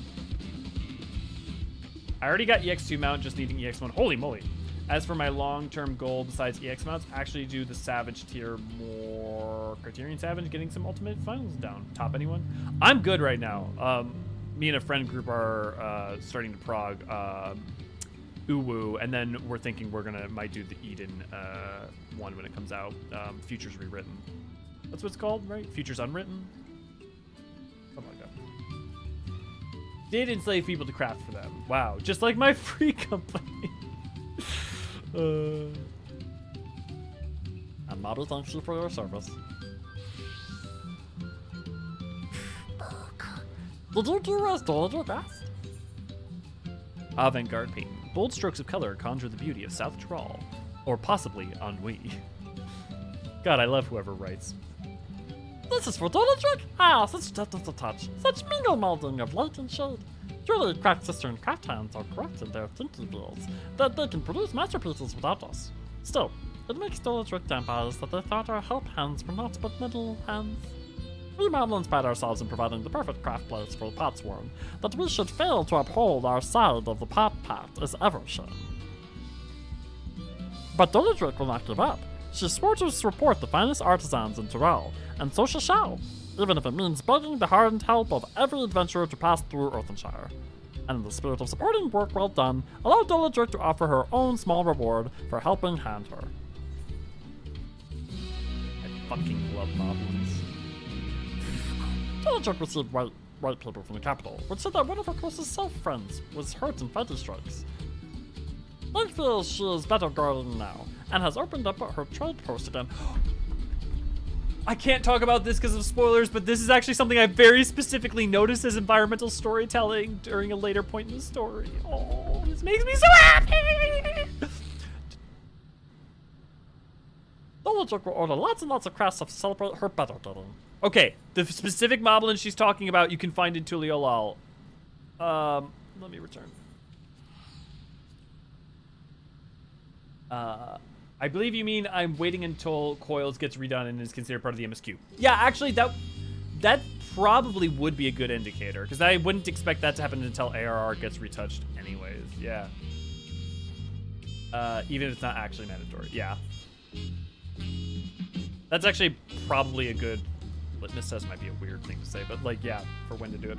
I cannot wait until Ubu gets all the weapons rolled back from the newer jobs. Very excited for the dancer ones especially. Yeah. I don't see why Coils would be part of the MSQ. It expands on the story, sure, but unlike Crystal Towers, it's not integral for the plot. I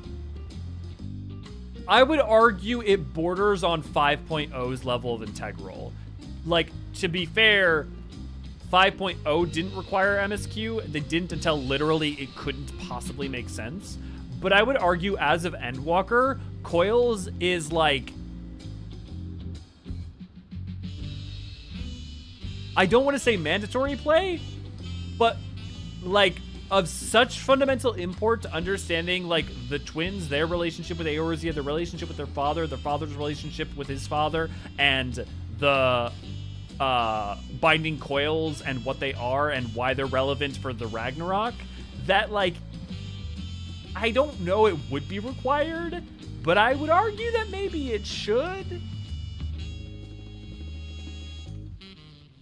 This is her. This is the lovely girl. Look at her. Showing off all her wares.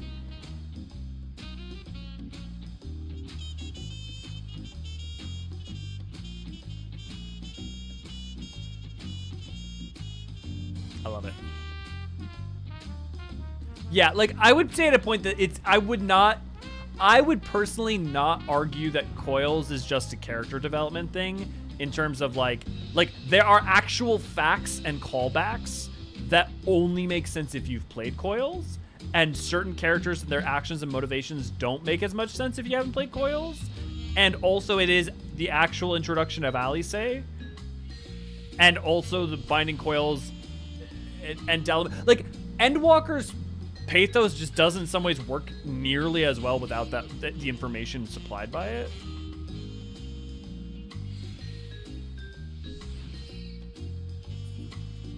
Coils will be the subject of this week's Final Fantasy XIV archive. Yes, and if you haven't played or watched Coils, you can go check out Ray Ray's. You can also check out our synopsis if you want the story synopsized, but Ray if you want the full thing.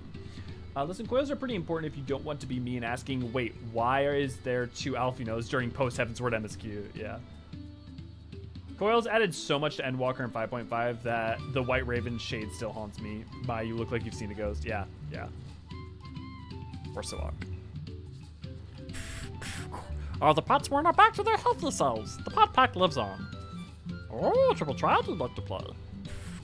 Warthog Rock Potsworn is not only a craftsmaster, but also a cards master. Always playing Triple Triad and always beating Warthog. Need to play train more to be a good fight friend for Potsworn.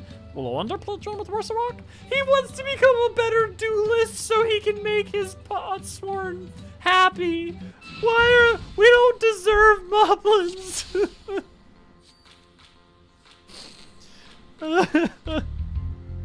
I love them so much.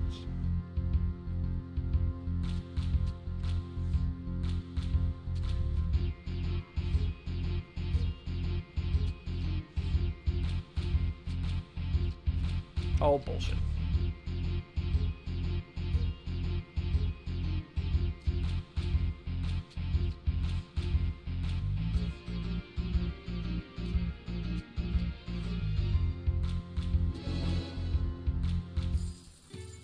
I'm gonna get your card. Wait, doesn't he hold TT cards if that's... So that's the first one. Oh! He does not hold Triple Triad cards when he plays, sadly. Looks like they didn't animate it.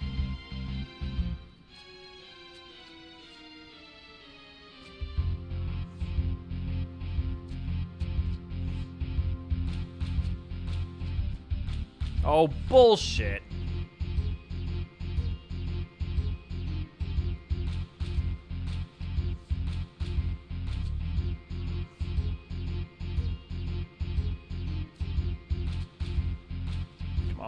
on. Come on, keep going.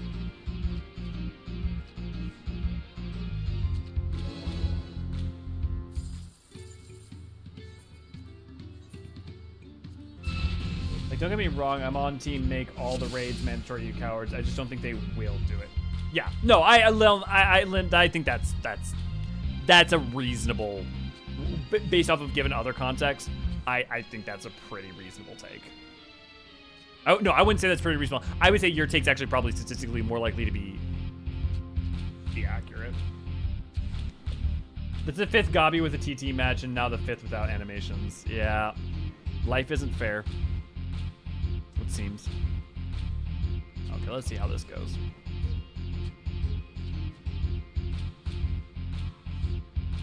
Okay, that's 6. That's here. I can just double capture, and then that should be safe. Hey, and I got a Moblin card. Lowlander is a card master too. Happy thanks for play training. Warsaw learned a lot. Buddy, I don't deserve you. You're my favorite. I love you so much. Okay. I'm sorry if it annoys anyone, my profound love of Moblins, but like, they bring me so much joy. Making its home in the dense forest of Kozumaoka, this eccentric clan of expert miners and gatherers share a common ancestry with the goblins. They make their living by providing contracted artisans, their potsworn, with ample crafting materials, ensuring a perfect working environment for the creation of profitable masterpieces. You know, I should probably just make a list of words to remember, like as a separate note thing. Words to remember. Potsworn. Any other Turalian words you guys think I should just, like, for sure remember?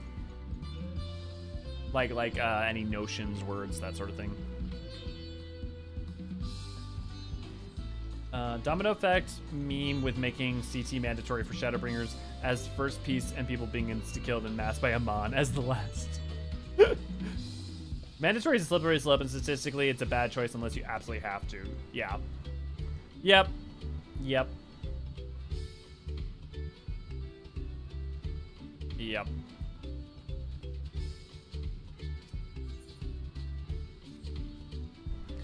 Ah, visitor, what brings you to our underbearing abode? A love of all things arty and crafty, perchance? Then perhaps you would stoop to assist us in our crafty work. The task Flaraflick begs of you is but a cake piece to collect sparkle stones from the riverbank in Nakabeksu. Come, lend him your land sketch that he might fingerpoint where such marvels have hitherto been found. Flaraflick. Do I have Flaraflick? Do I have your gender? Yep. Though it is not hard fixed that you will find any, all depends on the fighting skills of great and beauteous. Oh god, I practiced saying it, but it's the Ihui Katumu. Ihui Katumu. Ihui Katumu. All Flareflick can say for certain is that you can do, if you do find any, you will surely be glad-faced. If anyone remembers it from the MSQ, how they say it, and wants to like spell it out in a phonetic way. Domino meme, but first piece is 2.1 adding Crystal Tower, and final being Asioscope wipes on Amon with Raha Trust Falls. Oh, what is temperature to do? It is so near, yet so far. Erland's temperature, Lowlander. She told Potsworn friend about the beautiful waterweed of Marsh Ligaka, and the Potsworn friend says she wants to study it close as. But waterweed grows at the bottom of the water, and temperature can't fishwalk. Can't ask Potsworn to collect it herself either. It would go against the Pot Pact. You wouldn't happen to be a talented fishwalker, would you? I just so happen to be.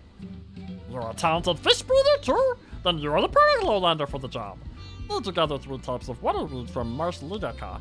Boxy leaf is pink and poison-looking, fancy leaf is lacy and lovely, and dowdy leaf is super shimmery shiny. Please find them for temperature.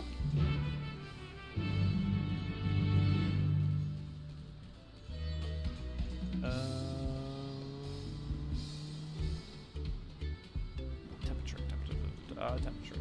That's what I was looking for. Temperature. The flaw in the healer AI where trust NPC healers will just stand in something that's guaranteed to kill them if they think they need to heal shouldn't happen anymore, to my knowledge. Oh, I wasn't aware it was a flaw, but then again, I don't do trust that often.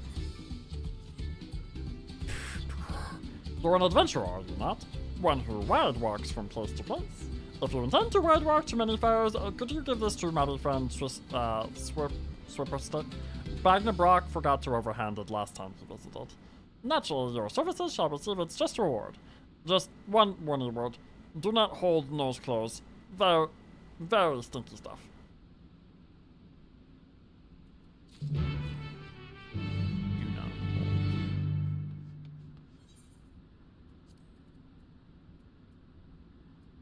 Pungent pellets. Its aroma is potent as a potent melange of armpit, excrete, and graveyard. That's wow. Body odor, shit, and the smell of the dead. Okay, yep, that's lovely.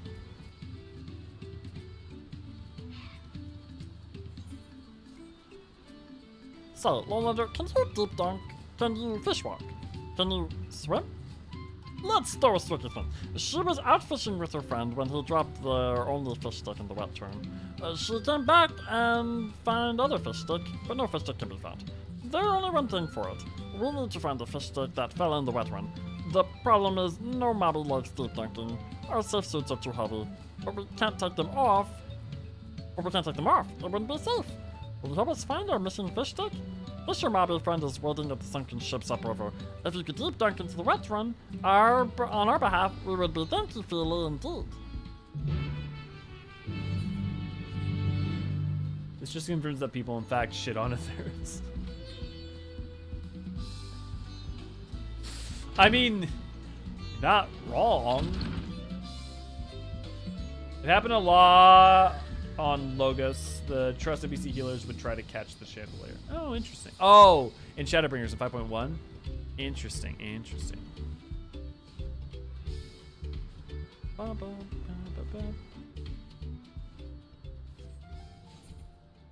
I want more moblins.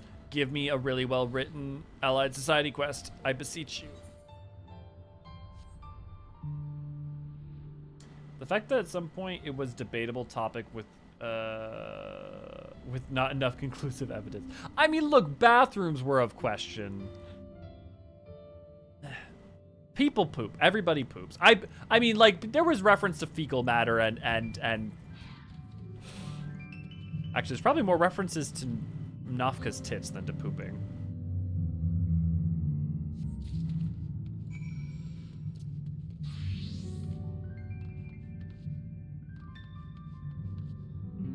And that was before the Alliance raid.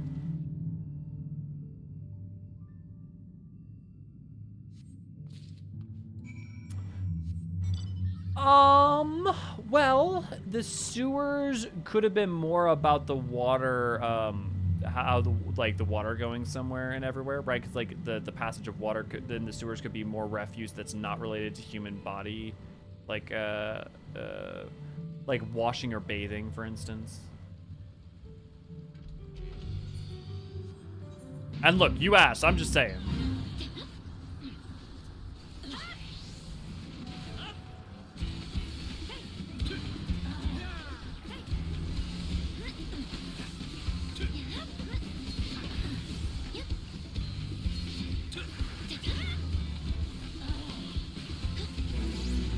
Booyah.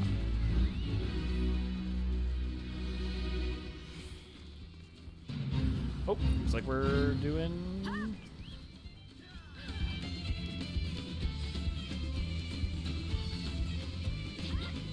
deleterious architectural impact notwithstanding, the recent mole activity has revealed a wealth of subterranean resources. Moblin Forager is eager to seize the lucrative opportunity and will need all the hand lending he can gather to gather these prize materials for the Potsworm.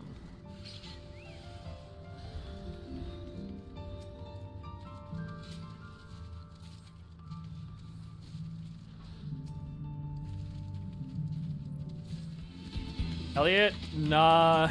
Elio, not take joke, literally challenge. Look, I have a reputation to uphold, damn it.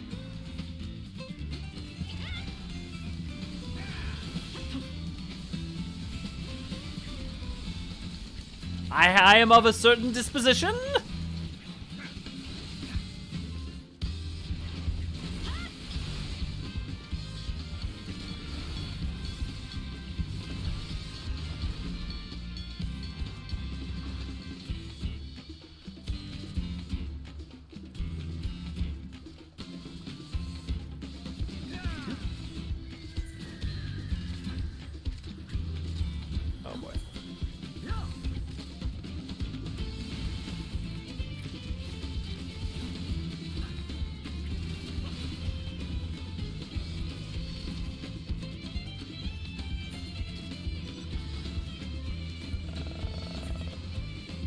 Thank you to whoever pulled them off me. Thank you. Sweet.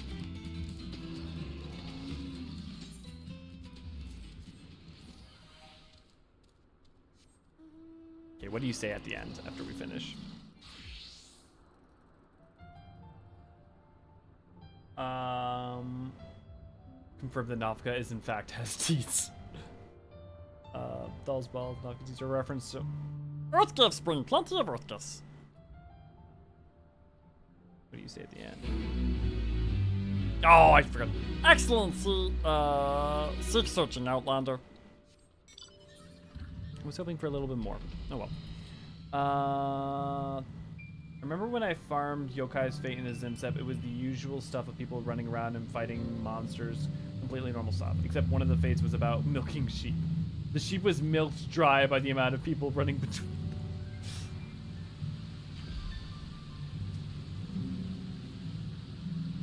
Don't milk a steppe sheep. That's all I'm saying.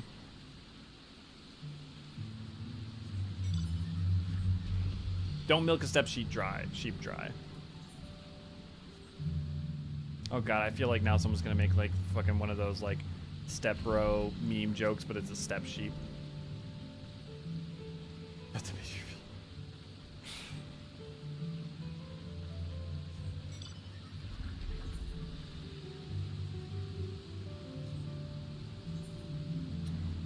One and two and skiddly billy boo.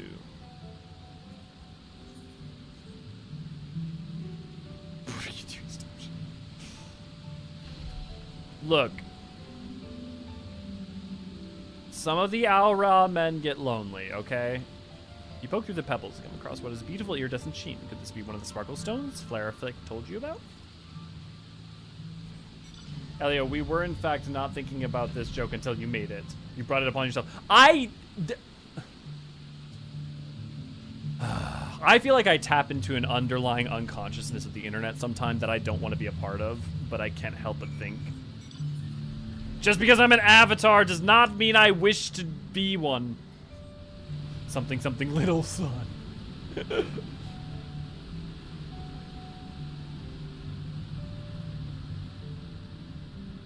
Well, actually, we're doing pretty good. We've been going for 4 hours. Cool, so for trying to like work my way back into... Time to check on our supplies. Oh my god, he's reading a little book. A present from Bragnabrock, you said? I wonder what it could be. Why would... They fucking hate bad smells. Ah, what an incredible aroma. Sure as this is... Yes, it is! The most far-famed of fancy tastes that no mobby can resist. Oh, great! They do have something like rot tea. Great. Why, so right as adventurer, did Bragnabrock not tell you what he present is? Sweetpester could tell, but it would be better coming from Bragnabrock's word hole. You should ask him.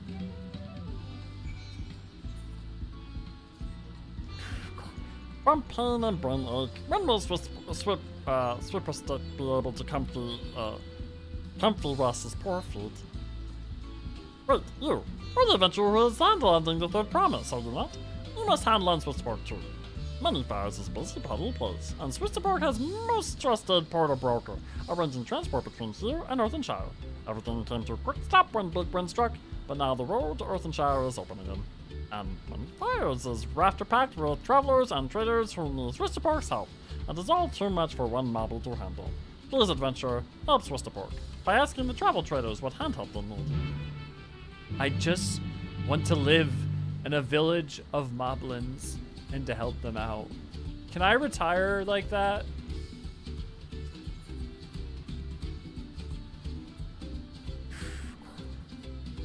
Check recognizes you. You're a lowlander who has journey sharing with Burgelmat. If you happen to find yourself free hands, perhaps you could do a friend favor for a check.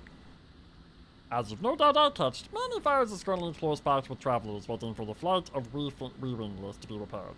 And to truth say, food stores are nearly empty shelves.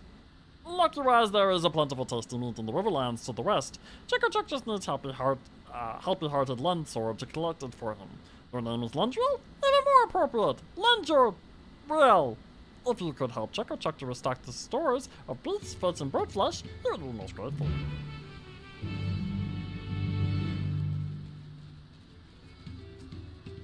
Yes, that's right. I am Earthenshire bound, and I can't leave soon enough. My fruits are already on the turn. It's bananas mostly. Some apples, a few peaches, basically. Anything you can eat with one hand while you're carrying on working with the other. The artisans can't get enough of them. Oh, one of the roles quests involves Little Sun. Oh, I'm interested. I mean, we have true in-canon tribe that marries their horses for tradition. Yeah, I think, like, okay, I think the internet has a bit of a hard time with, like, reconciling the term marriage used as a poetic representation of something versus immediately assuming sex. And, like, and a good example of that to me is, one, the horses in this, but two is, like the term consort and how it's used in FromSoft, or in Elden Ring in specific. Do you know when the next wagon for Earthenshire leaves? I have monies for the artisans, proceeds from selling their wares in the markets of Tural, minus a small commission, of course. I am very keen to get there by the due date, not only in order to avoid any late delivery penalties, but because I simply cannot wait to see what new miracles those master crafters have created.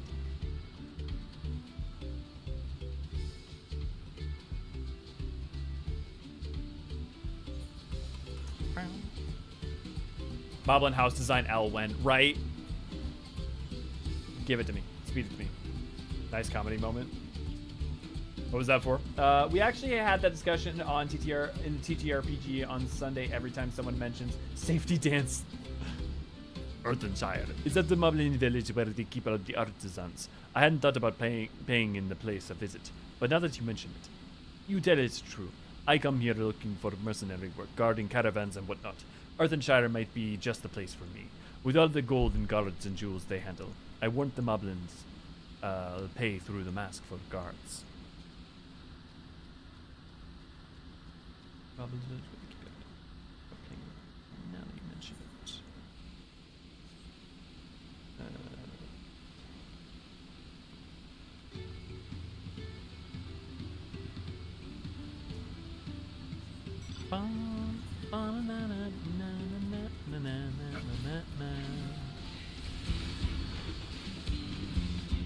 I kind of appreciate the commitment to not putting aetherites in places that don't make any sense whatsoever. Despite how sometimes that can be inconvenient for the map. Like a good example being, I wish Urkopatch desperately had a third aetherite. Small Turkarog worked with pot packs and brought a pot house, but sadly it was only one foam wide. The Turkarog was small and refitted it using galvanized mountain chromite and eco-friendly veneer. Wait, is that an actual quote? Or are you just making a joke?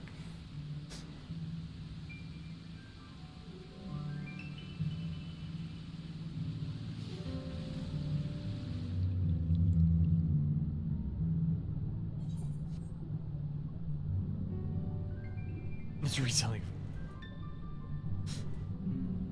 Look, I'm already a little tired, and I'm out of practice for keeping my focus up, and also I'm a little bit like actually paying attention, which means I'm putting my brain power there, which means I'm doing the thing where if I don't put my brain power on something, I take any information in literally. Okay, it's not my fault. Small Turkarog worked with pot packs and bought a pot house, but sadly it was only one foam wide. But Turkarog was small and refitted it using galvanized mountain chromite and eco-friendly veneer.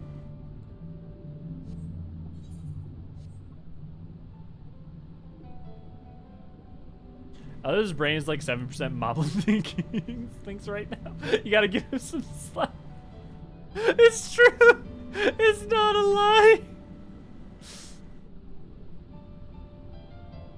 Piece of gaudy leaf.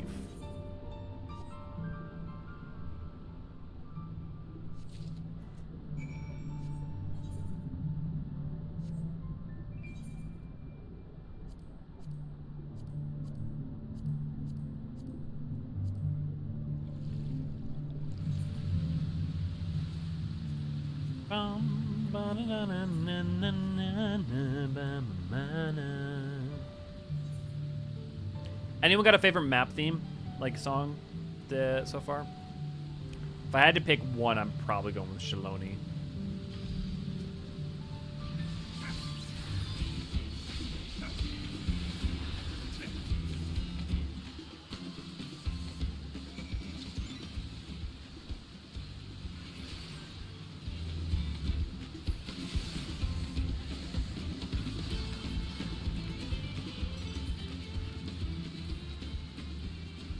Mine is from a zone beyond the current scope of the stream. I'm assuming 5 or 6.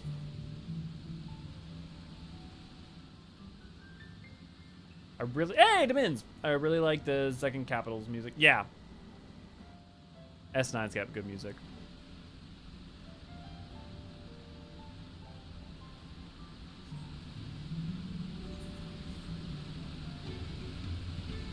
Pablo.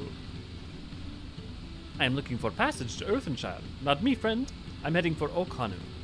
I'm just trying to figure out the best way to go about it. Whether to wait for a fight for we wingless to be repaired, or to try another way around. I think they could at least like set up a zip line or something. Or, you know, like the Hanu Hanu, I mean, what with their wind magics, right? Like set up some like Zelda-style gliders. I don't know. Or like just put a dirigible down there. Like someone buy a dirigible that like, and you can make a killing. 5, but specifically one of the 2 it uses. Right, because it splits it in half. Right.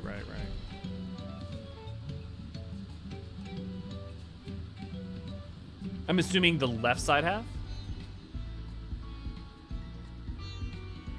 Just jump or climb, don't be a coward. Or, and hear me out, they could fix the stairs. Okay, carpentry takes time. What I'm saying is you could fly in a blimp from Yak to El down there for the short term while they fix it. Just saying.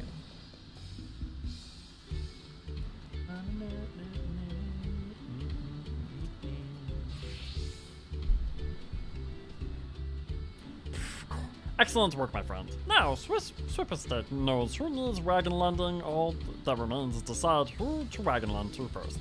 Fresh fruity things. Earthenshire artisans need mindful fuel after all. Then the Tinklet Elder and the Swordlander, and finally the Northgoer. Whether Earthenshire or no, Swipperstate will surely make that everyone goes where they need to go. I love you. You care so much. You beautiful soul.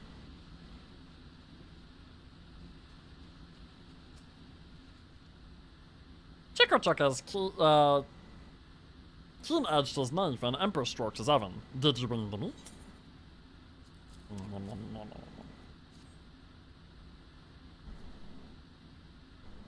Yes, this will do nice-wise. Now the big task begins. Cooking it many ways, that everyone who passes through many fires might be belly-gladdened. Did you know that Chickerchuck Humble's stay place is named after the dinner flames of all the different people who rest here on their long walks? It is for cook mobbies like him to attend to everyone's tongue fuels. What is lipsmacky to a Tonawata might be fat spots by Shitona, but the leg flesh of a bird of Leika, whether simply coal roasted or dusted with seed powder and oil boiled till golden, is tasty rated by all. The belly flesh of a widowmaker is more head-scratching meat. It has certain stinkworthiness that most savory moblins shun, but bubble brewed with healy heaps of chilies and it makes for a mammager delicacy. But enough tongue flaps. Chickerchuck must prepare a banquet for our hungry tummy guests. I feel like a broken record, but I love them so much. Everything they say just makes me more happy. Bobby just said he make fried chicken. Said he makes fried chicken. Wait.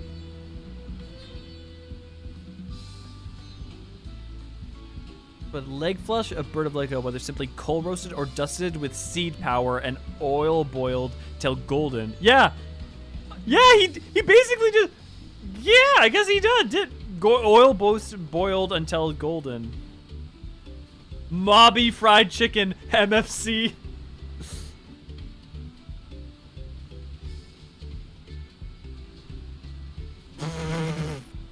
It won't be a trial, Demins. It'll be a variant dungeon.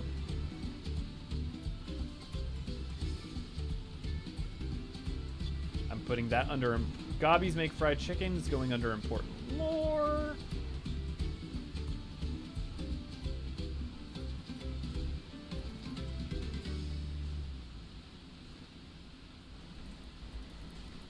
Blah, blah, blah. Mobby fried chicken.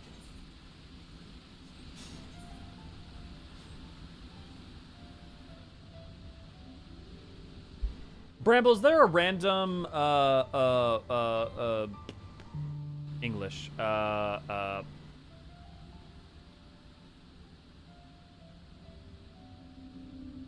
Boldezian Arsenal happening anytime? Or are things a little dead while everybody's playing Dawn Trail? I swear to God, did I feel like I must have had tilt turned off or something before 7.0 because I don't remember ever like seeing stuff like this. I mean, seed powder means herbs basically, so pretty literally seasoned coding fried chicken. Yeah. Was that cold roasted or coal roasted? That's what I read. But I have it.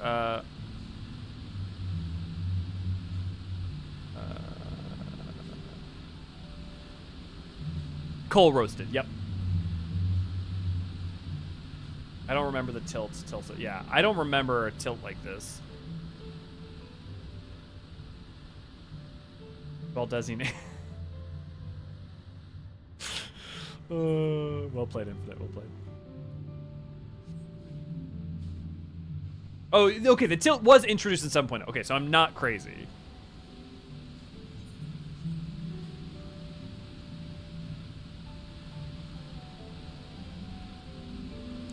I love it though. It's such a small thing, but I really love it.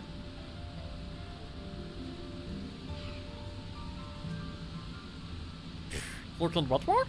You'll help Mobby find his missing fish stick. Many thanks, Lowlander. Fisher Mobby is lost without his fish stick. No fish means no happy time, and no jingly chance.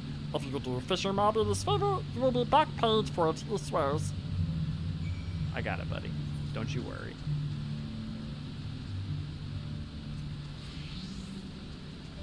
Tilt existed, but it's basically only used by chocobos in race mode. Okay. So, effectively didn't. You are, but tilt is from owned. It makes mounts feel so much more like, well, mounts, and not like walking but different things. It's so funny to me when they, in 14, will just like, they do so much to try and improve quality of life that when they like throw in random things that they don't even feel like they make a big fuss about, that people are like, oh. I say people. I should just say me. That I feel like, oh. I feel like there's a percentage of you who either have me on a second monitor or do not have me up on screen that when I either make a sound or a face, you're like, I can only imagine what the fuck he just did.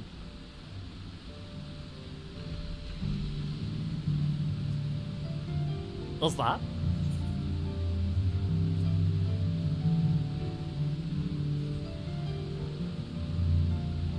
Oh, happy feels it is! Thank you so much. Now Fisher Mobby can get back to fishing. And just in time, there's a lot of lovely juicy fishes sneaky hiding in these waters. Fisher Mobby pulled up some splendid specimens before his fish stick went splish splash. Stower Stick took our catch break to Rothenshire to trade for Jingle Shines. Tell Stower Stick if Lowlander helped Mobby friend, and she will surely share Jingle Shines with you.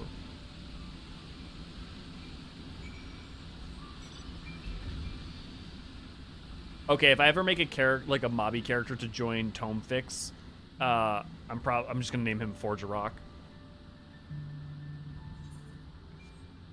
Cause that'd be funny. It's me, I'm people. Yes, correct. I'm also people. I am people, I do.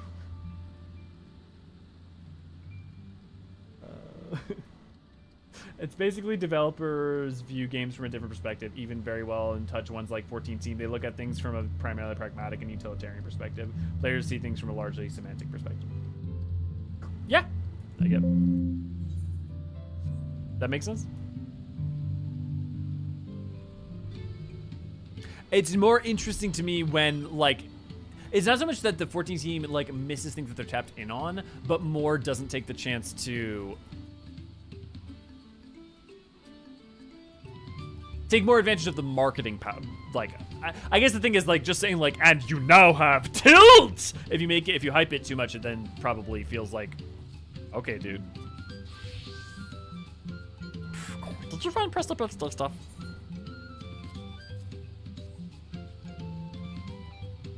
Big thanks, Lowlander. Prestapok will craft and make new pots right away. Every mob needs pots and plenty of them. Where else would we keep our sell stuff? That is why every mobby here is a pot maker. No need to ask craft hands when mobby hands will do. But the time for lip flapping is over. The time for pot making has begun.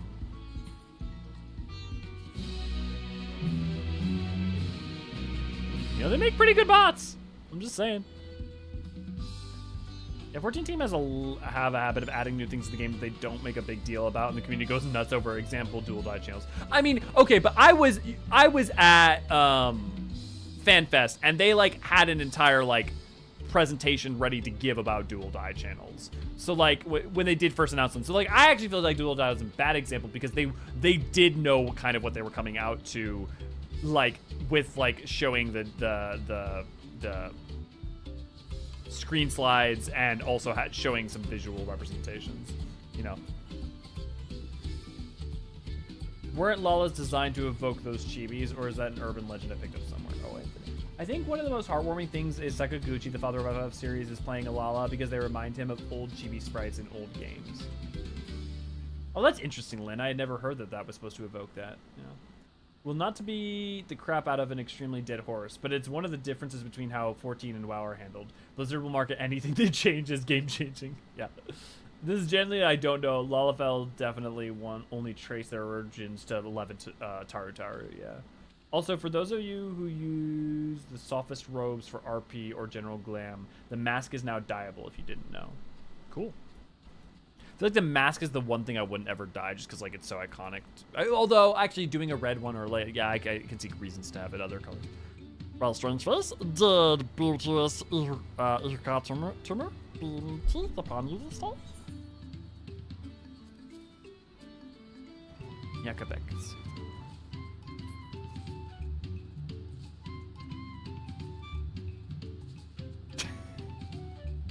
I appreciate that pun. Incredible! Not just one sparkle stone, but two! Irkakatumor must happy like you indeed. We call these sparkle stones Irkakatumor. Okay, that's I need to. Can someone pull up like the MSQ cutscene where you're talking? They're showing you off the idol in the first place. Irkakatumor's tears, they downwash all the way from the source of the river, high up in the big hills, getting smaller and smaller and shinier until they finally wash up here. Flareflick says, finally, but this is only the first stage of their journey to greatness. Our bots won't cut them down to their twinkle cores, polish them till they shine like starlight, and fit them into their finest ear dangles and wrist brains. So now you know, Strangeface, our tinker work uses only the finest craft stuff. Pray, peruse our wares and be loose-pursed with your coin. But whatever you do, please don't lip-slip the location of the sparkle stones. It's an Earthenshire secret.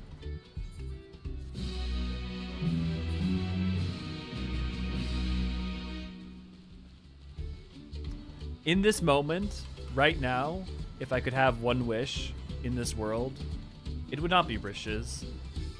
It would not be fame. It would not be immortality.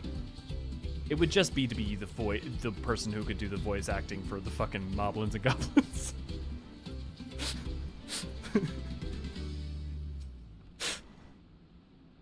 You gave the present to Swipperstick? Many thanks, Swipperstick. I was very happy feels about it. Bungnabrock trusts? There isn't a moblin around who doesn't love rot tea, and Bungnabrock's rot tea is very lip-smacky indeed. Put a pinch in a pot and boil it up, and the fester gas is enough to make any mobby's mask fill with eye water. Okay, I need to process this. There isn't a moblin around who doesn't love rot tea. Okay, so wait, so do we have a final answer of what's actually in rot tea? But a pinch in a pot. Any mobby's mask filled with eye water. Yes, rot tea of Bungnabrock is very good stuff. Bungnabrock knows exactly which finger clippings and back scratchings make for the best brew. What's so big out adventure? Do you want to try rot tea of Bungnabrock for yourself? Sorry, but you gave it all to Swipperstick. You just have to wait until next harvest. We now have a little bit of an idea of what's in Ratzi.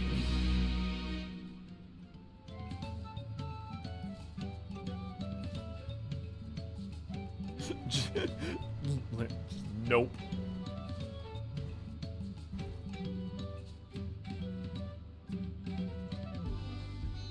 Internally, Elio is elated that he now possesses Mobby secrets. You're goddamn right I am! I mean, you have a very fancy chat in a room full of weird people in Olympus, so red baskets.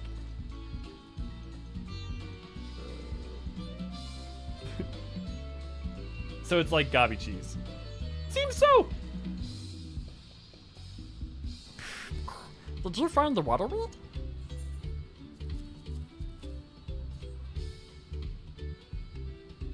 Wonder deeds! They're even more beautiful up close than they are in the water. Trick will show them to our pot sworn friend right away. They'll sure give her plenty of man fruit. She's an expert at reproducing nature, not only in pretty looks, but in funny traits too. The water weed has a very special funny trait. It changes color depending on the warmth of the water in which it grows. It's exposure to light, or even over the long years. If she can craft dangly jewels that do the same, they will surely sell for a pot load of jinkly shines.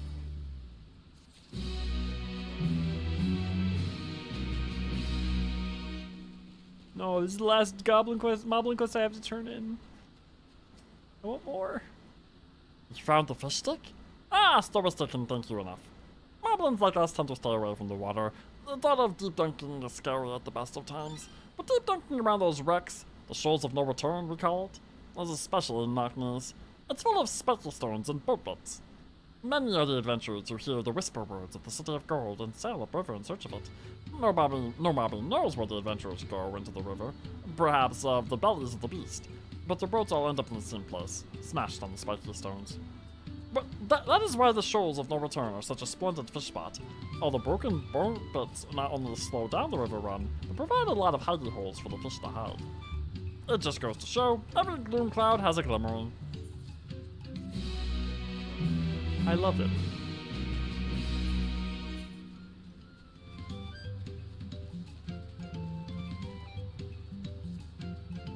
Okay. Let's see if there's any other moblin quests in Tural. I guess we probably can start wrapping up soon, too. This quest made me feel sick. These masked stink fetishists are lucky they have the most adorable little happy dance. Demins, can I, like, paraphrase that someday for, like... I don't know that I'll use it, but I might paraphrase that for, like, some kind of joke in a video.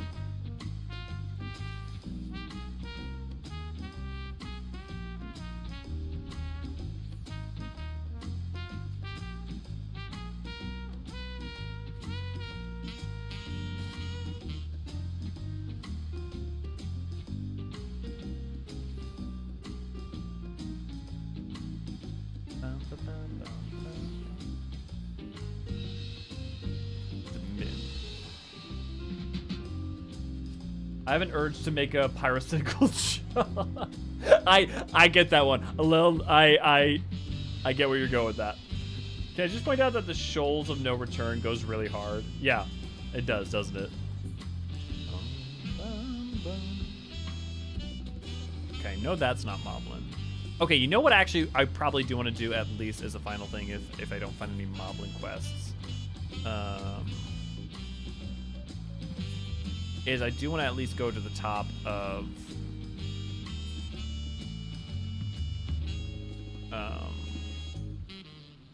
the tower to talk about Zorgor the Boundless.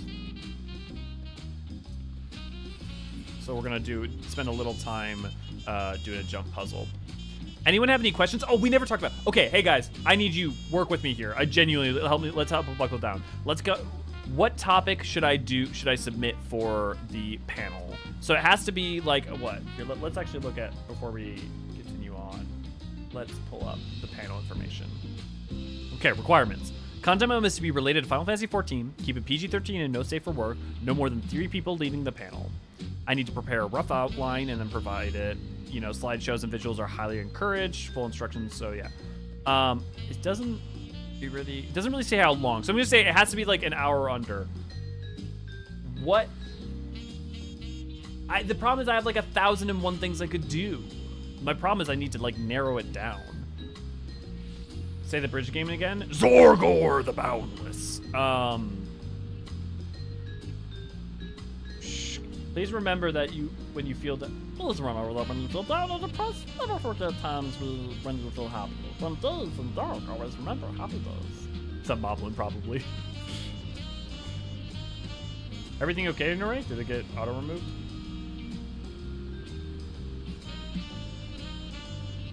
Okay, just put a point.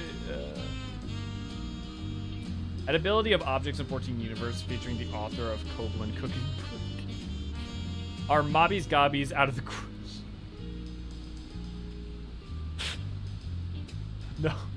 No. I mean, nothing's out of the question. Because, like, talking about... I mean, the thing is, obviously, look, like, all the evil acts of Lalafels throughout history would be a really funny one, right? But, like, I just feel like that's, like, a little bit too attempting to be memey. Like, all the atrocities committed by Lalafels throughout the years would be a pretty funny conversation.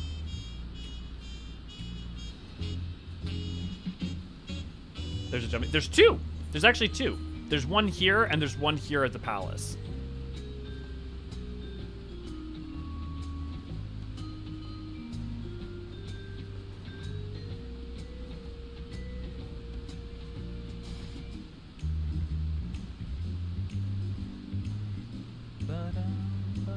Did I go up the hard way just now?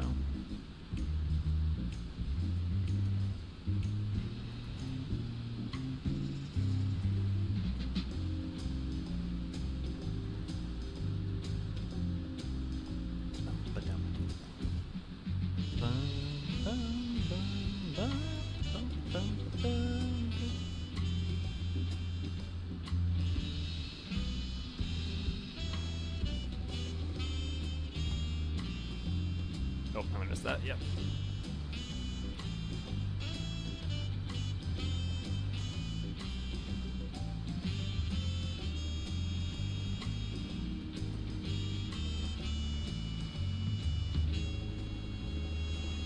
Well, no.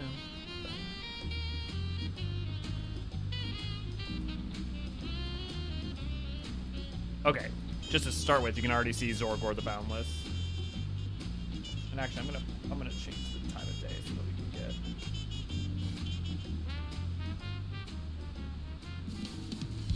So there we're seeing like a good shot of. So this is like this.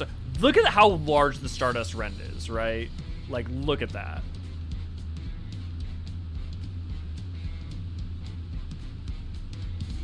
We don't know what's all down there. Took them the better part of a century to build this bridge, too.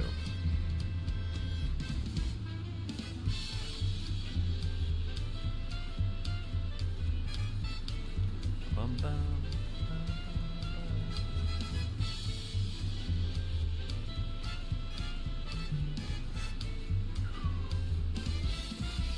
okay, left side's just the easy side, so I don't... Oh, fuck!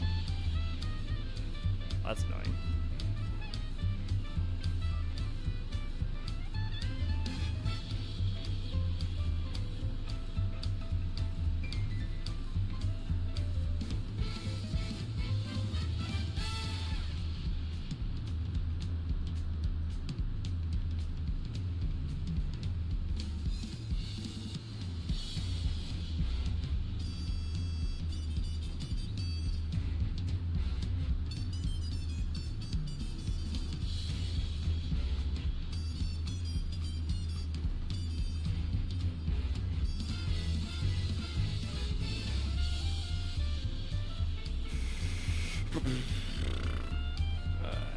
I don't want to jump out to get on that one.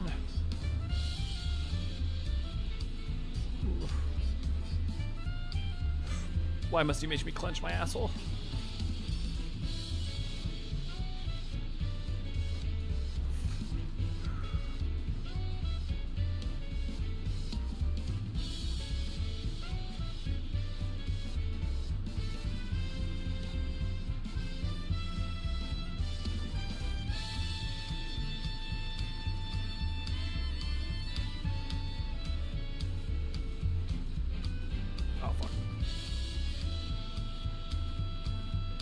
Oh, that's bullshit.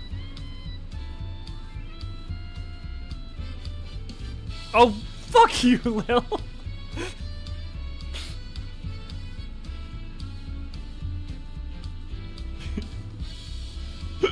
Lil just whisper me, don't fall.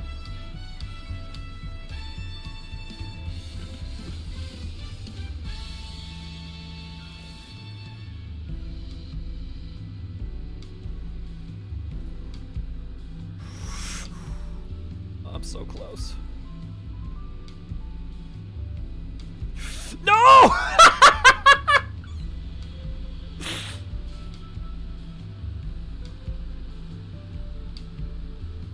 Well, hey, it gives you guys some time to come up with some ideas and respond. Oh, you were just waiting for me to fall so you could. Okay. Oh well. I'm glad we looked at Zorgor the Boundless beforehand. Jumping puzzle stream, let's go. I mean, I'd definitely be down for that, but let me look at it again. Okay. Number 1, worst lawful atrocity, that's smugglers. Are they okay? You didn't add, yeah, Zorgor the Boundless. That's sadly no good view from the second jumping puzzle or look at one I can find. Yeah. Okay. We're gonna sit down, then we're gonna talk about this because I actually do need to like come up with a revised plan because I only have like 2 or more weeks and I want to actually have this plan finished by honestly next week. So, you know, you have topics like geography, like you have, like I want it to be lore, right? I want it to be very lore centric and lore focused. And I want it to be in some way something that a lot of people wouldn't necessarily know or know a ton about, even if they like might have realized something about it. NASA strats are back, Elliot. Let's start with the topics you're most keen to put forward. I know you're gonna say all of them, but like you gotta have a short list. I really don't. I'm really bad at that. Like this is the problem, is my brain has a really hard time like evaluating when it has like a ton of options out in front of it, which ones it wants to prioritize. And so I have to like manually just list all of them and then systematically break them down.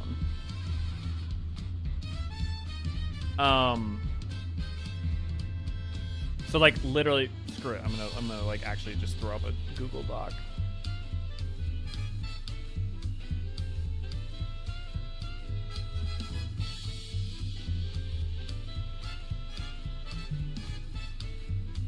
Oh my God, stop.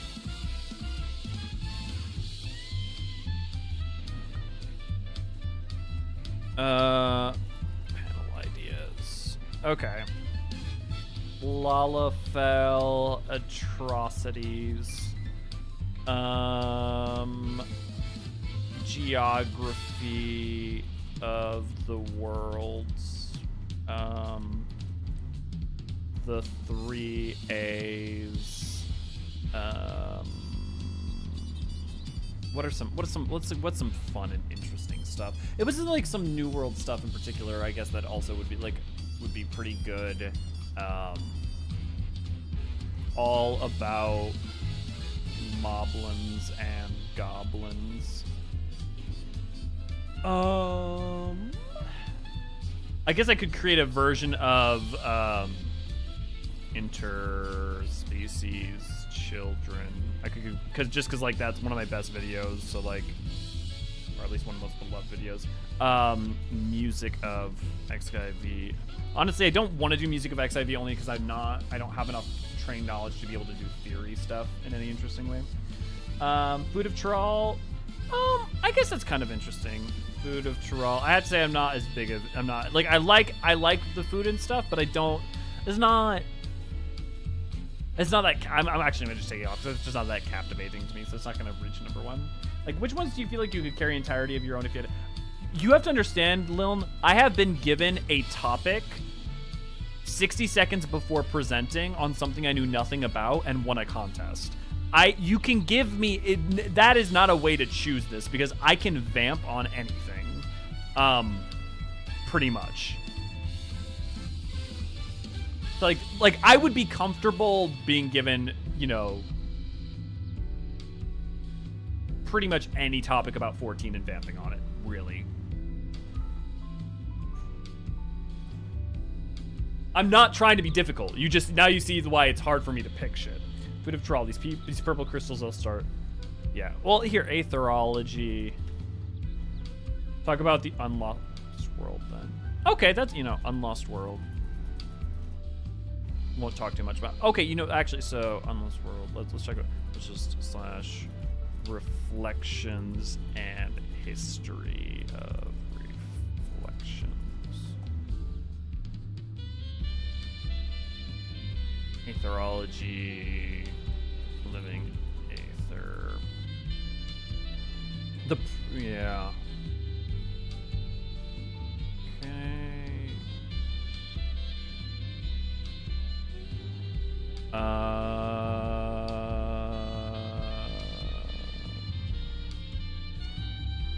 Taxonomy, hilarity. I almost wish I could present multiple panels. Actually, do they say anything about being able to present multiple panels? I'm assuming that that's frowned upon.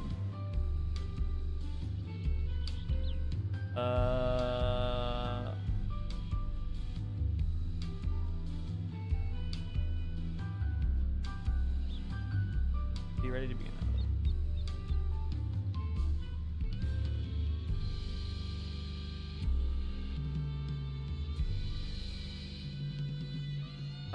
Yeah, it doesn't say anything about it, but I'd rather assume that like that's frowned upon.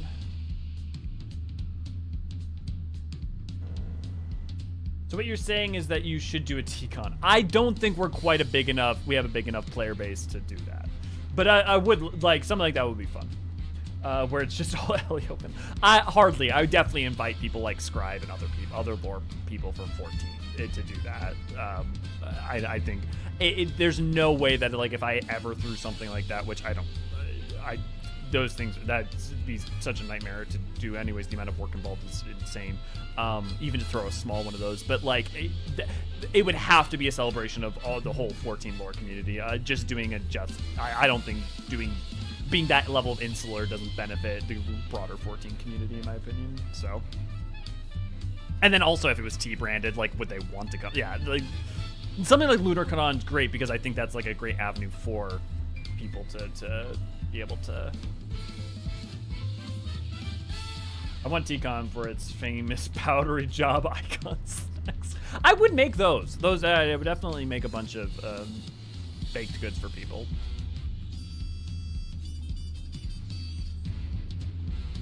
Dude, some of the recipes in the freaking Eorzean cookbook are actually really good.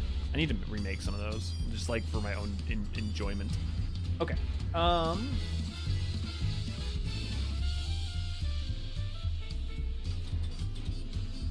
pull back up that list. What are some questions that people have about the world or like lore that you think that a lot of people get confused about? That doesn't just have to be like hyper specific, just like you think things that come out like a lot. Living aether, like what is a soul? Actually, what is a soul would be pretty handy to talk about too. Let's take off music of XIV because I love talking about it, but like I don't think that I love moblins and goblins and I would love to run a panel about them, but like I don't think that's the most simultaneously interesting and useful information. A lot of fellow atrocities I'm going to keep for now. Geography of the worlds. I feel like as much as I would love to talk about the specific geography of places and what's interesting about them and places you've never seen. Well, actually, you know, just like things you may never notice. The 3 A's. I think that 3 A's only just breaks down so hardcore because wait. Oh, that's super cute! The Zidane and Garnet minion like interact with each other. Oh no! Oh.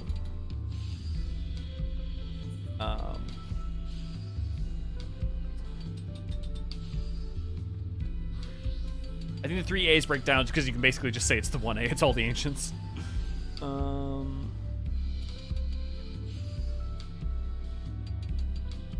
Interspecies children. I mean, I already have the video. I don't know that I want to rehash that much. I don't think it wouldn't be that fun for me. Taxonomy, hilarity. Plenty of funny things to say, but I don't know. Job stones. Yeah, here we can even put that on because job stones are actually if you're talking about aetherology and souls, job stones actually come into the fray. So I'm just gonna throw that on here. An acquaintance of mine makes sparkly, tiny 14 job stones, and I have to try so hard not to. Why mammal jaw women wear? I mean, do you know that they don't have breasts? Is what a soul doesn't have a PowerPoint? Is it even a 14 soul presentation? Soul and living aether, and even the ancients, still in spite of everything, soul caused some fusion. But yeah, some soul and living aether. Maybe expand on what a soul into tiny trinity of persons aether. Yeah. I mean, like, this is just the shorthand because, like, I have a lot of those thoughts already in my head, like the trinity breaking down the mind, body, soul. Like, these shorthands are basically just the things I need to remind that will, like, be enough to be like, yes, this 12,000 other list of things.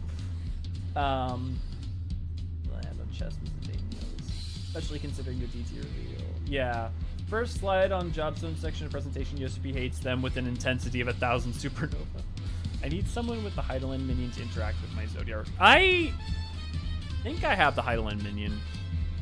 I have the Hydaelyn minion and I have the Zodiac minion. I don't know if I put the Zodiac minion code in though. That's a joke, dude. I like it. You get happy being a help chance. Yeah. I think these are really good. Here's my question. Is talking about I can absolutely vamp and talk about a Lalafell atrocities for the better part of an hour. Actually quite easily. Because there's quite a lot to say about the historical atrocities committed by Lalafells at various points in histories.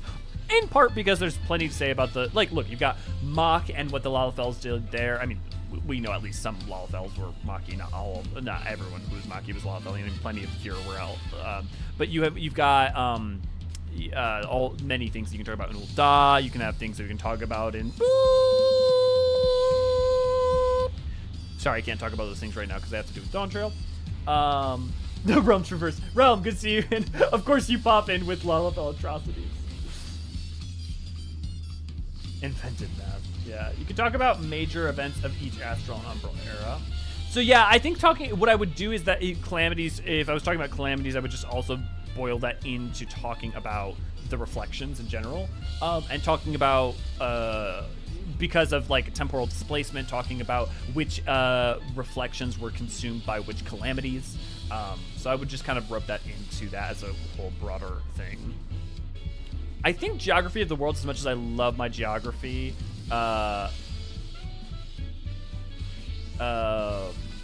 places, okay, actually places left to go would be kind of interesting. Worst Jimin's geometry. That's pretty good. That's pretty good. That's pretty fucking good. Okay, actually, guys, I'm writing that one down too. As like, I might use that for something.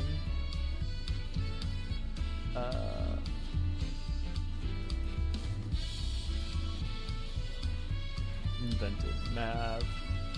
Worse.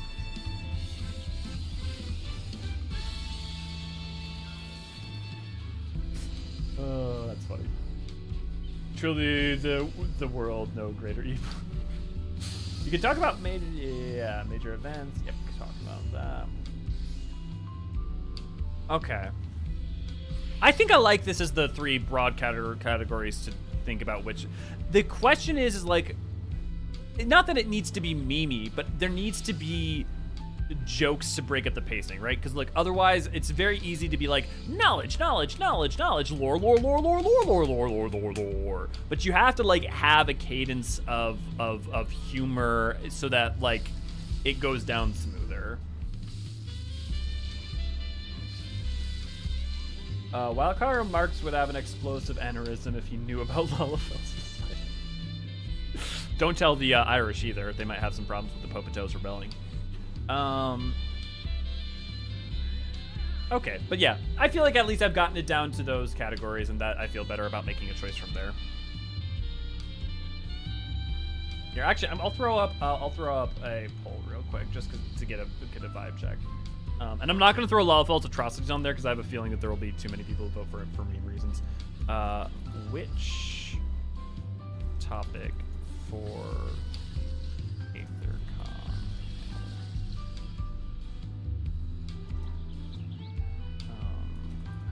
Souls,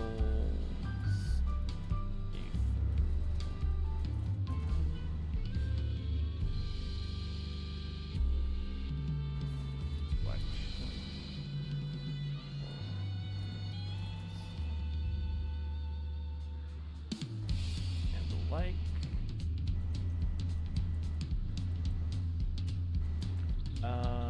And then, how have I already forgotten? Oh, geography. Oh, okay, I think that's gonna lose for sure.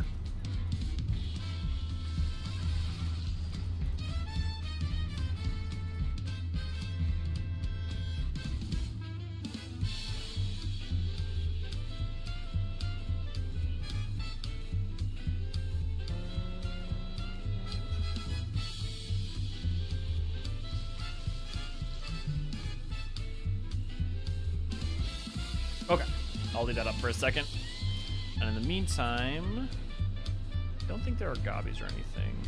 There's no one near the Zorgor the Boundless. Zorgor the Boundless! Yeah.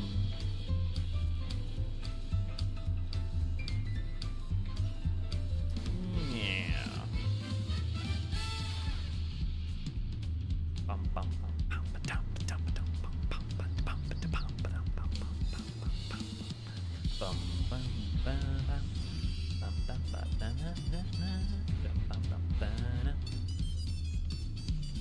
What quest? Well, I guess what quest am I okay with doing off stream? I guess I could probably most of the stuff I can do off stream. I'm glad that I did the gobby stuff on stream. I really was waiting to do side quests until I at least did at least one stream, just so I'd get felt like I did some of it on.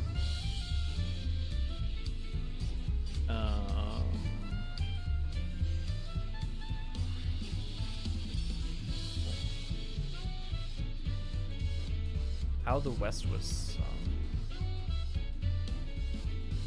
Corn of Necessity. I'm assuming that's the quest that you guys are all sending, been going crazy about. How you get cornholio.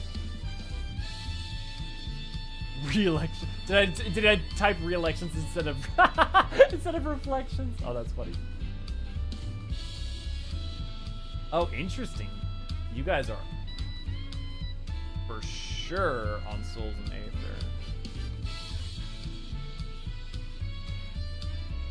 Interesting.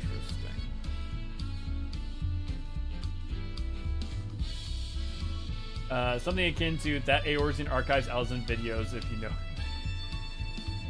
Should be a university lesson and more of a book club discussion. Okay, maybe not that chaotic. Honestly, no. Like the book club discussion is as if I actually had planned exactly what we were going to be talking about, for sure, though. Like, that's not actually a bad way of putting it. If it was a book club discussion, every single topic we suggested would be covered in 10 minutes. You're not wrong. Okay. I'm gonna head to the tea tree on Crystal Curl, in case anybody wants to meet up there real quick before we call it. I just realized I'm about to return frickin' to... My return right now is set to Tural.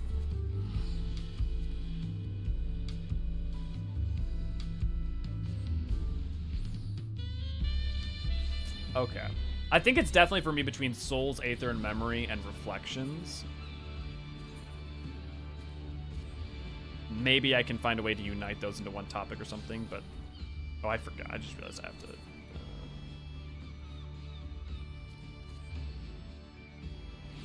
Wrong teleport. Wrong teleport! Wrong lever!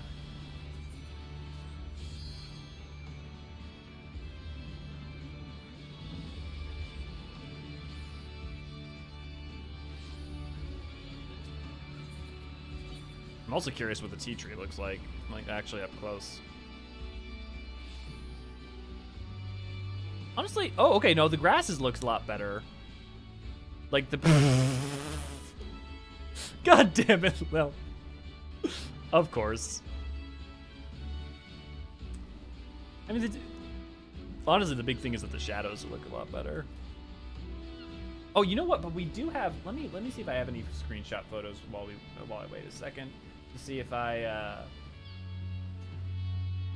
because in theory, I should have screenshots of what the tree used to look like.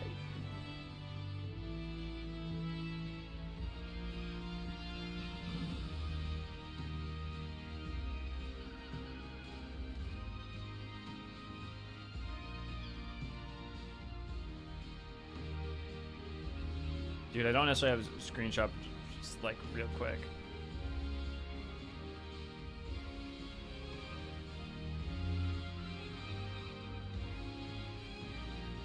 This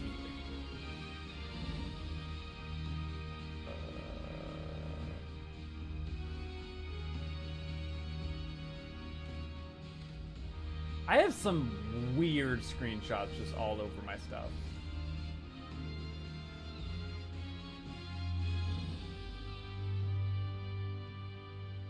Like, let me find just like a really random weird screenshot I have in here.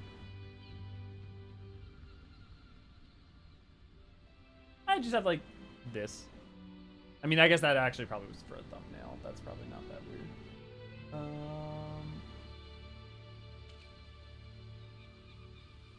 Just Elio staring out.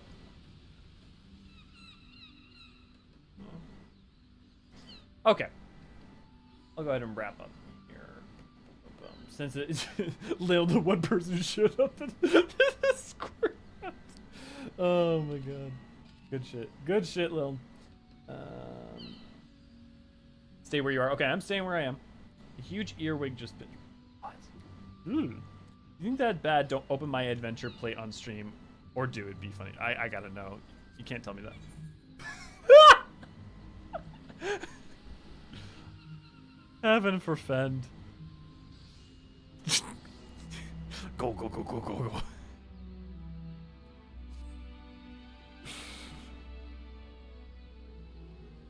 go. I feel like you should be scared. I'm not scared of much, but that thing terrifies me. Okay. Thank you for talking through the panel, so I feel like I have a direction to go that is not just focusing on the memeing. And you guys, yeah, reflection. Okay, reflections definitely went out. Yeah, geography's gone. So it's just talking about Souls and Aether is a clear winner, but either, unless I feel strongly about going reflections or finding a way to kind of bring it in. Cool. Okay, guys, thanks for doing this chill workout. Thanks for studying a little bit of lore, allowing me to like repeat names over and over again so they lock in my brain more permanently. Friendly reminder that if you want, you can join us over on a Discord, discord.gg/Eorzean archives. And I would normally insert the you can support us over on Patreon and the like here, but I'm again going to hold off from that since I'm not producing content regularly. I just don't necessarily want to push that out. However, if you can also check out our content over on youtube.com/Eorzean archives, and we would love it if you did. My plan, my health has been holding a little bit better, so I've been doing a little bit better consistently. That I probably will be returning to content production within the next 4 to 6 weeks. I'm moving either the early part or the middle part of August, so no promises that things won't come out before then, but I'm already starting to work on stuff again, and then we will definitely be doing MSQ streams when I move. Until then, you'll see a lot more of these kind of like impromptu streams that I'll be doing to kind of get back in the groove, practicing with speaking that for that long and keeping things up, and then also I know what that is. I was at NA FanFest when they named that. So for those of you who don't know, at NA FanFest they asked for ideas for a name and lore of a fish, and the name that they got was All Right, All Right, All Right. And so they had to name the fish All Right, All Right, All Right. And then they came up with lore to figure out why the hell it was named that. Thank you, Infinite. A cautionary tale passed down among the Pelu Pelu suggests that upon learning of this creature's status as an apex predator, an itinerant Eorzean naturalist issued the confusing statement that it certainly has the milquetoast countenance of a champion, which was one of the phrases that they gave to explain his lore, and began muttering a slew of potential appellations. Some of these sounded like Dirklander or possibly Burp Swimmer, which were the two other names that it almost was given, but lost out to All Right, All Right, All Right. And so, in attempts to save the poor fish's reputation abroad, the local Palu Pelu kindly informed him of its indigenous name ere setting off in search of a stiff drink. Oh my god. The can't turn left, right. Yeah. Oh my god. Welcome back up. Thank you, Lynn. That's great. I missed hanging out with you guys, and I missed playing 14 and being excited to play 14, and it's coming back and things are going better, and I still kind of have some get like a little stressed out when I start working, so I'm trying to take it slow, but like I'm definitely getting more back there bit by bit. Dirk Lander was my fave. Yep. And as we always seem to begin and end these, not in a literal sense, but maybe in a spiritual sense, we have one warrior in plate armor, a giant pink squirrel that you should be afraid of, and a Poputo that brings us gifts. I've been Elio for Turan. I will see you guys next time. Cheers, everybody.